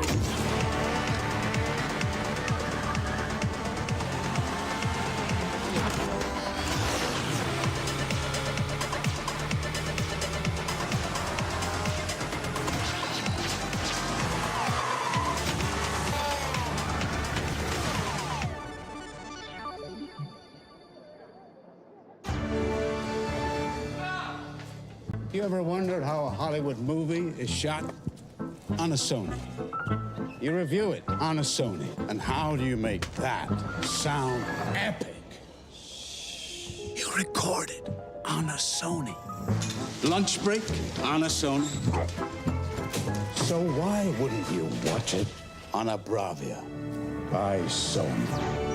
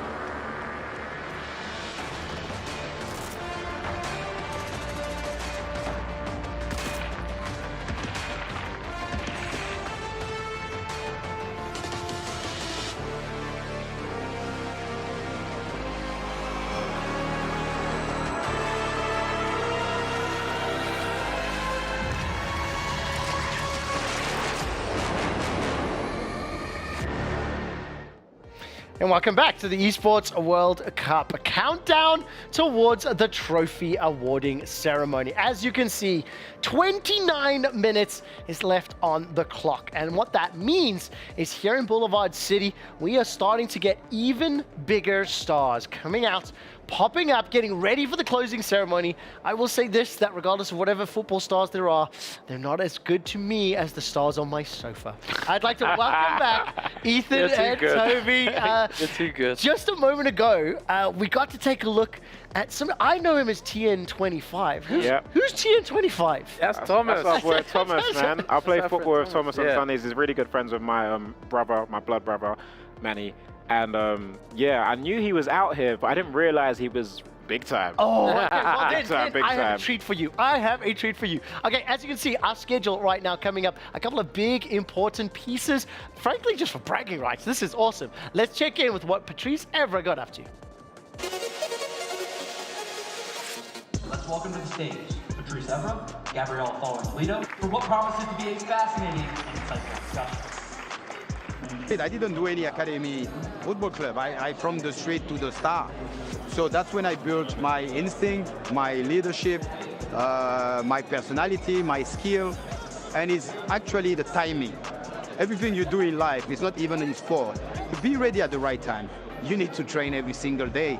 And I know you need to make a lot of sacrifice. Sometimes you stay away from your family, like the gamer Gabriel is going to Serbia and after to Malta.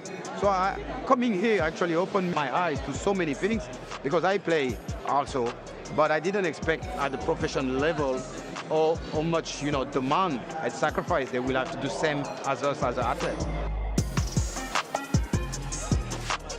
When you play football, you need to eat, sleep, football.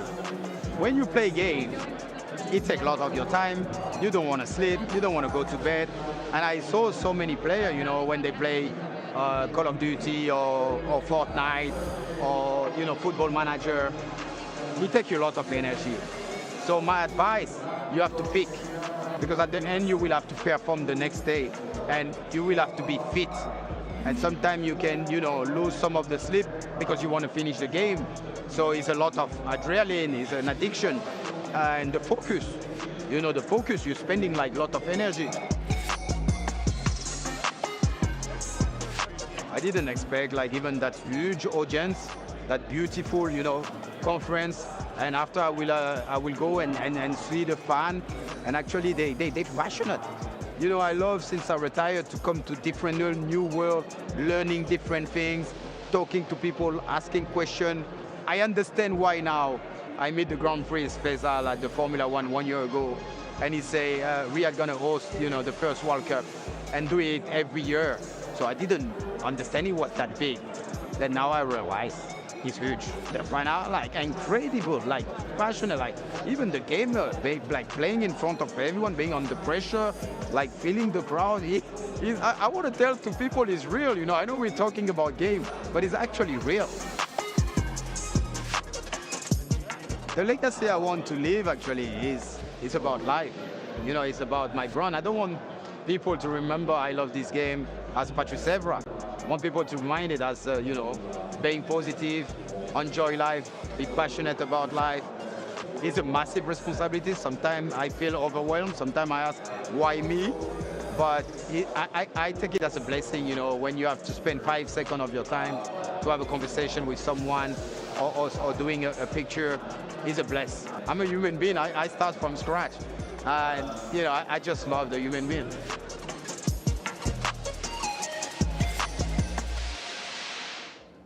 And of course, welcome back, Patrice Evra. Spent a few minutes with us earlier. I have to be honest, the thing I'm going to remember for the rest of my life is talking anime tattoos and just him being just a big nerd. He's played a lot of games himself.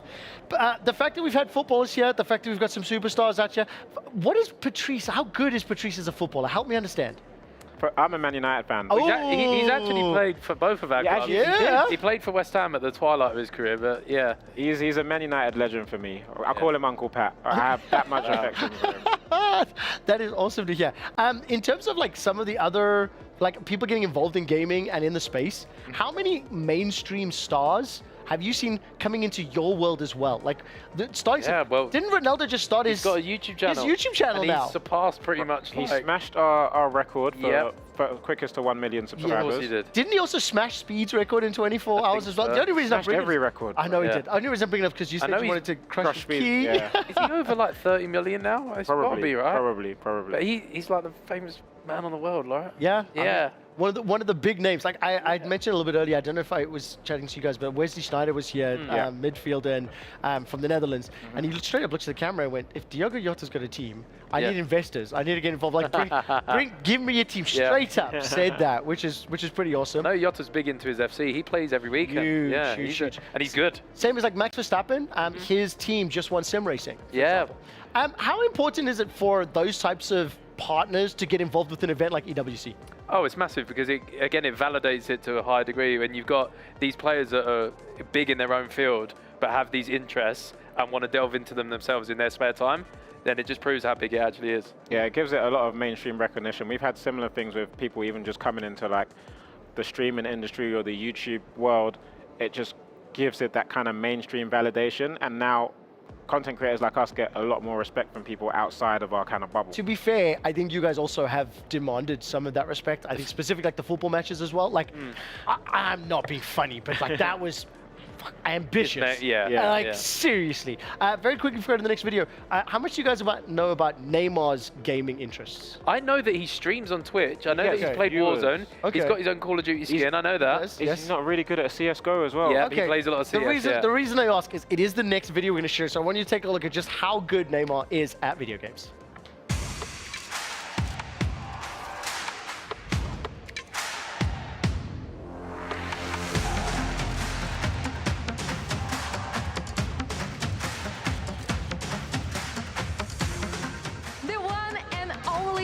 Neymar Jr. will go face-to-face with pros in Counter-Strike, Tekken 8 and Rocket League. Let's get it on.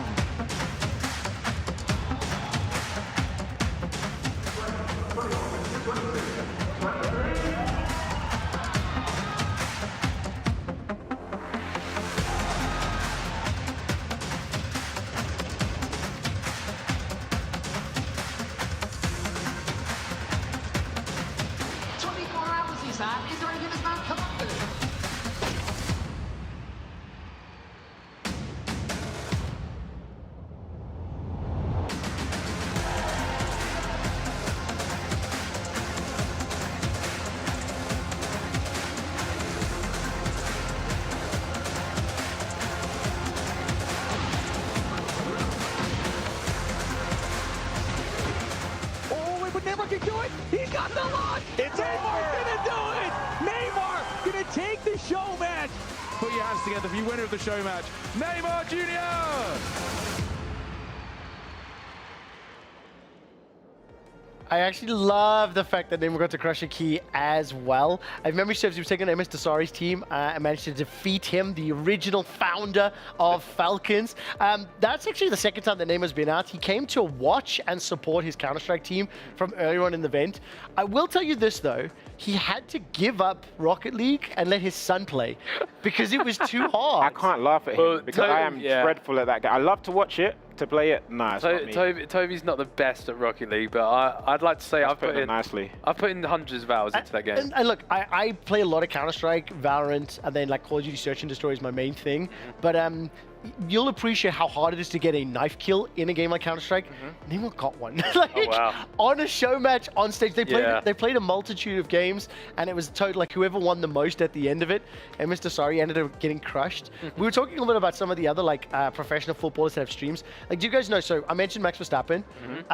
Did you see any of the news about him being a degenerate gamer? I heard even I think it was like 2 race weekends ago. He was up until the early hours of the morning and winning, competing. So I'll tell you the brief summary is that so in ESL R1, which is the sim racing thing, you can do really long Le Mans type, marathon races. So he would do qualifying, and I don't know why I'm thinking it's Monza, but he did qualifying on the track. Then he went home to his hotel, sat in his sim racing thing, simmed for 8 hours, went to bed, then did the race the next day, finished, and then went to play sim racing. That can't be healthy. No, and I know It isn't healthy, but he does that. I don't know how he doesn't just switch off from racing. This he must specific event, he won both races. Yeah. Real life and digital, and now his team this weekend just won as well. You have to respect it. Yeah. There we go. Yeah. That's where I'm ending to as well. I mean, maybe healthy, not healthy. I think his fitness regime, If you're winning, is healthy. Yeah. That's the way I look at it. His fitness regime is almost as good as Ethan's. Okay, we actually have another moment to take a look at. Let's take a look at some of the best player reactions throughout the course of the Esports World Cup.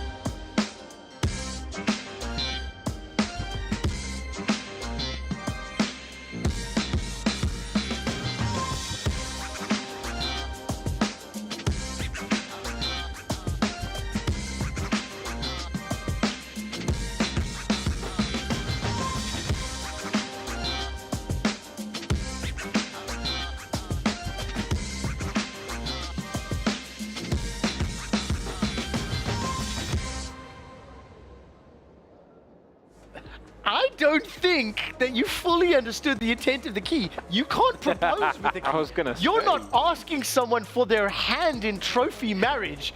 You are conceding it. You are being divorced. You are being kicked out of the house. Oh man, we were talking while the video was playing and like laughing. Player reactions are the best. There was a couple of tournaments where, believe it or not, the mobile gamers, they climbed onto the chair and started screaming at their opponents. That doesn't surprise me. What are some of the best reactions that you guys have had or watched in the content that you made? I can think of one that's really old school. FIFA Pro Clubs back in the day. Me, Josh and Toby used to play with each other until like 4 in the morning. But we would go for like highlight compilation goals. And I remember there was one cross to the edge of the box and I think Toby scored a bicycle kick. I'm trying not to wake my parents up. He's screaming and everyone's going, oh my God, oh my God. Absolute head loss. Yeah, chaos over just a bicycle kick in a game. But yeah, that's the one that sticks out to me. Yeah. Are there any things that you absolutely despise seeing happening a lot? Because like, you guys have to see your face a lot, right? Oh, and yeah. social media, things like that.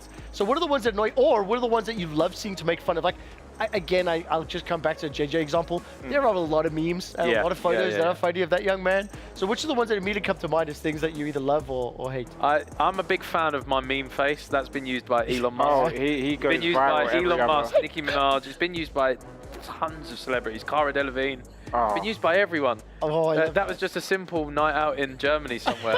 And it's been global now. Well, very, very quick. Just give me an introduction. I know the name TN25. I've met the guy. Who is TN25, Toby? TN25 is an absolute legend. He's a friend of mine, a friend of my brother's, a player for my Sunday League team, UTR. And he's been doing big things in the esports world, apparently, with Guild Esports. And do you know that Guild Esports is backed by David Beckham? Yes. The reason I'm asking, you guys are more familiar with him and his work than I am, but I get to share his work with you right now because TN25 is on the red carpet. Go.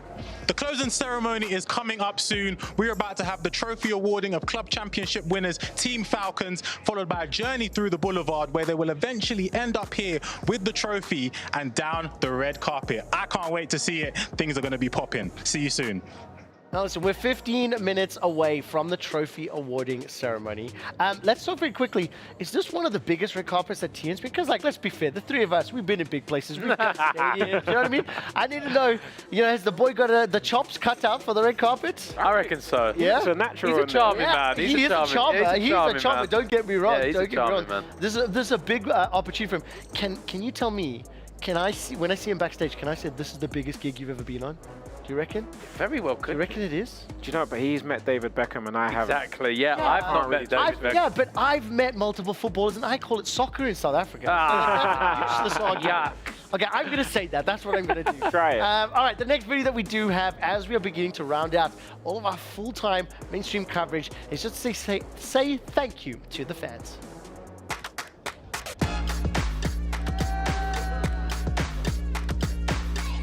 Welcome to Saudi Arabia. This is a great event to make Riyadh a center of collaboration. Many different cultures come here just to see one person or a tournament. I'm so excited because this is so beautiful. This is something new, something very cool. If you haven't been here, I don't know what you have been doing. This is my first time coming here and I think I actually really like it. The clouds, oh my god, it's amazing. I didn't expect to see this quality actually. Very happy and proud to have something like this here in Saudi Arabia. We've been in two stages, the Amazon and the Qiddiya.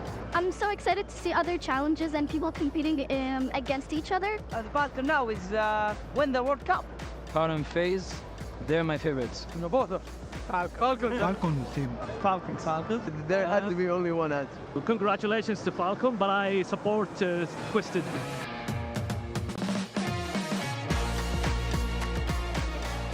My favorite moment is attending the Street Fighter finale. I have seen Tekken, Overwatch, Rocket League. I'm sorry when he was crying. Did you even meet some of the people that are playing in the events? That's the best moment, welcoming everyone visiting the place for the first time. One word is Perfect. amazing. Very, very, very exciting. Stunning. Happiness. I like it. It's top notch.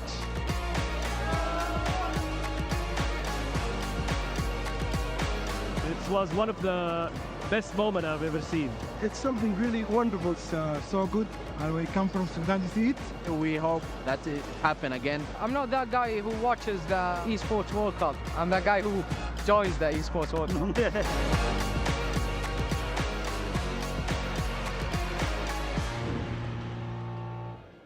Well, I'm not going to lie, he had me in the first half. I'm not the guy that watches the Esports World Cup.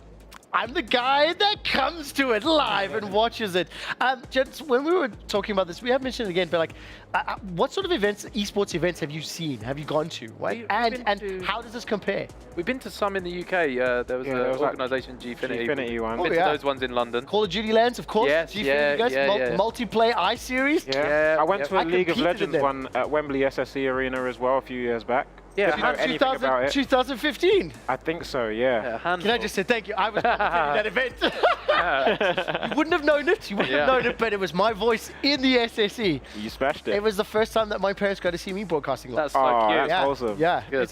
So how does this event compare?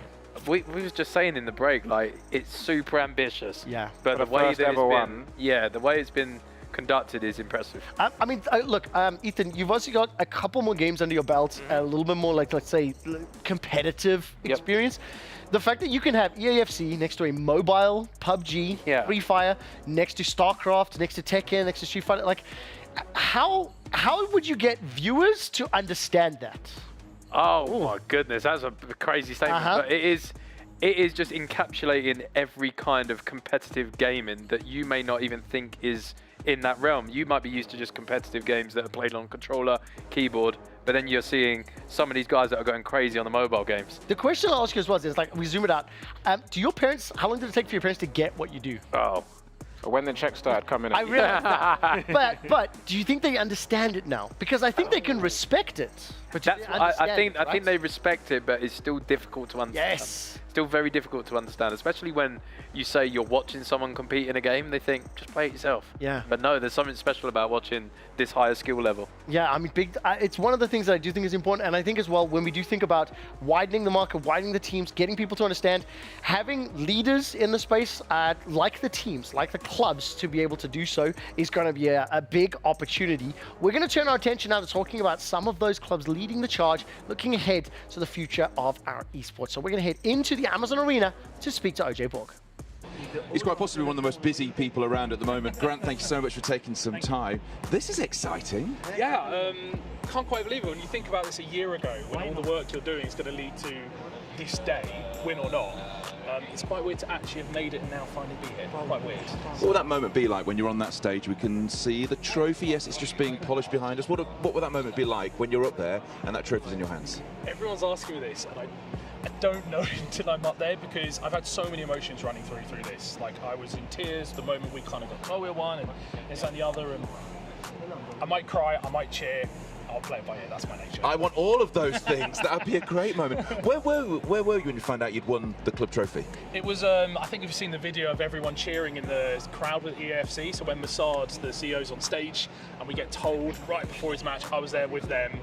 I think I dived over about 3 chairs on top of someone, then everyone's crying. It was just absolute bedlam of emotions. It was incredible. Let's go back 2 years, because you've been with Falcons for 2 years now. You've been at other esports teams before it. I mean, what was the expectation when you joined Falcons? If I'm truly honest, I don't think I quite realised sort of the behemoth of an org that this was. They were the biggest team in the Middle East, and part of obviously the goal was to bring it global and see what we could do. But I didn't quite appreciate, like, wow, there's this much work going on, you have this many fans, this many content creators, etc. So when I walked in and finally understood it, I was like, oh boy, I got 2 years to make something happen, or they're going to be disappointed. So it's like, we just have to put all our work into it now, and fortunately it's worked out. How many teams you at? I don't know teams, but I know we're over 200 players, so I don't sleep very much anymore. I was going to say, we were just talking about the fact of these 8 weeks. I've been in and out. I mean, you've been here now for a whole load of time. Have you ever been on your phone as much answering messages, and especially now you're successful and you're winning? So yeah, my phone has been running out of battery over and over again, which is never an issue I've had in my life, but just being on it non-stop. There's been so much logistics and operation. We've had so many teams here, so many staff working, that it's just been absolute non-stop for 8 weeks, but it was all with this goal in mind of where we stand right now. So yeah, I've been on my phone non-stop, but it was worth it. It was worth it. We've got a few hours left of the Esports World Cup 2024. Then I guess it's a load of downtime for you, a couple of months off maybe. Everyone's asking, oh, you're going on holiday now? I'm like, well, we have TI in September, we have Warzone finals, we have Pro League there's about 5 or 6 major tournaments, so I've had to delay the holiday until October, so 1 more month. But then I'm going away for 2 weeks, and I've told everyone, if anyone sends me a single message in my 2 weeks off, I literally will never respond to you again. So. They're sacked. They're sacked, exactly. Don't message you. And what has it been like? Because obviously we've seen the Falcons fans, we've seen them around, we've seen them in the audience as well. This has been very much a hometown win. What has it been like with the fans? It's been genuinely incredible. You know, coming sort of a new team and a new culture for myself. It can be quite weird at first, and sure, if you don't know anyone, and all they've done is bring myself and the team with us here just completely into the fandom and completely support them as well. And there really is no better feeling than when you're working with a team and there's all these fans cheering for you, and it feels real and it feels honest. When you win a trophy, like, it really feels like it matters for some people out there, and that's why we do this. Like, that's why we do it, for people to cheer and enjoy it. So to have them there and to talk to me and take photos and shake my hand and talk to me about teams, that's what it's all about for me, and I absolutely loved it. You're a celebrity now, Grant. A celebrity. And you can't choose the moment you won it, because that's easy. You can't choose that. Favourite moment over the past 8 weeks? Favourite moment was right at the beginning when we won the Free Fire event, and it was because we come off of a Warzone victory, which was somewhat expected with the team we had. And they were great, by the way. They were such great value. They were amazing. And then we went into Free Fire, and I remember that day because we lost the MLBB final in a situation where I think people would argue with the favourites, and so we all were really sad and down. We walked over to Free Fire for a team that we knew were top 4 capable, but we had never put expectation first. And then it was the final game They had like the 20 kill game. They won the match. They got like it was the perfect situation for the points they needed. And we just went from such a low to just screaming and screaming and everyone cheering, diving into it. And that for me was just, it was the perfect moment because it was so unexpected. And we've seen that in the highlights as well. Well, listen, Grant, congratulations. I'll say this right now. I am looking forward to whatever happens when I see you with the hands on that trophy. Thank you. Thank you so much. Thank you. Thank you. Huge congratulations to Grant Rousseau, CEO of Team Falcons, truly putting together an incredibly impressive roster of competitive teams. He had a 20+ minute interview with us not that long ago, discussing the vision, the goals, and honestly the targets for Team Falcons. They smashed it. As far as the EWC Club Championship is concerned, they picked up the very first title in week 1 with Warzone Resurgency win. Hisoka doing such a great job for the team, and they never let go.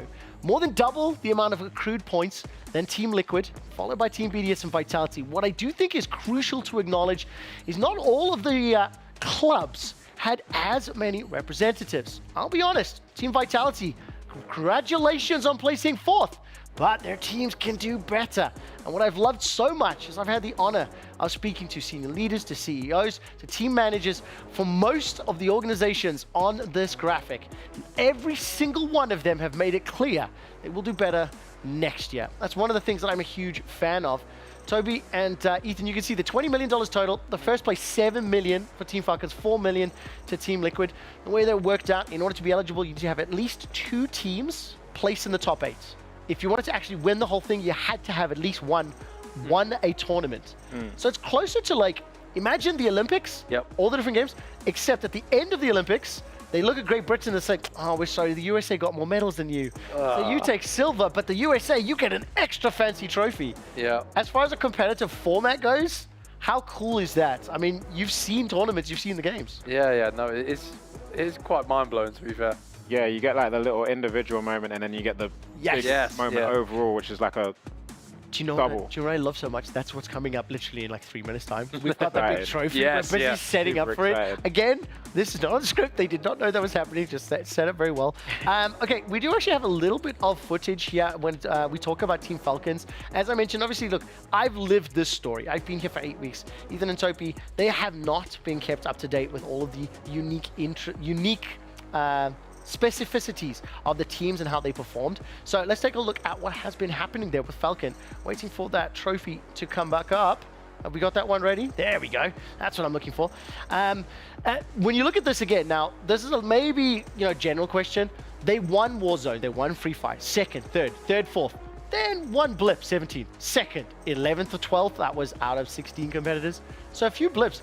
How hard is it to build a single club with 20 games? I mean, like, this is crazy stuff. That's what I'm saying. In the grand scheme of things, when you look at it, and in some of the major titles, they've done top 3. Yes. So. How would you, theoretically, how would you build a successful gaming team?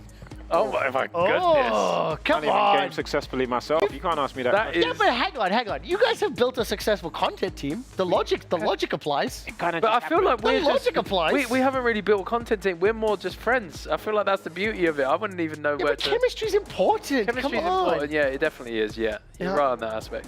Toby, you're still thinking. I can see it in your eyes. There's chemistry. There's a respect that we all have for each other, an accountability that we all hold each other to. All those factors help build in any kind of successful team. Just really quickly, the shots that's on your screen, that's MS Dasari, the guy that started Team Falcons. We are about a minute and a half to the scheduled planning. I give you guys just a quick opportunity. Give a shout out. I want to say thank you very much. You've been incredibly generous with your time, and I'm very appreciative. So give a shout out to fans, to viewers, let them know where they can find you, what happens next, and what you're feeling. I mean, you can find us on youtube.com/sidemen. We're always trying to do things bigger and better, so come along, join the fun, be a part of the family. And who knows, we'll keep trying to surprise you every Sunday. Oh, thank you guys so much. I really appreciate all the time that you have spent with us. We are now wrapping up our portion of the show. In less than 50 seconds, the EWC Club Trophy will be awarded to the most successful and the most impressive club at the Esports World Cup. I'll have one last chance to say this, so please forgive me if you've heard it before. 8 weeks ago, 57 days, 22 tournaments and 21 games. That is what we have completed. More than 1,500 of the world's best gamers, $20 million in prize money allotted to the best club, $40 million of prize money spread across 22 unique tournaments. History has been made here in Riyadh.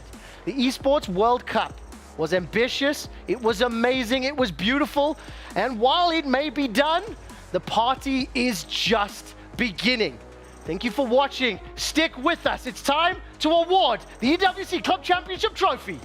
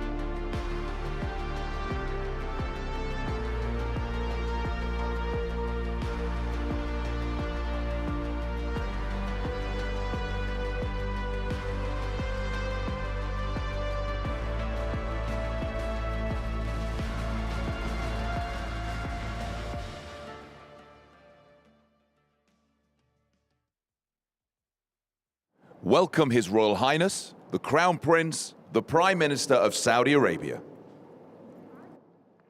The National Anthem of Saudi Arabia.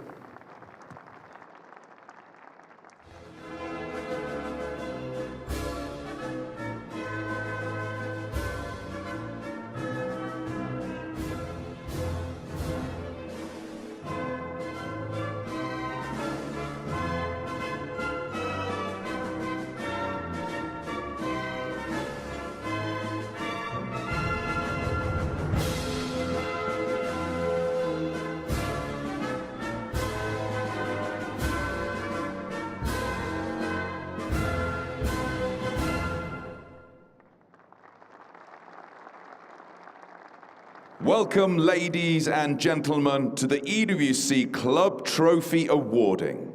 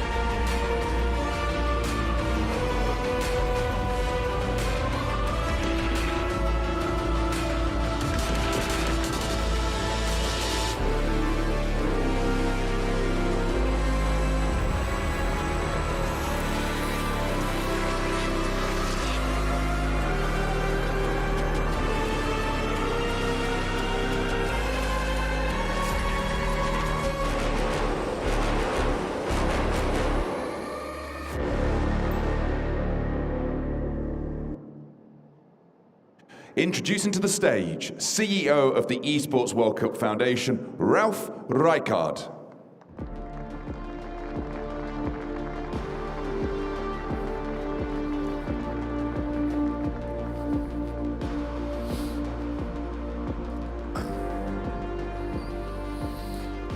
Your Royal Highness, esteemed guests, fans from around the world, tonight marks a historic moment for esports. Over the past 8 weeks, we have witnessed greatness unfold. The best players from over 100 countries, battling it out for their clubs on the best games to find the one club in the world. We have seen passion, sweat, joy, tears, pain, happiness, and broken dreams. Let's take a look back at the highlights of history in the making. 8 weeks ago, they arrived, driven by a hunger only few could understand. Welcome to the Esports World Cup! The arena became a crucible of dreams and despair. This could be another masterclass from Odyssey. The two young guys. He delivers another impossible clutch. This has been the best Apex Legends we have ever seen.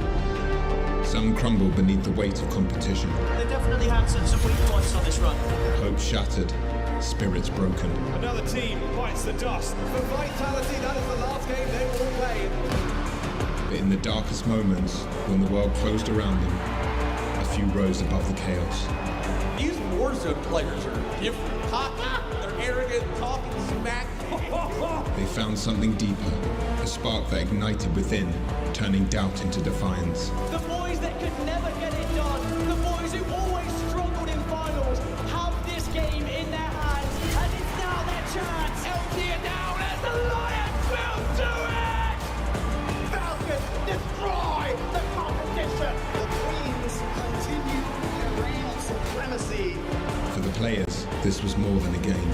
Too many people say I'm older, I can't win, but today, I prove myself. It was a battle for a place in history.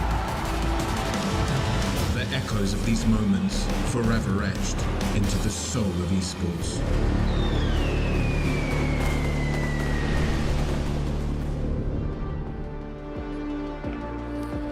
As we have just witnessed, this journey, this trophy is more than just a competition. To make it to the top three in the Club World Championship is a true team effort, an accomplishment spanning across genre, games, and borders. Let's take a moment to acknowledge BDS, who finished third with 2,000 points and 2 game championships.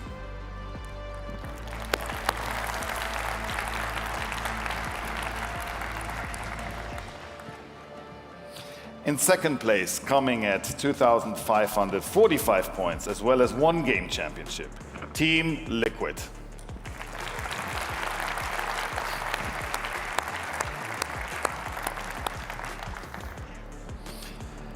And finally, an incredible club who has risen above the rest, fielding teams in a record of 18 competitions, claiming 2 game championships with a remarkable performance across the board. Team Falcons.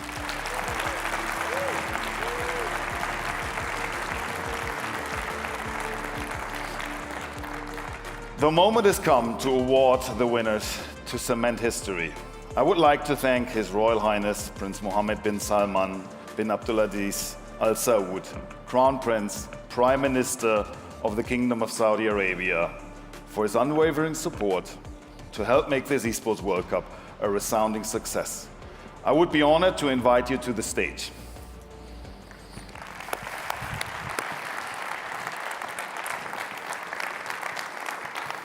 Thank you so much.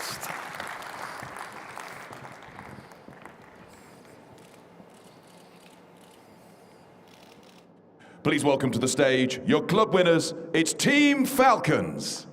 General Director Mohammed Al Materi, Global Esports Director Grant Rousseau, and CEO Masad Al Dossari.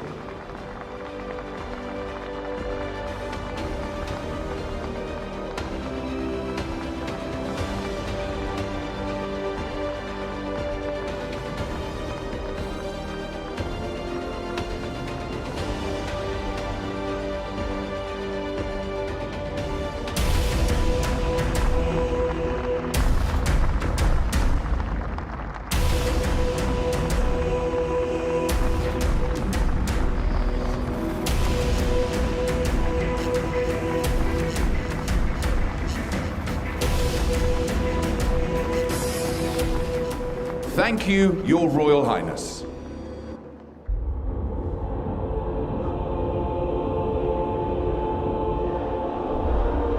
The Falcons look to climb the podium here at EWC. They are the team to beat. Talking about Falcons, alright. They are definitely champions in my prediction. 0 on his own, 0 no HP. Falcons will not win it here. Falcons, they knocked them out in front of their home crowd. The Falcons will fly no more. Falcons flying in for the final moment. All together like we started. Falcons destroy the competition. Those tears, we understand those tears. From the skies, the champions of MENA, the kings of Saudi Arabia, Team Falcons. Falcons couldn't take it all in style. There is no one that can touch them. They win the final map. They win the whole tournament. There is no debate. The Falcons are now the greatest the world has ever seen.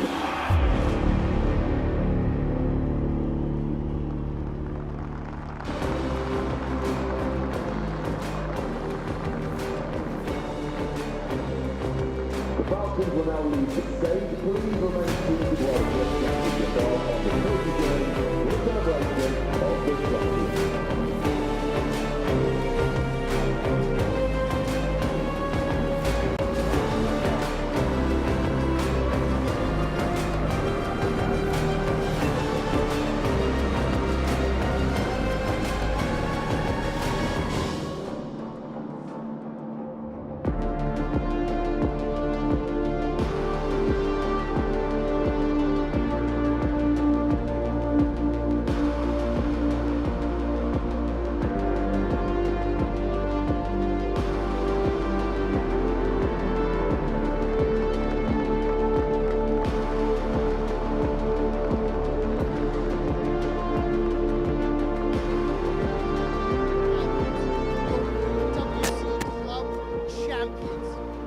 #1 prize, $7 million in prize money.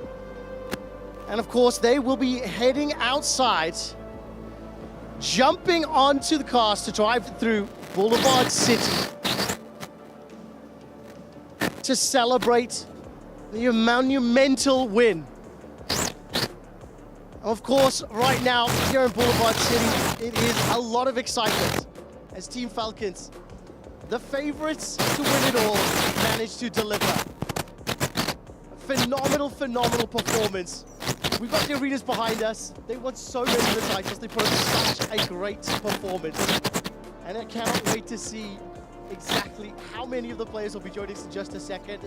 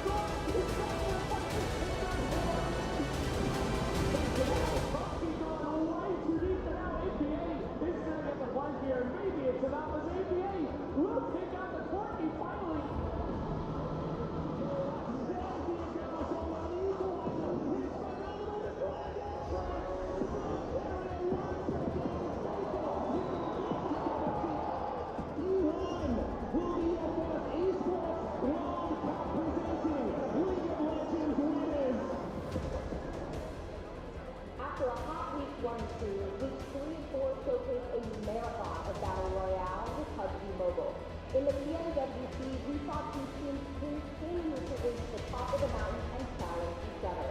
But it was the Amazon Arena that truly stole the spotlight with the debut of Counter-Strike 2. And it all happened in this beautiful arena.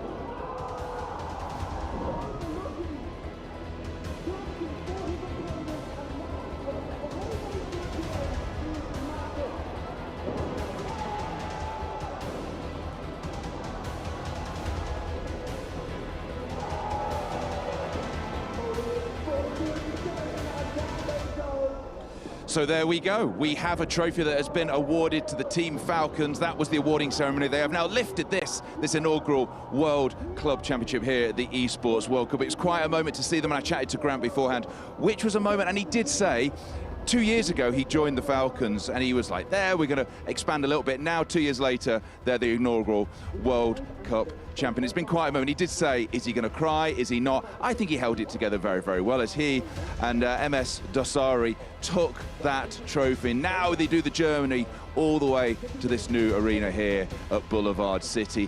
On those cars, on those cars with their trophy all together. It's been quite the 8 weeks here in Riyadh. In Saudi Arabia.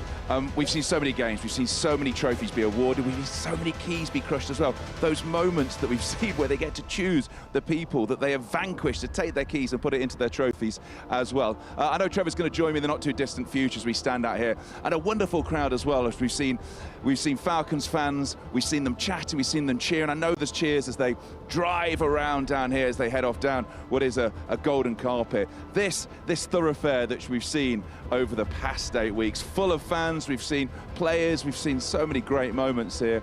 We had the Esports Awards last night, of course, which capped off this fabulous 8 weeks. The inaugural one as well, the inaugural competition as well. Now, obviously, there's lots more things happening tonight. It's been quite the moment. It was a very respectful silence in there as they took that trophy and they shook hands as well. And they took that trophy as they go all the way through the... Now, one of those things for me that's been one of the large moments. It's been very... I've been here a couple of times. I was here at the heart, and then I came back from the Strike tournament, which is my own personal thing. It's been the connection of fans across this 8 weeks, because lots of people have watched this, lots of people have attended these events as well here in Boulevard City at the 3 wonderful arenas. We had the STC Arena, the Amazon Arena, the Arena. It's the fans that have been here, and they've come from all around the world. They have been people who have the cross-section of gaming. That is what brings them together. And one of the things as well that was great to see, that I was part of the show match between Neymar Jr. when he was here playing the CEO of Falcons. 3 different games they played, and what was amazing about Neymar, somebody who's so famous for playing football, one of the greatest footballers ever done it, he's played for the Brazil national team, he's always been very, very good as well, was to see how much he enjoyed playing on stage in an esports way. Because he was here, not just to play esports himself, he then played Rocket League again. He's never played before, he's never played Rocket League before in his life, but he absolutely loved that. And he got his son up on stage, and then when he played the finals one Tekken, he got to crush MS Dasari's key, which I think he was quite annoyed about because he wasn't really a Tekken player. Now, as we can see, this journey will be continuing all the way through. They will keep going all the way through till they get to this final arena, and a fabulous music performance tonight, which will be happening as we have this trophy, this wonderfully built trophy, the first time that has ever been lifted. Of course, it will be lifted again in 12 months' time. I think the question is, will Falcons be a team that lift it again? Because now we've seen the standard from the other teams of what they need to do. We now have a standard, and that's when you have something for the first time. It's always about laying that standard down. It's how the other teams respond to it. Now, one of the powers of the Falcons, they've been so dominant across so many different games. What it's up to the other teams, like Liquid, who came second, is how they build their strength in other games. And that's one of the great things about the Esports World Cup. It's about not just being good at the one game you're known for. We know T1, the greatest org in the world in some people's eyes, because of course they've got that great League T with Faker. It's how you become big in other games. And I think that is what we will see between now and next. Well, I tell you actually, let me hand over, because I know TN25 is on the carpet at our other venue. Buddy, how's it going?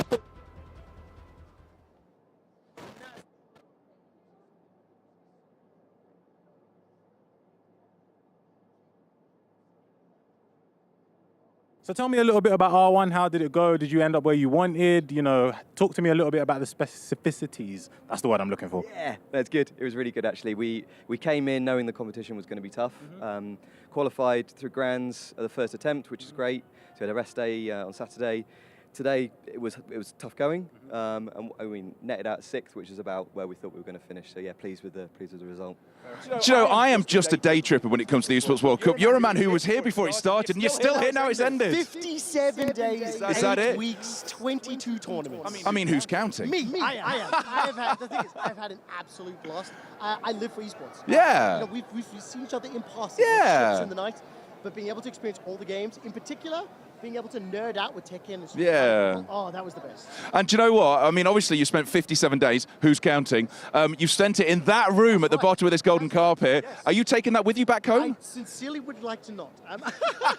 The one thing I would upgrade for next year, Air conditioning? That's the one thing I look forward to. Because I did a couple of days in it at the start. Were you still getting the loud music from the other side? I will be honest that kind of grows on you. It's a bit distracting at first. So because it's such a festival vibe, there we go. Because it's such a festival vibe, the music at like 9 p.m., 10 p.m., it just adds atmosphere. It's just fun. It's excitement. Yeah, it's a lot of fun. Do you know, I must admit, when I was in there, did it get warmer and warmer and warmer then? Because when I was there, I remember dressing, I was thinking, listen, it's fine, we've got air conditioning. I'll dress warm in case I get cold. Oh, Joe, we got a third AC unit installed. Yeah, so it was a lot of fun. It. More importantly, I think it was really great. It's the amount of personalities and former professionals, world champions, some of the best gamers and commentators on the planet got to sit and just talk nonsense with me for 4 weeks, 8 weeks, because it was just a lot of fun. Don't forget the other 4 weeks. It was 4 weeks twice. 4 weeks twice. I will say this, it's been a very long broadcast day. Okay, here's a question for you then, because I think you are uniquely poised, because you've been not just across the games, because this is what we wanted about the Esports World Cup. I was saying it before. It was about coming for the Counter-Strike and staying for the league. It was about coming for the Mobile Legends Bang Bang and watching the Rocket League. What has been your moment? Is there one moment you can pick out? Oh, beyond a shadow of a doubt. I'll give you two. My favorite tournament moment was in Street Fighter 6, watching Xiao Hai win. His wife stepped up on stage with him. He's a Chinese player, competitor, and his speech, he straight up looked in the camera and he said, I was told I'm too old. I'm 35. I did this for Xiao Hai. And he started crying. It was amazing. My second favorite moment is getting to work with Justin Wong. 20 years, the guy's been a competitor player, 9 times EVO champion. I literally got to sit, stare him in the eyes and say, you know, thank you so much. Do you know that you left an Easter egg that we continued every single week? No way. Go. What was the Easter egg? From week 1 to week 8, we did our very first cold open on EWC Central. And we had a fantastic moment from OJ where he said, I brought some friends. No way. Do you keep doing that? Every single week. No way. Yes, hand on my heart. Every cold open, a different member of the broadcast team said that. So thank you for the gift. I love that. I tell you what, I'm going to tell you a second about Easter eggs. Do you know where it comes from? Tell me. I'm going to tell you in a second because TN25, I believe, has got someone with him. The stage is about to set. The sun is coming down. People are walking in and out. I can't wait to see some serious faces keep coming in and out of here right now, because I'm telling you right now, if things keep going up like this, there is so much going on. We're going to keep going. We're going to keep rolling. I'm waiting for the golf cart to come. I'm waiting for the trophy to arrive. Now, I've seen the trophy from a distance, but I haven't seen it close up. And that's one thing that I'm absolutely looking forward to, is the Team Falcons roll in, being able to see the trophy close up, being able to see how they roll up, being able to see the smile and the joys of their faces after 8 solid hard weeks of winning competitions, 8 solid hard weeks. Firstly, winning Warzone and getting those points on the board after winning the first inaugural Esports World Cup. It's been solid work from them. They've been absolutely fantastic. The cars still keep rolling in, and it almost feels like a mystery box, because you never know who's going to step out of those cars. Who could it be? Could be someone famous, could be anyone. My man, and I've got it on good authority, he's going to be with Brittany Johnson in just a second as well. Right, you ready for the Easter eggs? Wait, Brittany Johnson? Yes, yes. Oh I know. Brittany Johnson's here. Okay, yeah, but Brittany Johnson's there. That's the problem. She's not here. We've got to get there. Look where everyone's going. Anyways. Yeah, do you know what I was hoping for? They had all these amazing golf carts lined up, and they all left without us. Oh, yeah, well, okay, yeah. I mean, to be fair, they are the stars of the show. Well, we are that's merely what here they to think. So you were going to tell me, what's the Easter egg about the friends? Okay, so people always talk about Easter eggs in games, the rest of it. Have you ever seen the Rocky Horror Picture Show? I have, but I don't recall it super well. It's a long time ago. So what they had was they had an Easter egg hunt as part of the set, as part of the filming, and they accidentally left 2 Easter eggs under one of the chairs, and that's why it's called an Easter egg, because it was forgotten there. Oh, that's amazing. It's almost like the Starbucks coffee cup in Game of Thrones. Yes, I love that. I love that. So you were talking about your favourite moments. For me, what I really enjoyed, and I mentioned it before, was obviously I enjoyed the Counter-Strike tournament. I loved learning more about League, and do you know what? It was great. We had Initialize with us, and he really explained some of the things that I just didn't understand about it, and he really put it in a way. And that's what was great about the show you did, was the fact that if you didn't know these games, it was brilliant that you could learn more about it. Yeah, I mean, look, the whole point of the EWC Central broadcast is we had experts from each of the games that had tournaments on go. One of the best bits for me was every single week we had different experts on the show that wanted to play the other one's game. So, for example, I was mentioning Justin Wong, long-time fighting game expert, right? 9 times EVO champion. Did you play him? I did. He wiped the floor with me. No! Perfect me once, and then the next 2 is an absolute smash. More importantly, he got into Rocket League. All he wanted to do... Mate, I'm so sorry. I'm so sorry. Hold that thought. Go for it. Do you know why? Tell me why. Brittany Johnson! So we are here on the red carpet, first interview, and we are joined by Brittany Johnson. How are you? I'm wonderful. How are you doing? I'm good. I'm doing great. The vibes right now are just immaculate. Now, I know you were part of the Esports Awards yesterday. Talk me through that. How did you find it? What was your experience with that? Oh my goodness, the Esports Awards yesterday were incredible. I was doing the voiceover for the ceremony, so anytime you heard anyone come on stage, I was the one introducing them. But that's what I'm most known for, is voiceover, so it was really cool to lend my voice to the weekend, yeah. Nice. And talk to me about like your experience with esports. You know, how big do you think this could go? Obviously, first Esports World Cup. What do you think? How big do you think this could be? Okay.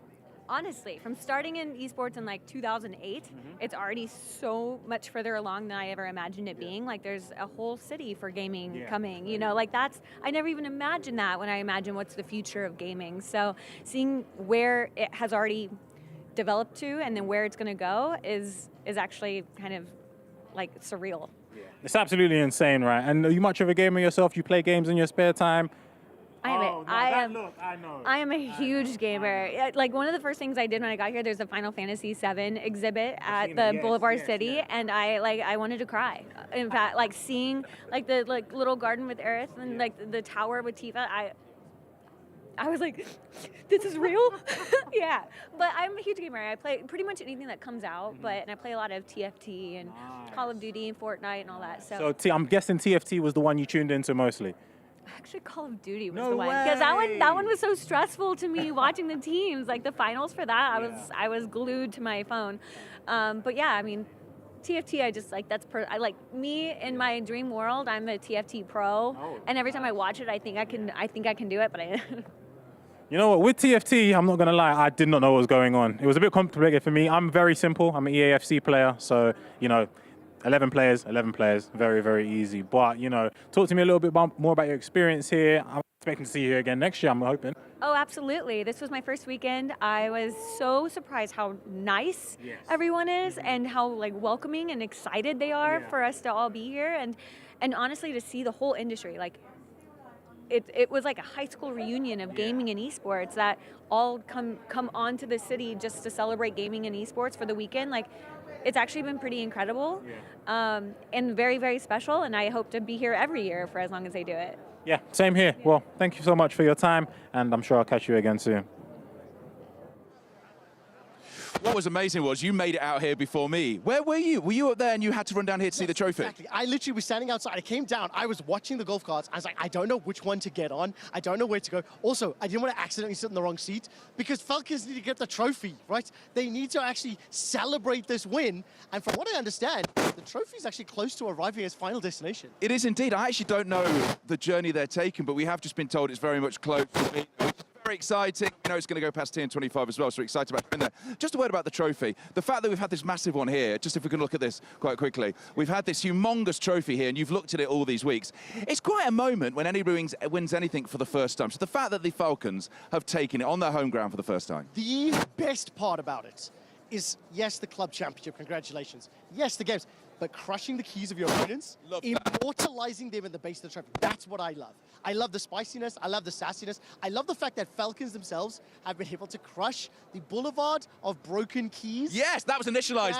That's kept going. Every week that's coming. It's just a beautiful line. It's a very, very beautiful line as well. Single opponent club's hopes, dreams, aspirations, desires. You know what? You came second, third, fourth. Falcons earned it. They played the game right, and they played it well. I'm sure you know this. I'm sure it must have come up at some point. How many keys did they crush? There's actually too many. At least 55. That's an outrageous amount. 55. At least 55. I mean, Hisoka and Team Falcons alone. They was monster. They crushed at least 15 keys themselves. Wow, okay. Yeah. So the one thing I was mentioning before is the fact that Team Falcons, they came here, they came with a great roster of teams. Every one of those teams had a great roster on it. It's next year. Now, the other teams, we look at Liquid, who came second. The other teams now need to step up. Can I tell you this? Every single CEO I've had the pleasure of interviewing, they manage to commit and promise that they're going to be doing better next year. They've got to.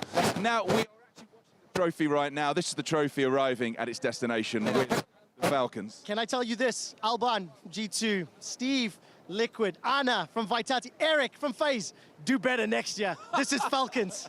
This is them.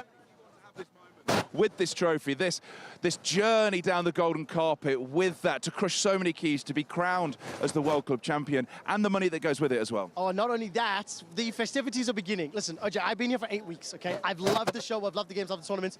Do you know what it's time to do now? It's time to start.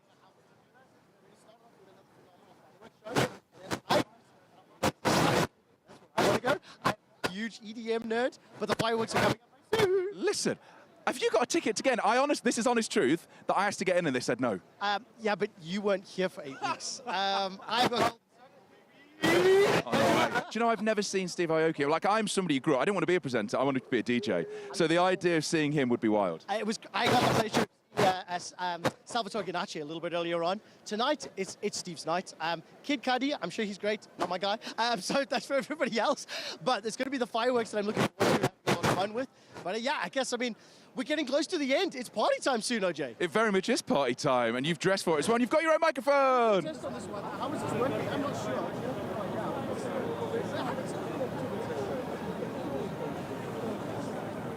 I mean, it's fine. It's live. It's always wild. Everyone has now made their way over to us. Yep.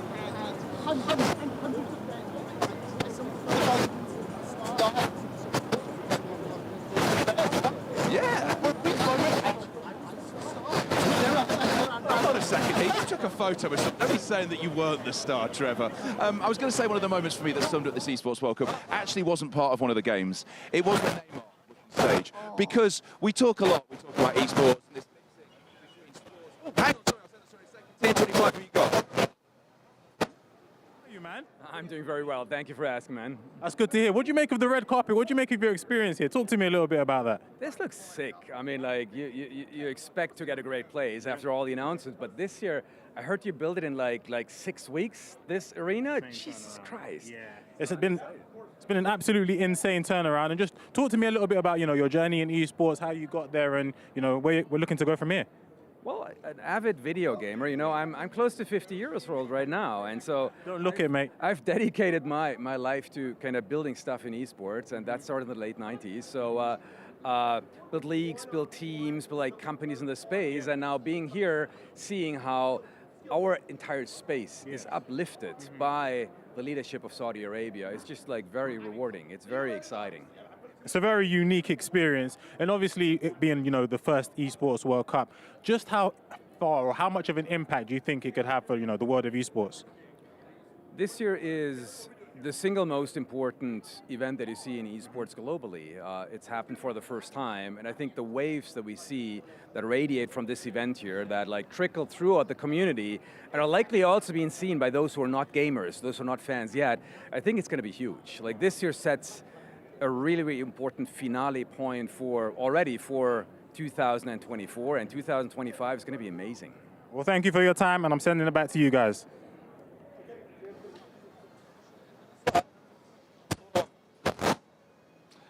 Thank you so much. I was about to tell you my wonderful story. Yes, Neymar. I'm going to tell you, Neymar. So I was here, I flew back in for that, and what was wonderful about it was it's this meeting. We talk a lot about the meeting between games and sports, esports. It was the perfect meeting for me, because you get someone as famous of Neymar, and then look at him, he's on stage and he's enjoying the games. And not only that, Neymar was here with his son. Who helped him? He had to put the controller down. He had to put his controller down and let his son play, because he simply couldn't get away with it on Rocket League. Right. It's been great to be here. You said you're excited about the fireworks. Let's go! 3, 2, 1, fireworks!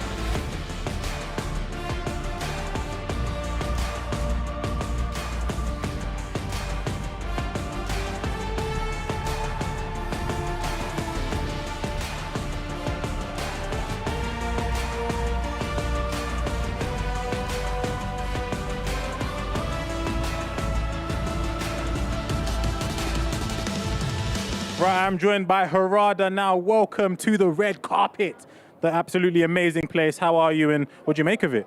いや素晴らしいイベントでね、サウジは何回か来てるんですよ。こういう e スポーツのこういう大会初めてだったのでとても素晴らしかったです。It was a great event. You know, he's been to Saudi Arabia several times, but this scale of an esports event was the first time.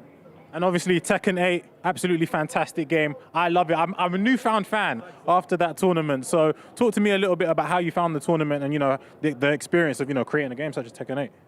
Tekken 8を作ってどうかっていうすごい大雑把な質問なんですけど、そうだね。どっちかというと、こっちの大会を見ての方がいいんじゃないか。はい、そうですね、今回、非常に鉄拳ゲームシステムをガラッと変えてアグレッシブなゲームシステムにしたんですけど、まさに今回の大会でも先に手を出してしっかりこう戦う気持ちがすっごい前に出てる選手がやっぱり案の定すごく上に上がっていったので、ゲームのシステムとこの e スポーツの盛り上がりとうまくマッチするような、タイトルになって非常に良かったなと思ってます。It was great to see, for Tekken 8 that we kind of changed the system quite drastically from the past installment to make it a focus on more of an aggressive gameplay style. So we really saw that the players at the tournament, they were able to kind of harness that, did quite well. So it was a very exciting tournament. And how does it feel to see, obviously Tekken 8 on the biggest stage? And did you expect it to, I mean, Tekken has always done well, but did you expect it to do as well as it has? どう思ったかでね。いやそうですね。鉄拳8はちょっと今年発売してからもう大会何個かやってるんですけど、大会では必ず盛り上がるっていうのは我々自信があったし、見てて面白いゲームになってるっていうのも自信があったので、今回はその自信がさらに確信に変わったっていう感じで、いい意味で本当に確信に変わったって感じですね。He was saying that, we've seen several large tournaments since we released Tekken 8. So, we've seen the player base really kind of grow attached to it. So it wasn't necessarily being surprised, but it gave us even more confidence that the player base is happy so far with the game. Nice. Well, thank you for your time, and I'm wishing you the best of luck. Cheers, buddy. Well, as Trevor's just ditched me to go take photos, I've got Becca Henry here from G2. How did you enjoy that ceremony? It was incredible. I think it's kind of bittersweet feeling because it's the end of 8 weeks of incredible competition. It was an incredible ceremony, but it's sad that it's over now, really. So what happens for next year then? Obviously, we've seen Team Falcons lift the trophy. We saw Liquid come second. What do you do for G2 to try and get further up and maybe even lift that in 2025? So I think for us, it's more of the same, but better. So looking at more training, figuring out better strategies. We've got the flow of it now, kind of coming in next year, going all in next year really is kind of, I think the best approach, but, figuring out the best ways that we can get ahead of our opponents. Becca, we were chatting yesterday, we did a panel together and you were wonderful on it, and we were talking a lot about fans, G2 fans, because G2, you've got great teams, you compete across the spectrum of esports, but for you it's also about youth culture, it's about bringing people in and telling the stories of your players. Yeah, absolutely, and I think this is what this whole event has been a really, really big indication of that. You see, I was in the arena today watching G2 play Falcons in Rocket League. Sadly, we didn't win, but it was incredible seeing just seeing the home crowd and just, I always get goosebumps whenever I go into esports venues and hearing people cheer, but just seeing that crowd today was incredible. It was an amazing crowd. Well, listen, Becca, thank you so much. It's been an absolutely pleasure to chat to you. Maybe see you on the flight back. Thank you so much, Becca. Right then, my man TN25 has got somebody else he wants to speak to, so let's leave this carpet to his.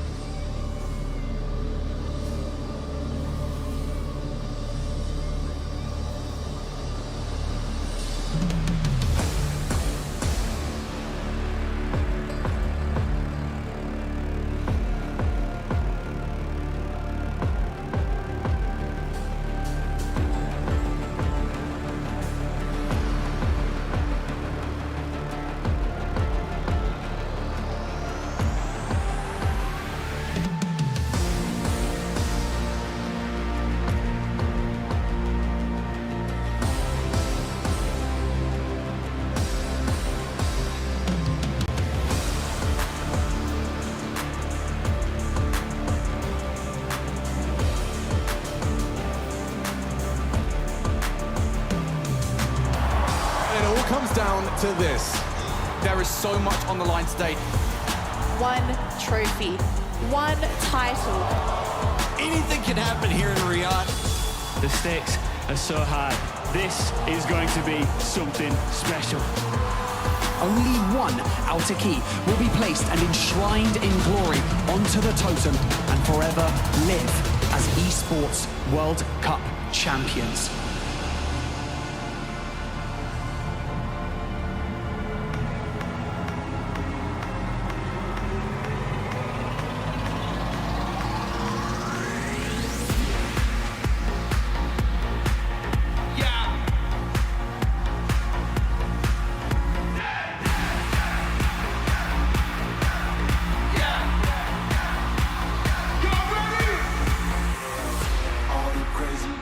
Did you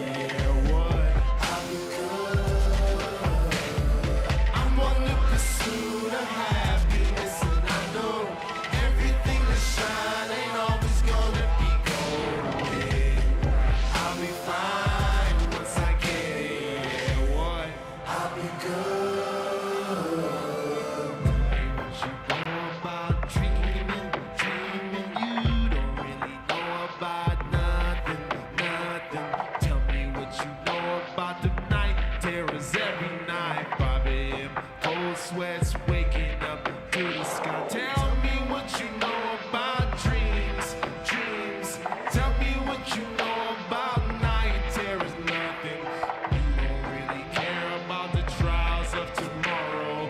Rather lay awake in a bed full of sorrow. I'm on the pursuit of happiness. I know everything that shine ain't always gonna be gold.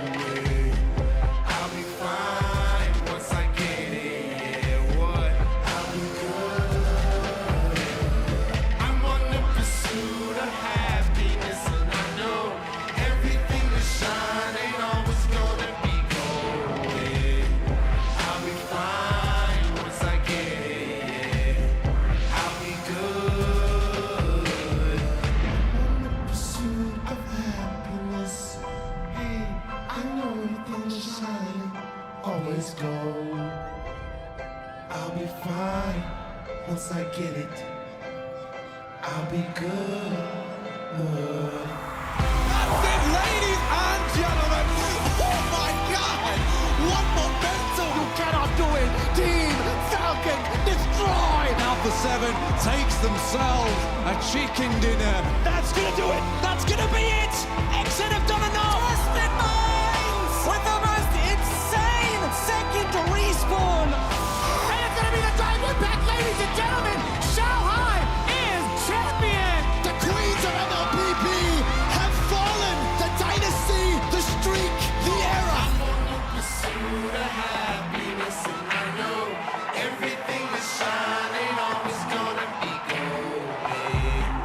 I'll be fine once I get it. Yeah, I'll be good.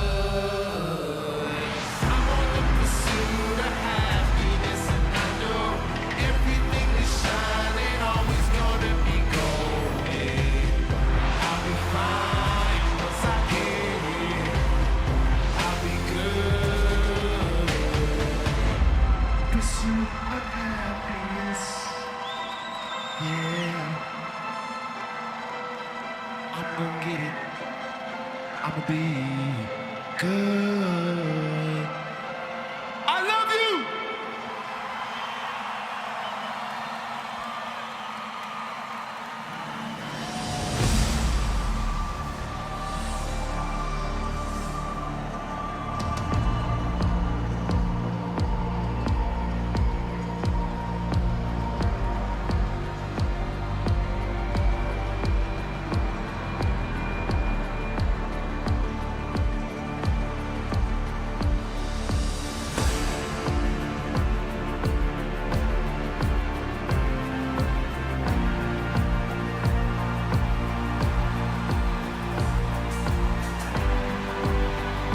And now, welcome to the stage, the first ever Esports World Cup Club Champions, Team Falcons.